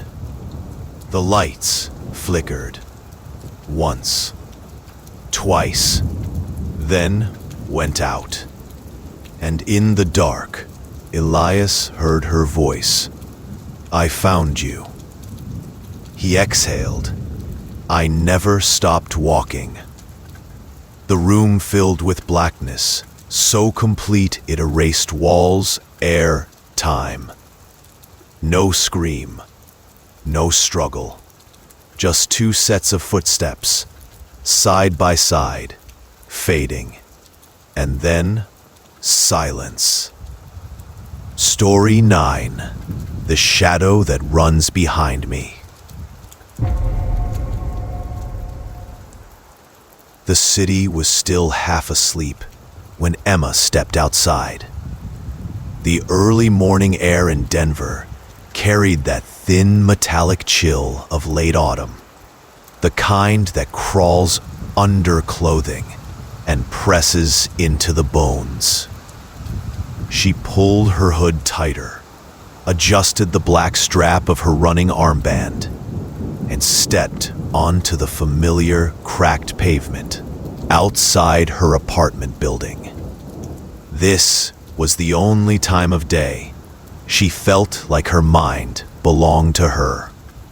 No voices, no fluorescent lab lights, no deadlines, just her breath, her pace, the steady rhythm of her shoes hitting asphalt.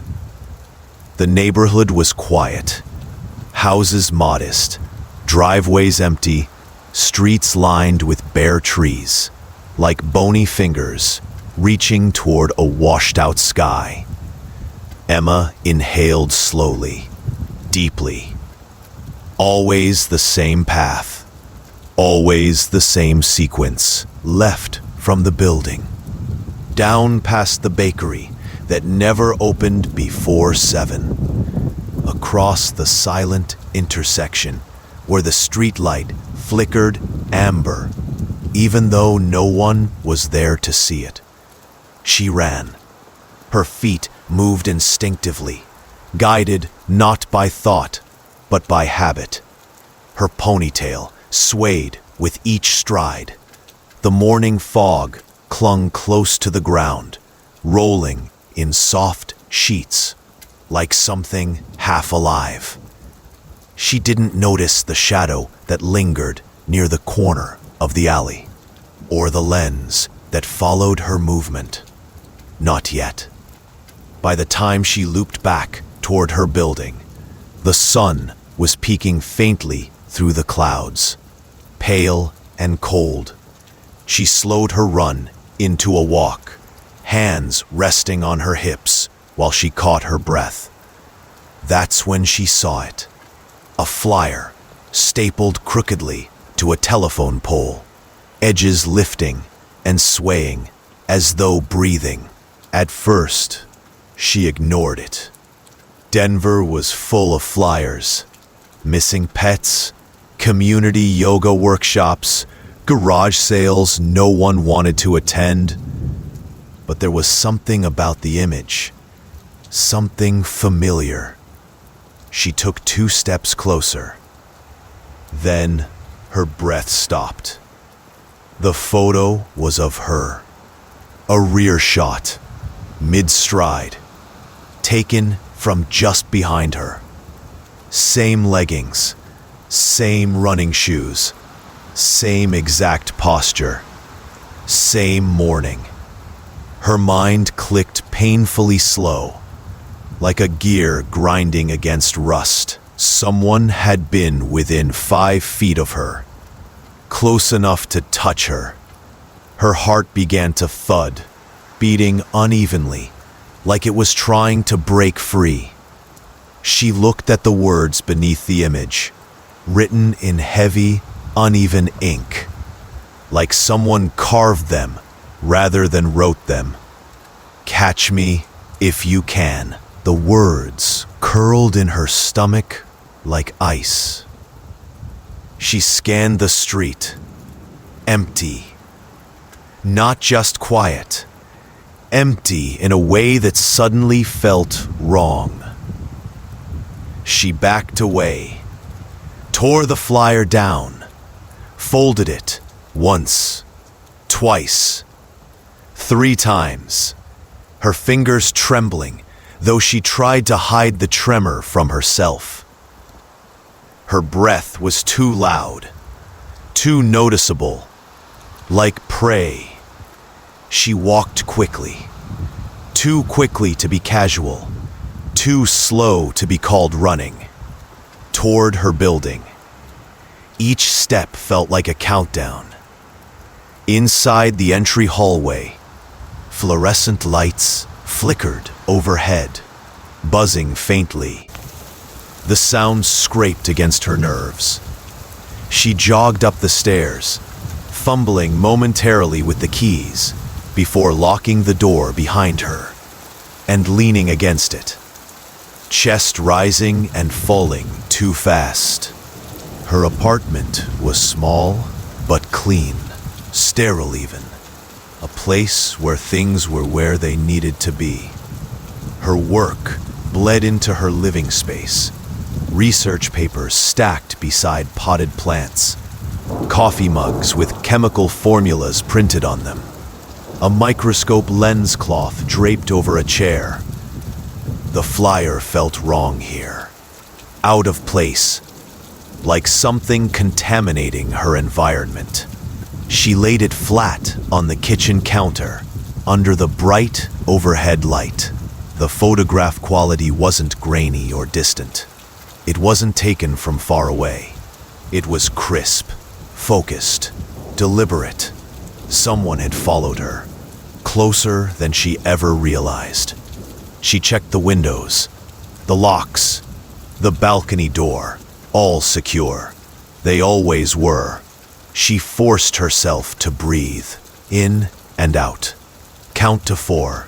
Her therapist had taught her that once, years ago, when she had trouble sleeping during her graduate research phase. The feeling of being watched had not been new to her. But back then, it was just her thoughts. Now, it was real. She grabbed her phone and snapped a photo of the flyer. For documentation, she told herself. Not because she was afraid, but her hands were still shaking. Later that morning, she walked into the lab. The walls of the research facility in downtown Denver were a stark contrast to the quiet of her apartment. White hallways, glass panels, the faint, sterile smell of alcohol solutions and sealed air. Keypads on every door, security badges, facial recognition in restricted wings. She should have felt safe here. She didn't. "Morning," someone said behind her. Emma turned. Marcus, another researcher, smiled at her with his usual unbothered, casual cheer. He was the kind of person who floated through life, untouched by fear or pressure. "You okay? You look like you didn't sleep." Emma forced a quick nod. "Just long night writing reports." Marcus shrugged. "Same old. If they add one more approval form to our workflow, I might actually dissolve into a cloud of dust." She tried to laugh, but the sound came out thin. She worked in the lab for hours, pipetting, recording results, examining cell growth under controlled conditions. The fluorescent lights hummed softly. Machines beeped and clicked at regular intervals, mechanical and precise. Normally, the routine steadied her mind, but today, her thoughts kept drifting back to the camera. The angle, the closeness, the breath behind her that she hadn't felt. Had they been beside her, right behind her, walking at the same pace? She rubbed her arms, sudden cold crawling over her skin. When she left the lab after sunset, she checked the shadows automatically, looked behind parked cars, listened for footsteps. She told herself she was being irrational, but the city seemed to be watching. The sky was dark by the time she reached her street. The street lamps buzzed overhead, casting pale cones of sickly yellow light that didn't quite reach the ground. She stopped. Something was taped to her apartment door. Her fingers went numb. Her chest tightened. The wind pressed against her back, urging her forward and backward at the same time. She approached, slow, step by slow step. The paper was held in place by a single strip of black tape. Her own window stared back at her in the photograph. Her living room, her couch, her body curled under a blanket, sleeping. The angle was from outside, meaning someone had been standing on the fire escape, looking in, watching her breathe. And beneath the picture, in the same heavy ink, almost close enough to touch. The world didn't go silent. It went sharp. The buzz of streetlights, the rustling of leaves, her own breath. Everything became too loud. Her pulse hammered behind her ears like fists on wood. Someone had been here. Someone had been close enough to reach through the glass. Her voice broke when she whispered to no one, "Who are you?"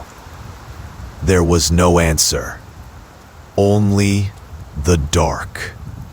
Emma didn't remember unlocking her door. She only remembered the sound of it slamming behind her. Her back pressed against it, fingers trembling over the deadbolt, as though her touch alone could reinforce metal. The apartment felt wrong now. Too open, too exposed. Every corner holding the possibility of someone standing just out of sight.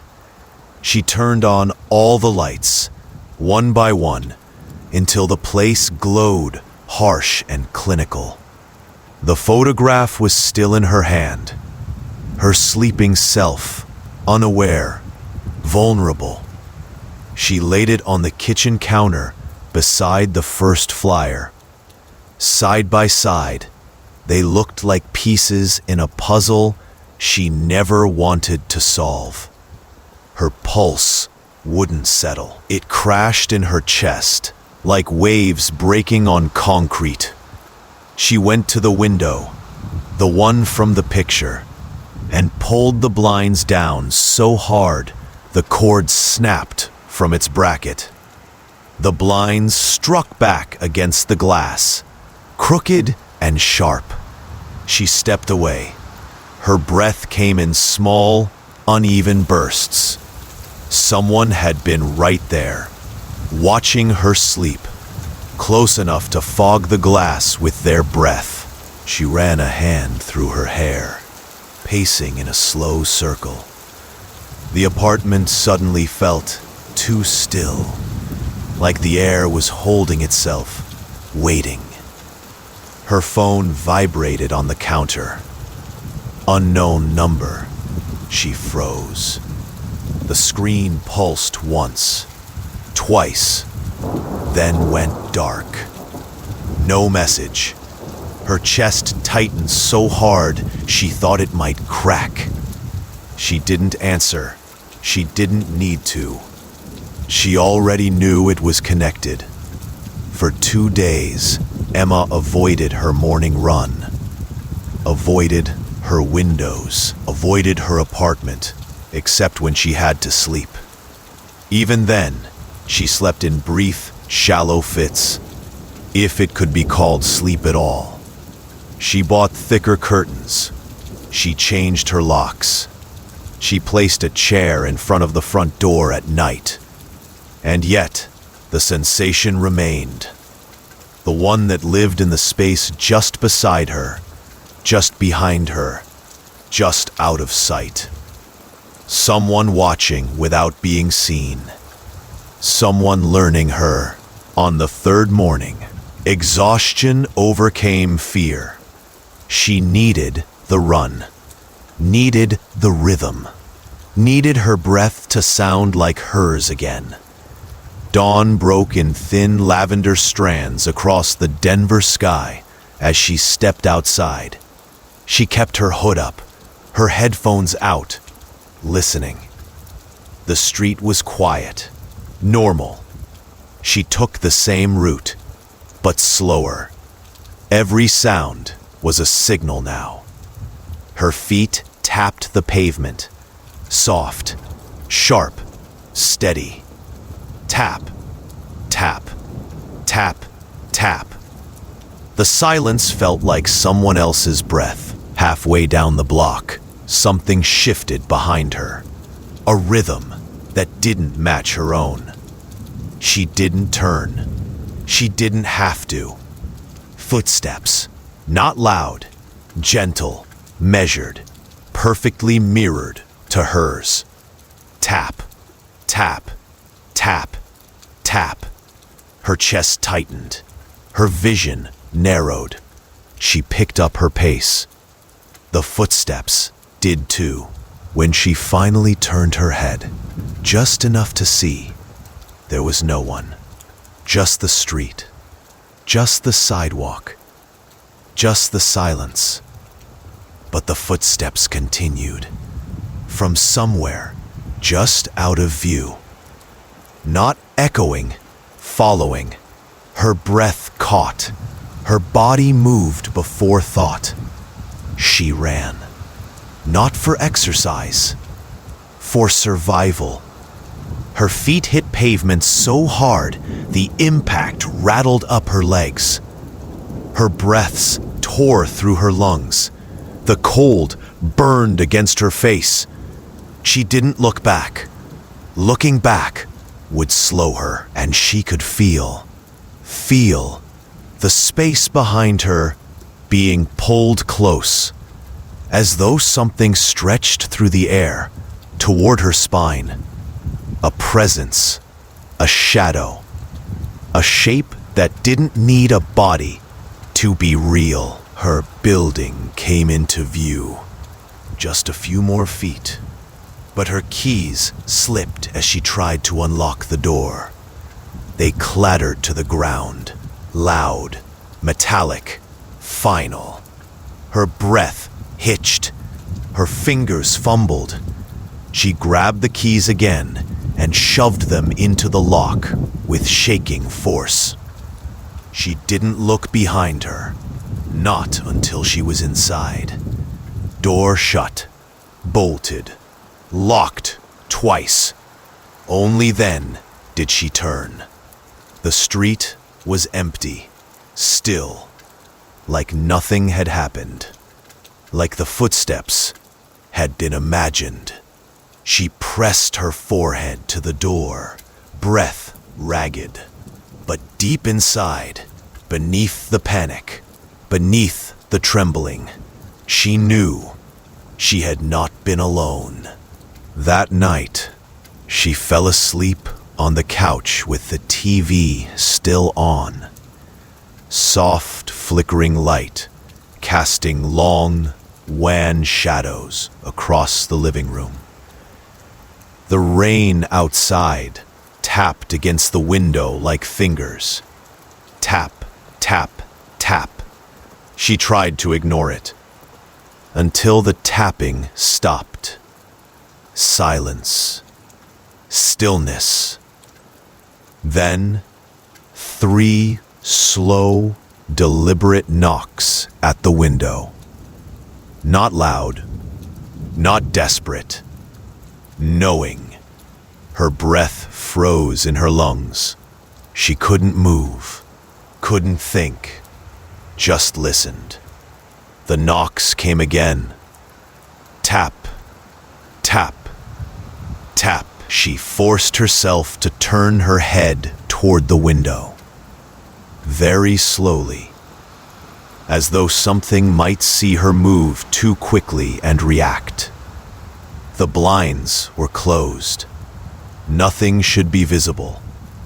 But there was a shadow behind them. Tall, still, unmoving. Not the shape of a tree, not the play of headlights. A human silhouette, just standing, watching, waiting. Emma could hear her heartbeat in her teeth. She reached for her phone. Her fingers brushed it.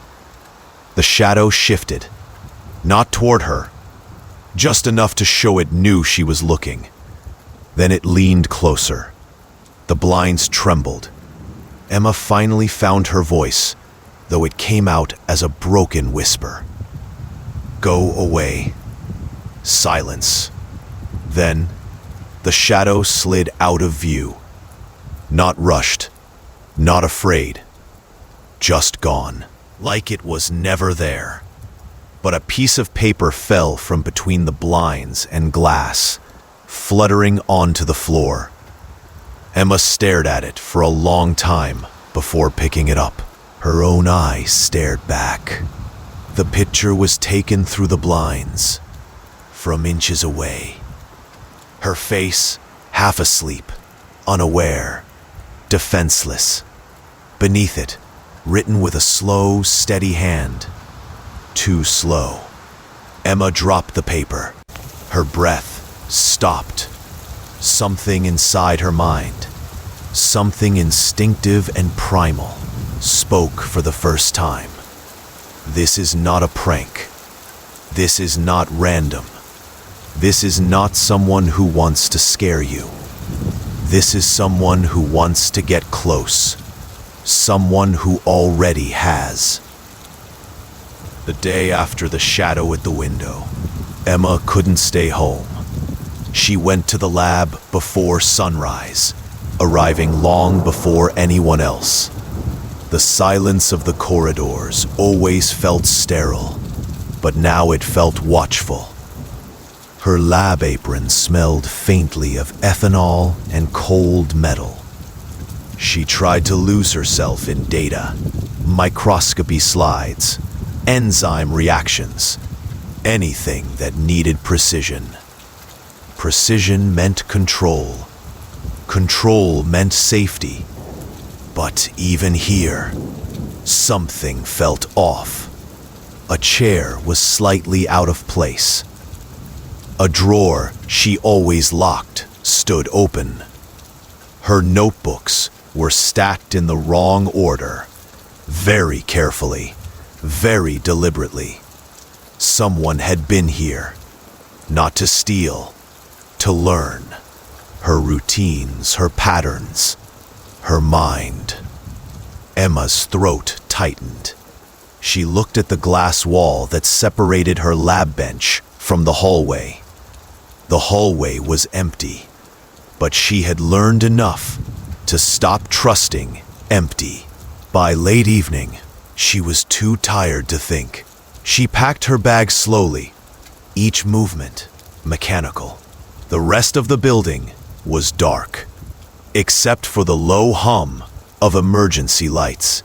She stepped outside. Cold air, thin, sharp. Denver's skyline stretched like black teeth against a bruised purple sky. Her car sat at the far end of the parking lot. Too far, too dark. She hesitated, then started walking. Her steps echoed, and another set answered behind her. Soft, measured, just like before. Emma didn't turn. Not yet. She put her hand in her bag, searching for her keys. Fingers brushing cold metal. A shape broke away from the shadow of a street lamp behind her. Tall, deliberate, walking directly toward her. Not hiding. Not stalking. Coming. Her pulse snapped. Her breath caught. She ran. The keys slipped. Metal rang against asphalt. She didn't stop. Footsteps surged behind her, no longer quiet, no longer patient. Faster, closer, chasing. Emma reached the lab door again, slamming into it with her shoulder, hands scrambling for the keypad. A hand grabbed her arm. Not harsh, not hurting. Just enough to stop her. Emma's breath tore from her lungs. She turned and saw him, the man from the shadow. But not how she expected. He wasn't masked. He wasn't disfigured. He wasn't wild. He was calm, dark coat, dark hair, eyes the color of winter storms, gray with something unreadable behind them. His voice was low, almost gentle. Emma, don't go inside. Her chest tightened. How do you know my name? He didn't answer. His gaze flicked past her, toward the parking lot. Someone else is here. Emma opened her mouth to speak, but the sound behind them cut her words apart. The metallic slide of a gun being loaded. From the far shadows, another figure emerged. Black gloves, black coat, face obscured. Not watching, not curious, hunting. Emma froze. The man holding her, this stranger, moved in front of her instantly, shielding her with his body. The killer spoke first. Voice flat, emotionless. Move. The stranger didn't move. He spoke calmly, too calmly. She's not yours to take. The killer raised the gun. Emma's body locked. Her heartbeat screamed. Her vision blurred. The shot never came. The stranger, Elias, though she did not know his name yet, moved so fast the motion barely registered as human. The gun was struck. The killer staggered. A flash of fists, metal, bone hitting pavement. The sound was wet, final, violent. The killer fell. You leave your window keys in the top drawer, and your apartment alarm is set incorrectly. Anyone could enter. Emma swallowed. Her voice was barely a whisper. You've been in my apartment. The stranger didn't move. He spoke calmly, too calmly. She's not yours to take. The killer raised the gun. Emma's body locked. Her heartbeat screamed. Her vision blurred. The shot never came. The stranger, Elias, though she did not know his name yet, moved so fast the motion barely registered as human. The gun was struck. The killer staggered. A flash of fists, metal, bone hitting pavement. The sound was wet, final, violent. The killer fell. Not dead, but bleeding. Breath ruptured. Silence. Emma stood shaking, hands pressed to her mouth. The stranger's chest rose and fell once. Controlled. He didn't look triumphant. He looked hurt. Not dead, but bleeding. Breath ruptured. Silence. Emma stood shaking, hands pressed to her mouth. The stranger's chest rose and fell, once controlled. He didn't look triumphant. He looked hurt, as though this wasn't victory, as though it was inevitable. He turned to her. His voice was quieter now. Not gentle, just real. You need to stop running alone at dawn. You leave your window keys in the top drawer, and your apartment alarm is set incorrectly. Anyone could enter. Emma swallowed. Her voice was barely a whisper. You've been in my apartment. He didn't deny it. He didn't apologize. He just watched her. For a heartbeat, long enough for her to see him fully. Not a stranger. Something closer. Something dangerous. Something familiar. Who are you? She whispered. His jaw tightened. Something flickered in his eyes. Pain, maybe. Or history. I'm not your enemy, Emma. I never was. Then what are you? A pause. A truth he wasn't ready to say. Not yet. He stepped backward. The distance between them felt like a knife being pulled from her ribs. And then he disappeared into the darkness he came from, leaving her with the killer unconscious at her feet, and the terrifying realization he saved her. But he had also been watching her long before tonight. Emma didn't go home. She couldn't. Not with the echo of that gunshot that never fired still inside her bones. Not with the memory of his hands on her arm, steady, certain, still burning through her skin. She drove without seeing the road, without breathing, without existing, until she found herself standing in front of her father's house. The mansion looked as it always did. Cold stone, neat hedges, no warmth, no welcome. She realized she had never truly lived there. She had only been kept. The door opened before she knocked. Her father stood in the doorway, backlit by the sterile glow of chandelier light. His expression didn't show surprise. He already knew. Emma, he said. Not warmth, not concern, just acknowledgement. Come inside. She did, because she needed answers. Or maybe because she needed someone to blame. They sat in the study. Leather, mahogany. Silence thick like smoke.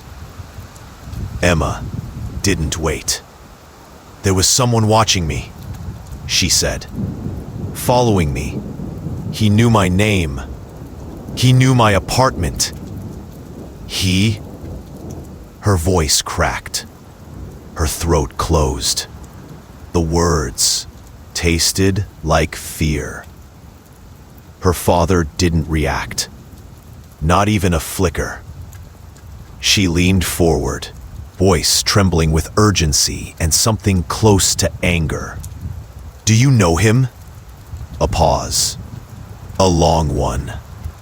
Then, yes, the floor tilted. The world shifted. The room shrank.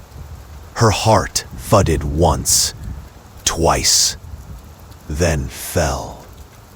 Her father continued, voice steady, like a surgeon's hand over a dying body. His name is Elias. Emma's lungs forgot how to work.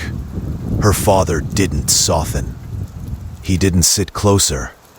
He didn't reach for her. He simply delivered. He is my son. Silence. The kind that swallows sound. The kind that takes the air out of a room. The kind that breaks something human. Emma stared at him, blank and raw and disbelieving, not because she doubted the words, but because they fit too easily. The eyes, the tension, the way he looked at her, as though he already knew her, down to the breath. Her voice returned, cracked and small. "You had another child?" He didn't flinch. "Yes."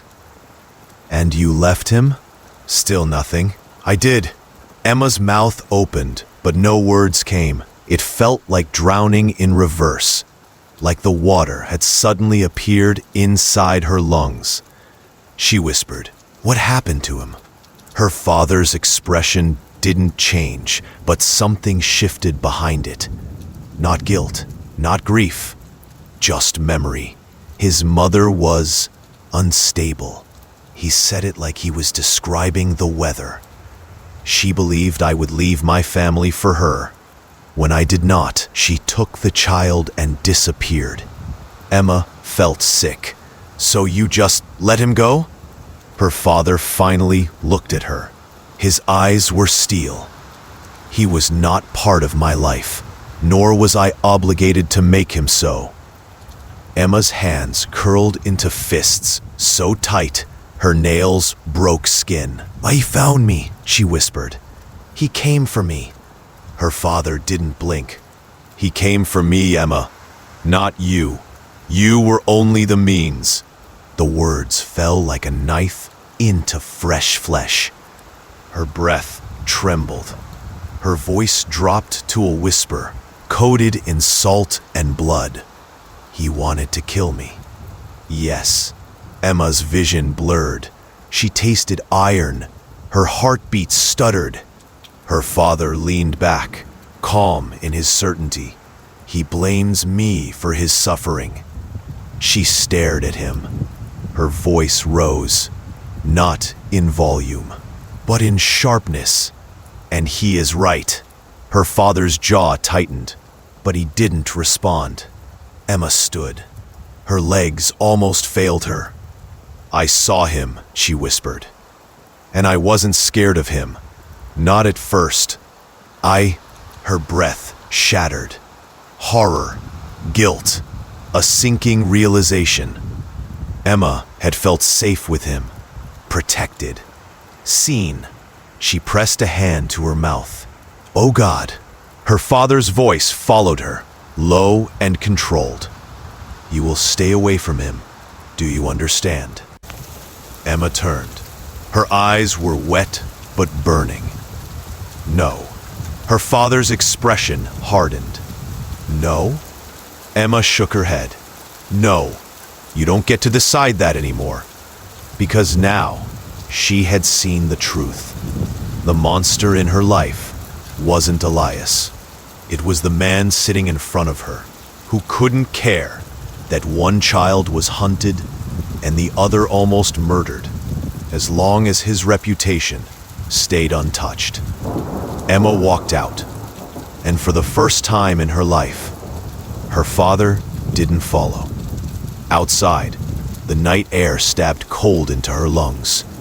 Her hands shook, her vision swam, her steps faltered, and then, from across the street, half hidden behind a tree, a familiar shadow stood. Elias, watching her, not approaching, just there, as though he had been waiting to see whether she would come out whole or broken. Emma's breath caught. Her heart hurt. Horror, guilt, something impossible between them. She whispered into the dark, barely sound at all. "Why didn't you kill me?" Elias didn't move. The wind carried his voice across the distance. "Because you were the only part of him that was innocent." The street was silent. The night held its breath. Emma's heart broke in a way she couldn't name. When she blinked, he was gone. The Denver Research Institute always looked different at night. During the day, it was a monument to order. Sharp white lights, stainless steel surfaces, quiet efficiency. But after midnight, with the main corridors dimmed and only emergency lighting glowing faintly blue, the building felt like something hollow. A rib cage, a body without a pulse. Emma's footsteps echoed softly down the polished hallway. She hadn't slept. Again, she couldn't. She had returned here because it was the only place that made sense. Her sanctuary of logic and microscopes and data. The only place untouched by fear. Until now. She swiped her access card and entered Lab 4. The room greeted her with the familiar soft hum of machines, the faint chemical scent of ethanol, glassware shining under the dim floor lights. She exhaled slowly, stretching trembling fingers toward her station. She had come to work, but really, she had come to think. Her father's words still echoed in her skull. He came for me, Emma. You were only the means. Her stomach tightened. Elias had watched her, followed her, haunted her, saved her, and now she knew why. She sank into her chair, head in her hands. The air conditioning clicked on. A vent sighed. Something creaked. A whisper of movement behind her. Emma froze. Every nerve in her body snapped awake. Very slowly, she turned. The lab door was closed. Lights steady. Shadows still. But she felt it. The same presence that had stalked her mornings. The same pressure in the air. Except this time, it wasn't Elias. This was colder, sharper, hungry. The glass of the observation window reflected something behind her. A faint silhouette. A man. Tall, still, patient. Not watching from afar now. Inside. Emma didn't scream. She moved without thinking, hands shaking as she reached the drawer under her station. Pepper spray. Scalpel. Small, but sharp enough. She closed fingers around the scalpel. And then the voice slid through the darkness, low and smooth. Don't. She knew that voice. Not from memory, but from instinct. Cade, the professional. The one who didn't taunt, didn't watch, didn't warn. He simply finished the job. Emma turned, chin high despite her pulse tearing through her veins. Cade stepped forward, hands relaxed at his sides. No weapon visible. He didn't need one. He was the weapon. I don't want to hurt you, he said. His tone was even, measured, insultingly calm. That isn't true, Emma whispered. A small smile, as thin as knife-edge steel.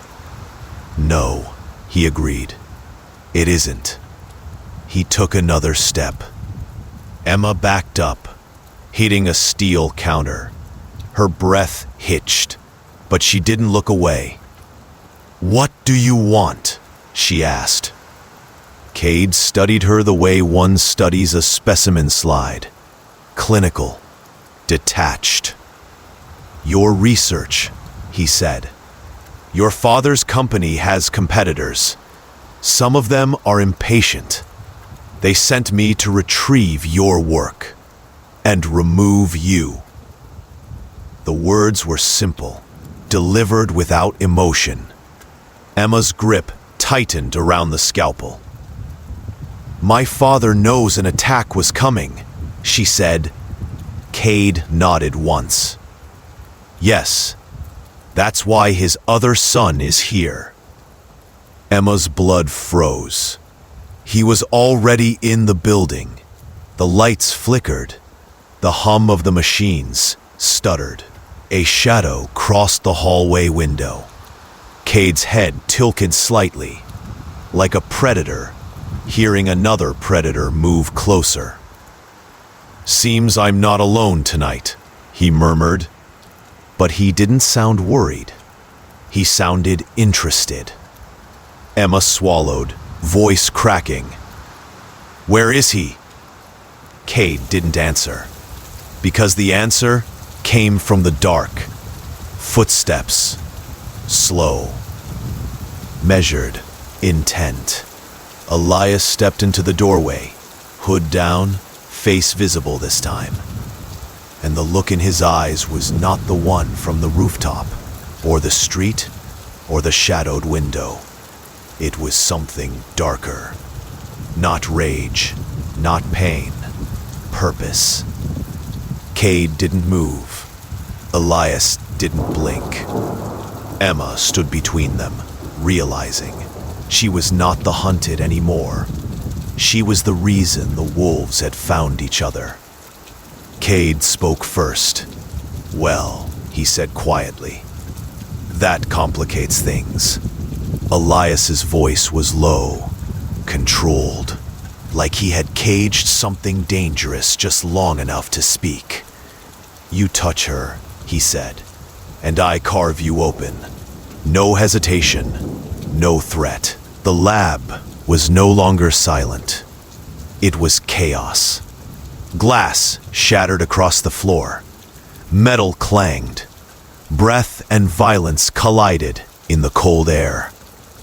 Elias and Cade crashed into each other with the force of two storms. Each movement precise and lethal. No wasted motion. No hesitation. No mercy. Emma stumbled backward, heart pounding, pulse screaming in her ears. She knew how to observe, to analyze, to understand patterns. But this wasn't a pattern. This was survival. Cade moved like a machine, efficient, unburdened by rage or emotion. Elias moved like a wound, raw, driven, unstoppable, because pain didn't slow him. It fueled him. Cade struck first, swift blade from his sleeve, quick and clean. Elias dodged, but the blade grazed his side, crimson staining his shirt. He didn't flinch. He slammed Cade into the steel counter, the impact ringing like a cracked bell. Cade recovered instantly, shoving Elias back, grabbing a shard of broken glass, swinging with surgical precision. Emma's voice tore from her throat before she meant it to. Stop! Neither of them did. She could only watch. Helpless. Human. Cade pinned Elias against the wall. Glass shard pressing against his throat. This ends now. No, Elias rasped, and his voice cracked like thunder. It ends when she's safe. His hand shot upward, grabbing Cade's wrist. Twisting. Forceful. Breaking. Bones snapped. The shard clattered to the floor. Cade didn't scream. He simply switched hands, but Elias was faster now. He drove Cade backward into the glass door of the specimen room. The pane splintered, then shattered, raining shards like snow. Cade staggered. Elias drove him down, knee to chest, forearm to throat. A final strike. Air left Cade's lungs in a single sharp exhale. His body stilled. Not dead, not awake, just finished. Silence rushed back in. Heavy, cold, absolute. Emma stood frozen, breath shaking, tears burning without falling. Elias rose slowly, blood seeping from his side, his lip split, his hands shaking from adrenaline. But his eyes were soft. Not the eyes of a stalker, not a predator, not a ghost from the dark. Her brother. She stepped toward him. One step, then another. When she reached him, she placed her hand against his chest, just above the heartbeat already slowing back to normal. He didn't move away. He didn't breathe, so she spoke first, because silence felt too fragile to carry what needed to be said. I know who you are now. Elias closed his eyes, and the world felt like it was holding its breath. Emma's voice trembled, but did not break. You are my brother. The words weren't soft. They weren't gentle. They were true, raw, and painful and real. Elias's breath shuddered, not from pain, from release. He looked at her, not like a ghost, not like a shadow, but like someone finally seen. I never wanted you to suffer, he whispered. The plan was only the father, only him. Emma shook her head, tears finally falling. But we both suffered, didn't we? His silence was the answer. She stepped closer, resting her forehead against his. Not forgiveness, not absolution, just human, just shared damage. Footsteps echoed in the hallway.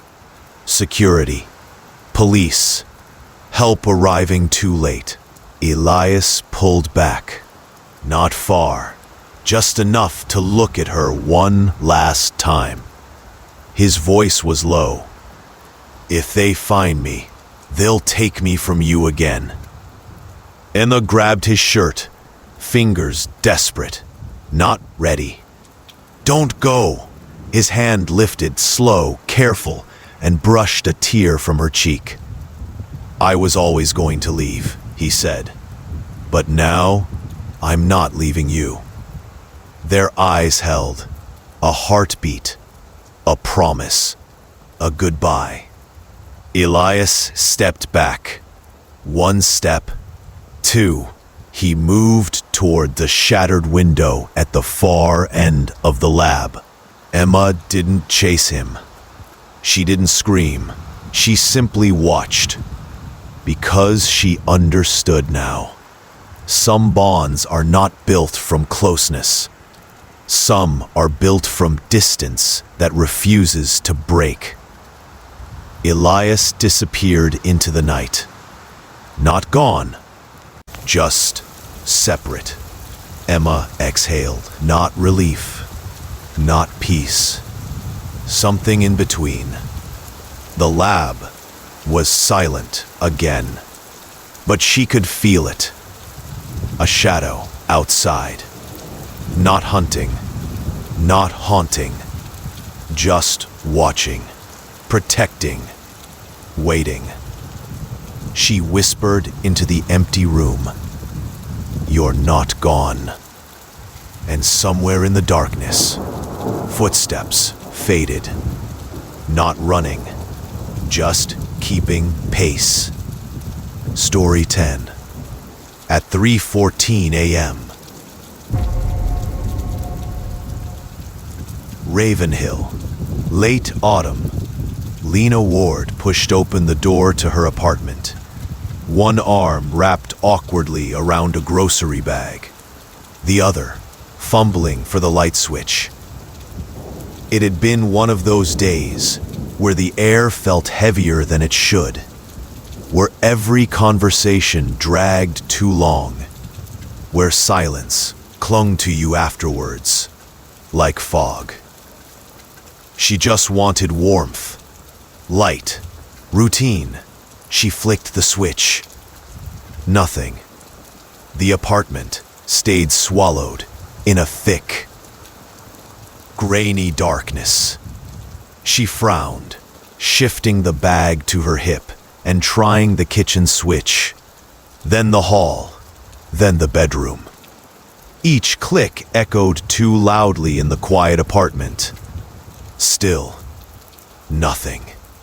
But the refrigerator hummed softly in the dark. The router lights blinked. The heater sighed through the vents. It wasn't a power outage. It was the lights. All of them. Lena moved slowly now. Not panicking. No. But a cold, subconscious warning began to unwind itself inside her bones. She turned on her phone flashlight, the thin beam cutting a narrow, trembling path ahead of her. Her apartment looked exactly as she had left it. Jacket over the dining chair, mug by the sink, keys tray by the door. Nothing touched. Nothing moved. Except, she stepped closer to the nearest lamp. The bulb was missing. Not shattered, not burned out, simply removed. She checked the kitchen next. The bulbs in the ceiling fixtures, gone. Bathroom, gone. Even the freezer bulb, gone. Every bulb in the apartment had been unscrewed and taken out. Lena stood completely still, her breath shallow and silent. The front door had been locked when she came in. Deadbolt turned from the inside. No broken windows, no tool marks on the latch. Whoever had done this had come in quietly, calmly, slowly, with the type of patience that didn't belong to someone rushed or angry. This wasn't vandalism. It was preparation. She whispered into the stillness, though she didn't know why. Why the lights? No answer. Only the soft hum of the air vents and the dark pressing in close. Her mind wanted to call it a prank, something stupid, something meaningless. But the human body knows things long before the mind is willing to translate. And Lena's entire nervous system was screaming one truth. Someone had stood here, in the dark, with time to spare. She swallowed, her throat dry as concrete. She checked the door again, deadbolt still locked, meaning one of two things. They entered while she was home last time and never left. Or they had a key. Her heart pushed against her ribs. She forced herself to walk to the bathroom mirror just to see her own face. Something real, something grounded. Her reflection stared back, pale, wide-eyed, breathing too fast. She didn't look frightened. She looked observed. She turned on every lamp she could, using the small stash of spare bulbs in the hallway drawer. The warm glow returned, but the comfort didn't. Light doesn't chase away fear when you know darkness isn't the problem. The problem is whatever prefers it. That night, Lena slept with the hallway light on, phone underneath her pillow, and her bedroom door closed. But sometime around 3:14 a.m., a sound slipped through the apartment. Soft, slow, like the floor settling under a person's weight. Lena's eyes snapped open. She knew that sound. Everyone knows the sound of footsteps in a home meant for only one. She didn't breathe, didn't move, only listened. The steps paused right outside her bedroom door. And then, the hallway light flickered. Once, twice, then went out. Darkness, once again, and something shifted in it. Lena didn't scream. She didn't even exhale. She just understood. Whatever had taken the bulbs had just come back for the light. But sometime around 3:14 a.m., a sound slipped through the apartment. Soft, slow, like the floor settling under a person's weight. Lena's eyes snapped open. She knew that sound. Everyone knows the sound of footsteps in a home meant for only one. She didn't breathe, didn't move, only listened. The steps paused right outside her bedroom door.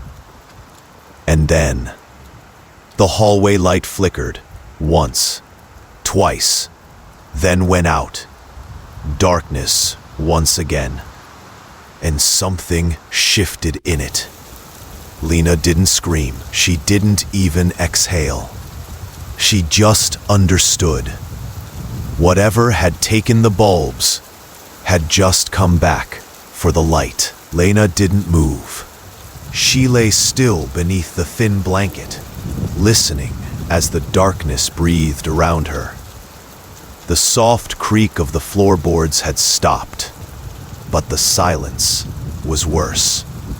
Silence meant waiting.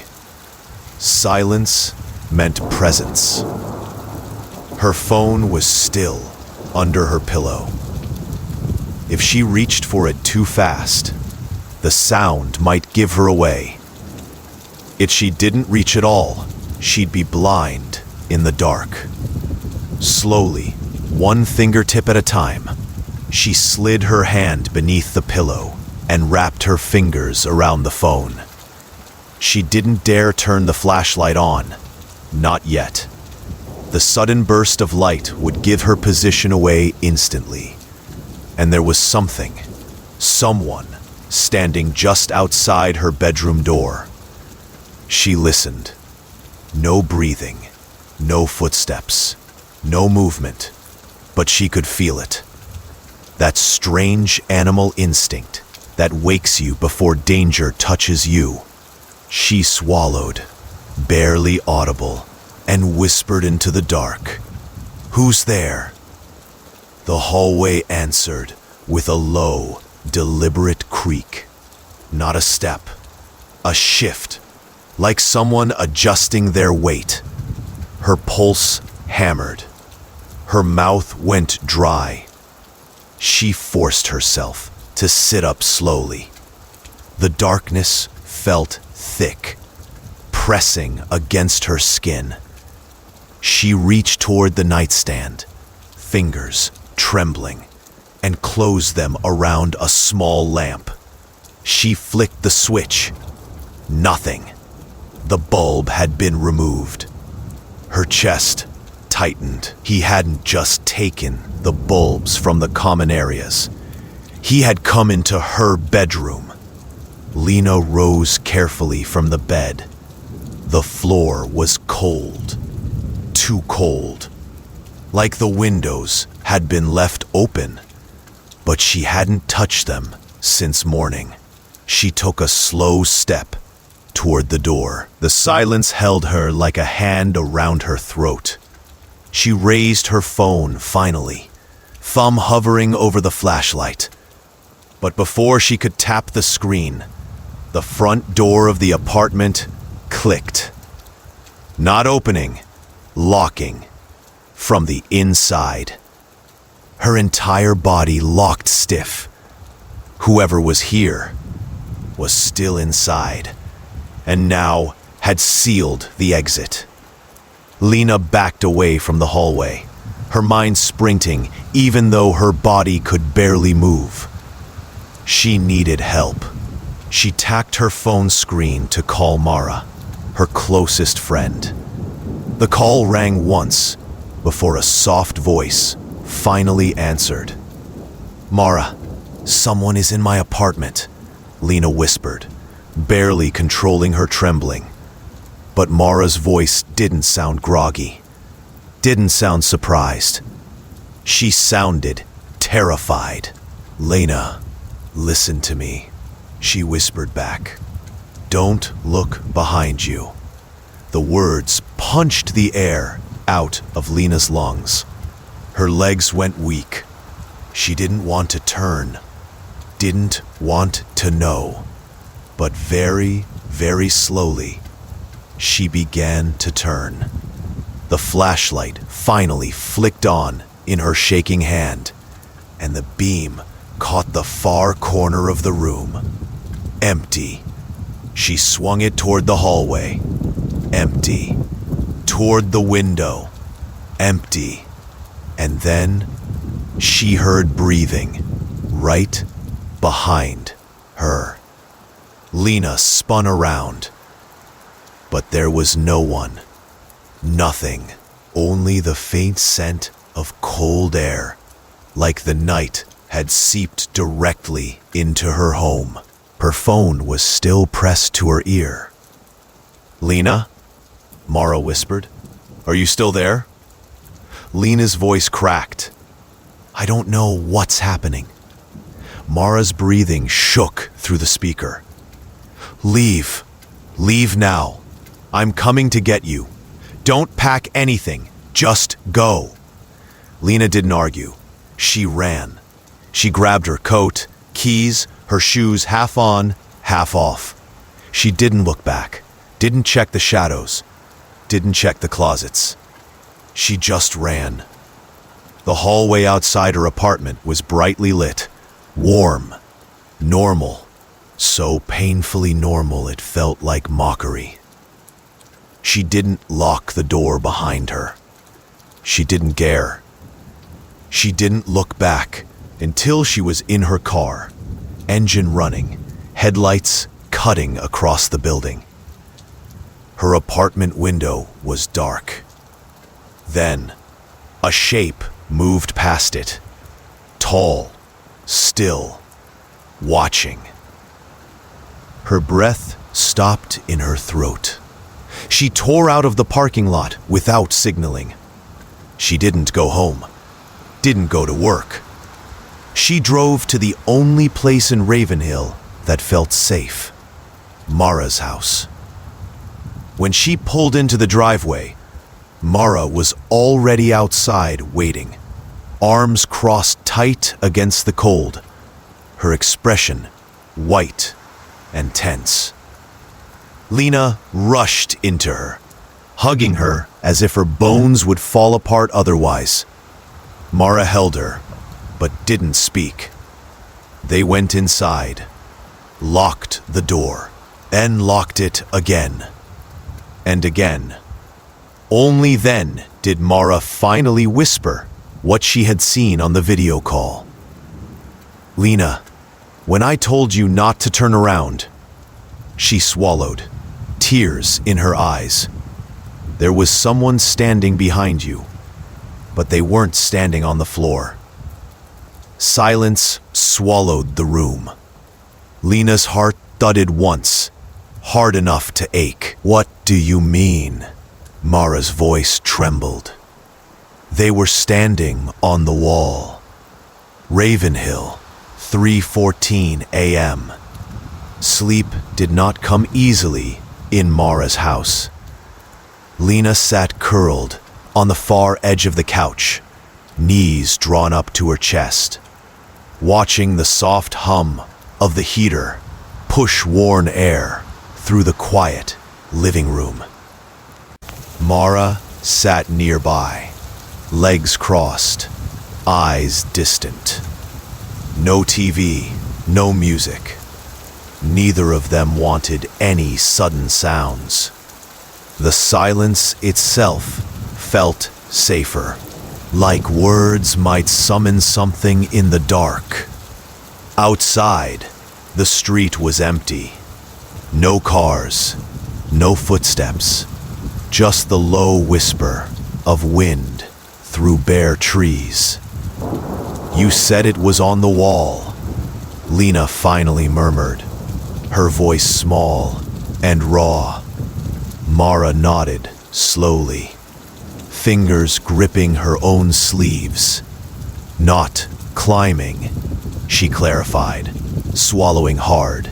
"Just standing, like the wall was the floor, completely still." Lena's stomach twisted.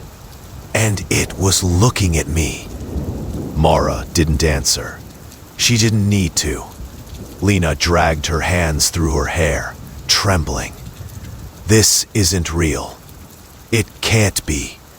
People don't just defy gravity." "It didn't look like a person." Mara's voice broke on the word look. "It was shaped like one, but it wasn't right.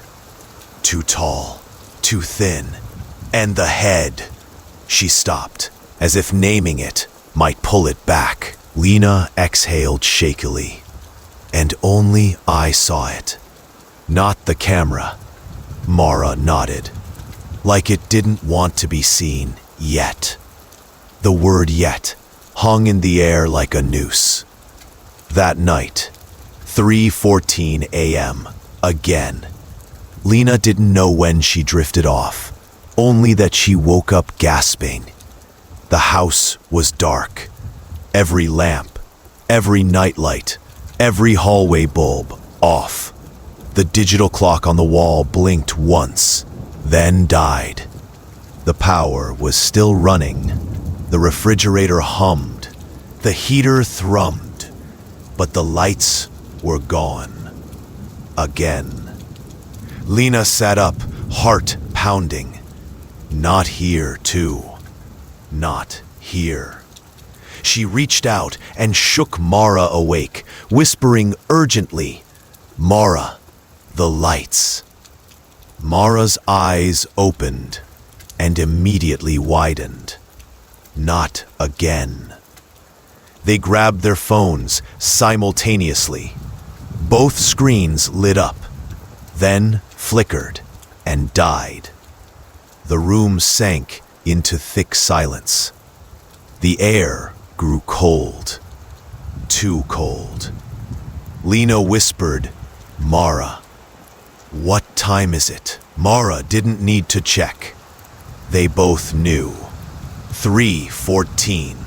Footsteps sounded from the hallway. Slow. Measured. Not heavy. Not rushed. As if someone knew exactly where they were going. Mara grabbed Lena's wrist, squeezing too tightly.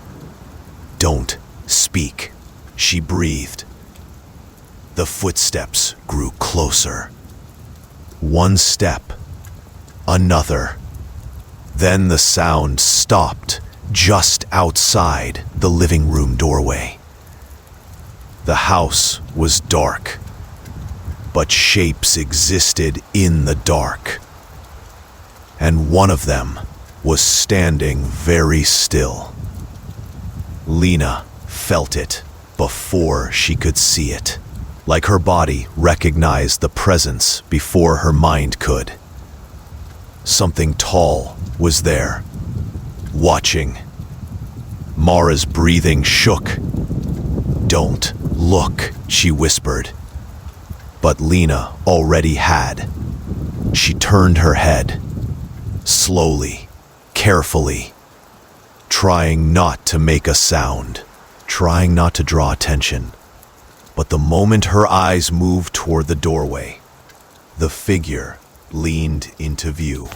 Not stepped, not walked, leaned, as though its body had no joints, no bones, just a slow, impossible bend into the threshold of the room. It was tall enough that its head nearly brushed the doorway frame. It had limbs, but they were too long. Its skin was pale, like paper left in moonlight.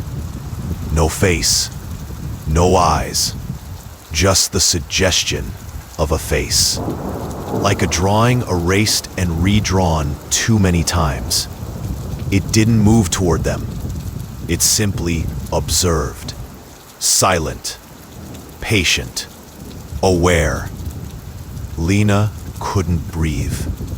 Mara's nails dug into her skin. Neither of them screamed. They couldn't.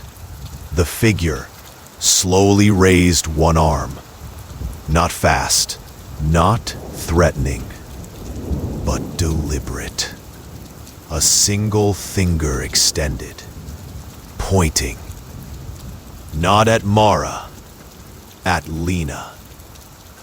Her blood ran cold. The finger lowered. The figure stepped backward. Not turning, not shifting, just sliding back into the darkness, until the hallway swallowed it. The footsteps resumed, soft, slow, moving toward the front door. Then, click. The lock turned, unlocked, opened, closed. Silence returned. The heater hummed again.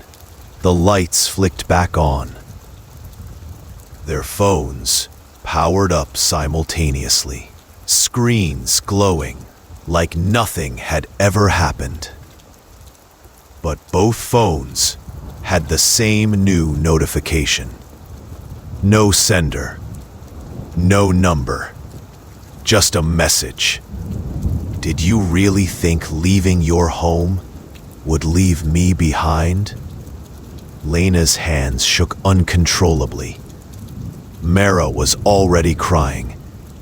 And outside, in the street, the wind carried something that sounded like laughter. Not loud, not human, not close, but coming. Ravenhill, 1 week later. Mara's house no longer felt like a shelter. Not after that night. Not after realizing the dark didn't need broken windows or unlocked doors. It didn't need hallways or walls or keys. It followed her. It followed Lena, no matter where she slept, no matter how many locks were added, no matter how bright the lights were. For days, Lena and Mara avoided speaking of it. They moved through the house like ghosts, afraid words might draw its attention. But silence offered no safety. Every night at 3:14, the same things happened. The lights went out. The air grew cold. The house held its breath. And footsteps walked the halls. They never saw the figure fully again. But sometimes, Lena felt someone standing just behind her, close enough that she could feel breath on the back of her neck. Sometimes, she woke with the sense that she had been watched for hours. Sometimes, she woke with her phone camera open, recording her sleeping. She never pressed record. She never remembered moving. She never wanted to listen to the audio, but did once, just once. Breathing, not hers. Slow, steady, patient. Then Mara found something. One quiet morning, Mara appeared in the hallway holding Lena's journal. Except Lena hadn't written in it, not for months. Mara's hands trembled. Lena? She flipped the journal open. The pages were filled, line after line, paragraph after paragraph, written in Lena's handwriting. But the entries weren't memories. They were timestamps. Every night at 3:14 a.m. And descriptions, not of the figure, of Mara standing at the window again, breathing slower tonight. She doesn't know she looks brightest in the dark. She doesn't know she'll come with me soon. Lena's throat tightened. I didn't write this. Mara looked up, her face pale, her voice hollow. I know, because the entries continued. They described things that hadn't happened yet. Dates, times, and at the bottom of the newest page, tomorrow, 3:14 a.m., she opens the door. She doesn't come back. Mara stared at Lena. I won't open the door, she whispered. Lena didn't answer, because something inside her already knew. The journal didn't predict. The journal recorded what was already going to happen. They didn't sleep, just waited. The clock ticked. 3:13 a.m. Lena held Mara's hand. The house was silent. 3:14. The lights flickered, went out. The cold returned. Footsteps. Slow. Not from the hallway. Not from inside the house. From the front porch, the door handle turned. Mara squeezed Lena's hand tighter. Don't move, Lena whispered. The door opened, just an inch. Cold night air slid across the floor. Mara's hand loosened. Lena turned to her sharply. No, no, stay with me. But Mara's eyes were distant, not frightened, just calm, as if she were hearing something Lena could not. A voice, calling her, soft, familiar. Mara stood, walked to the door. Lena couldn't move, her body frozen by something heavy and unseen pressing against her chest. Mara stepped outside. The door closed behind her. Silence. The lights came back on. The house exhaled. Lena sat alone on the couch, staring at the closed front door, her cheeks wet with tears she didn't remember shedding. She stood slowly and walked to the table where the journal lay open. The newest page was no longer blank. A fresh line of handwriting appeared as she watched. She walked into the dark, and I followed. A second line formed, slow, deliberate. You will too. Lena closed the book. She didn't scream. She didn't run. She simply turned off the lamp beside her, letting the room fall into shadow. Because she understood now. It had never been stalking her. It had always been waiting. And she had always been the one walking toward it. To those who wander in the shadows until the final whisper, thank you. Thank you for allowing my words to be the quiet voice in the stillness of your night. There's a strange and beautiful magic in the way we choose to explore the darkness together, isn't there? A silent pact between storyteller and listener, bound by a shared curiosity for what lies just beyond the light. I hope the tales we unraveled tonight found a home in your imagination. I hope they provided that perfect haunting shiver, the kind that reminds you you're thrillingly alive. This shared space exists because of you.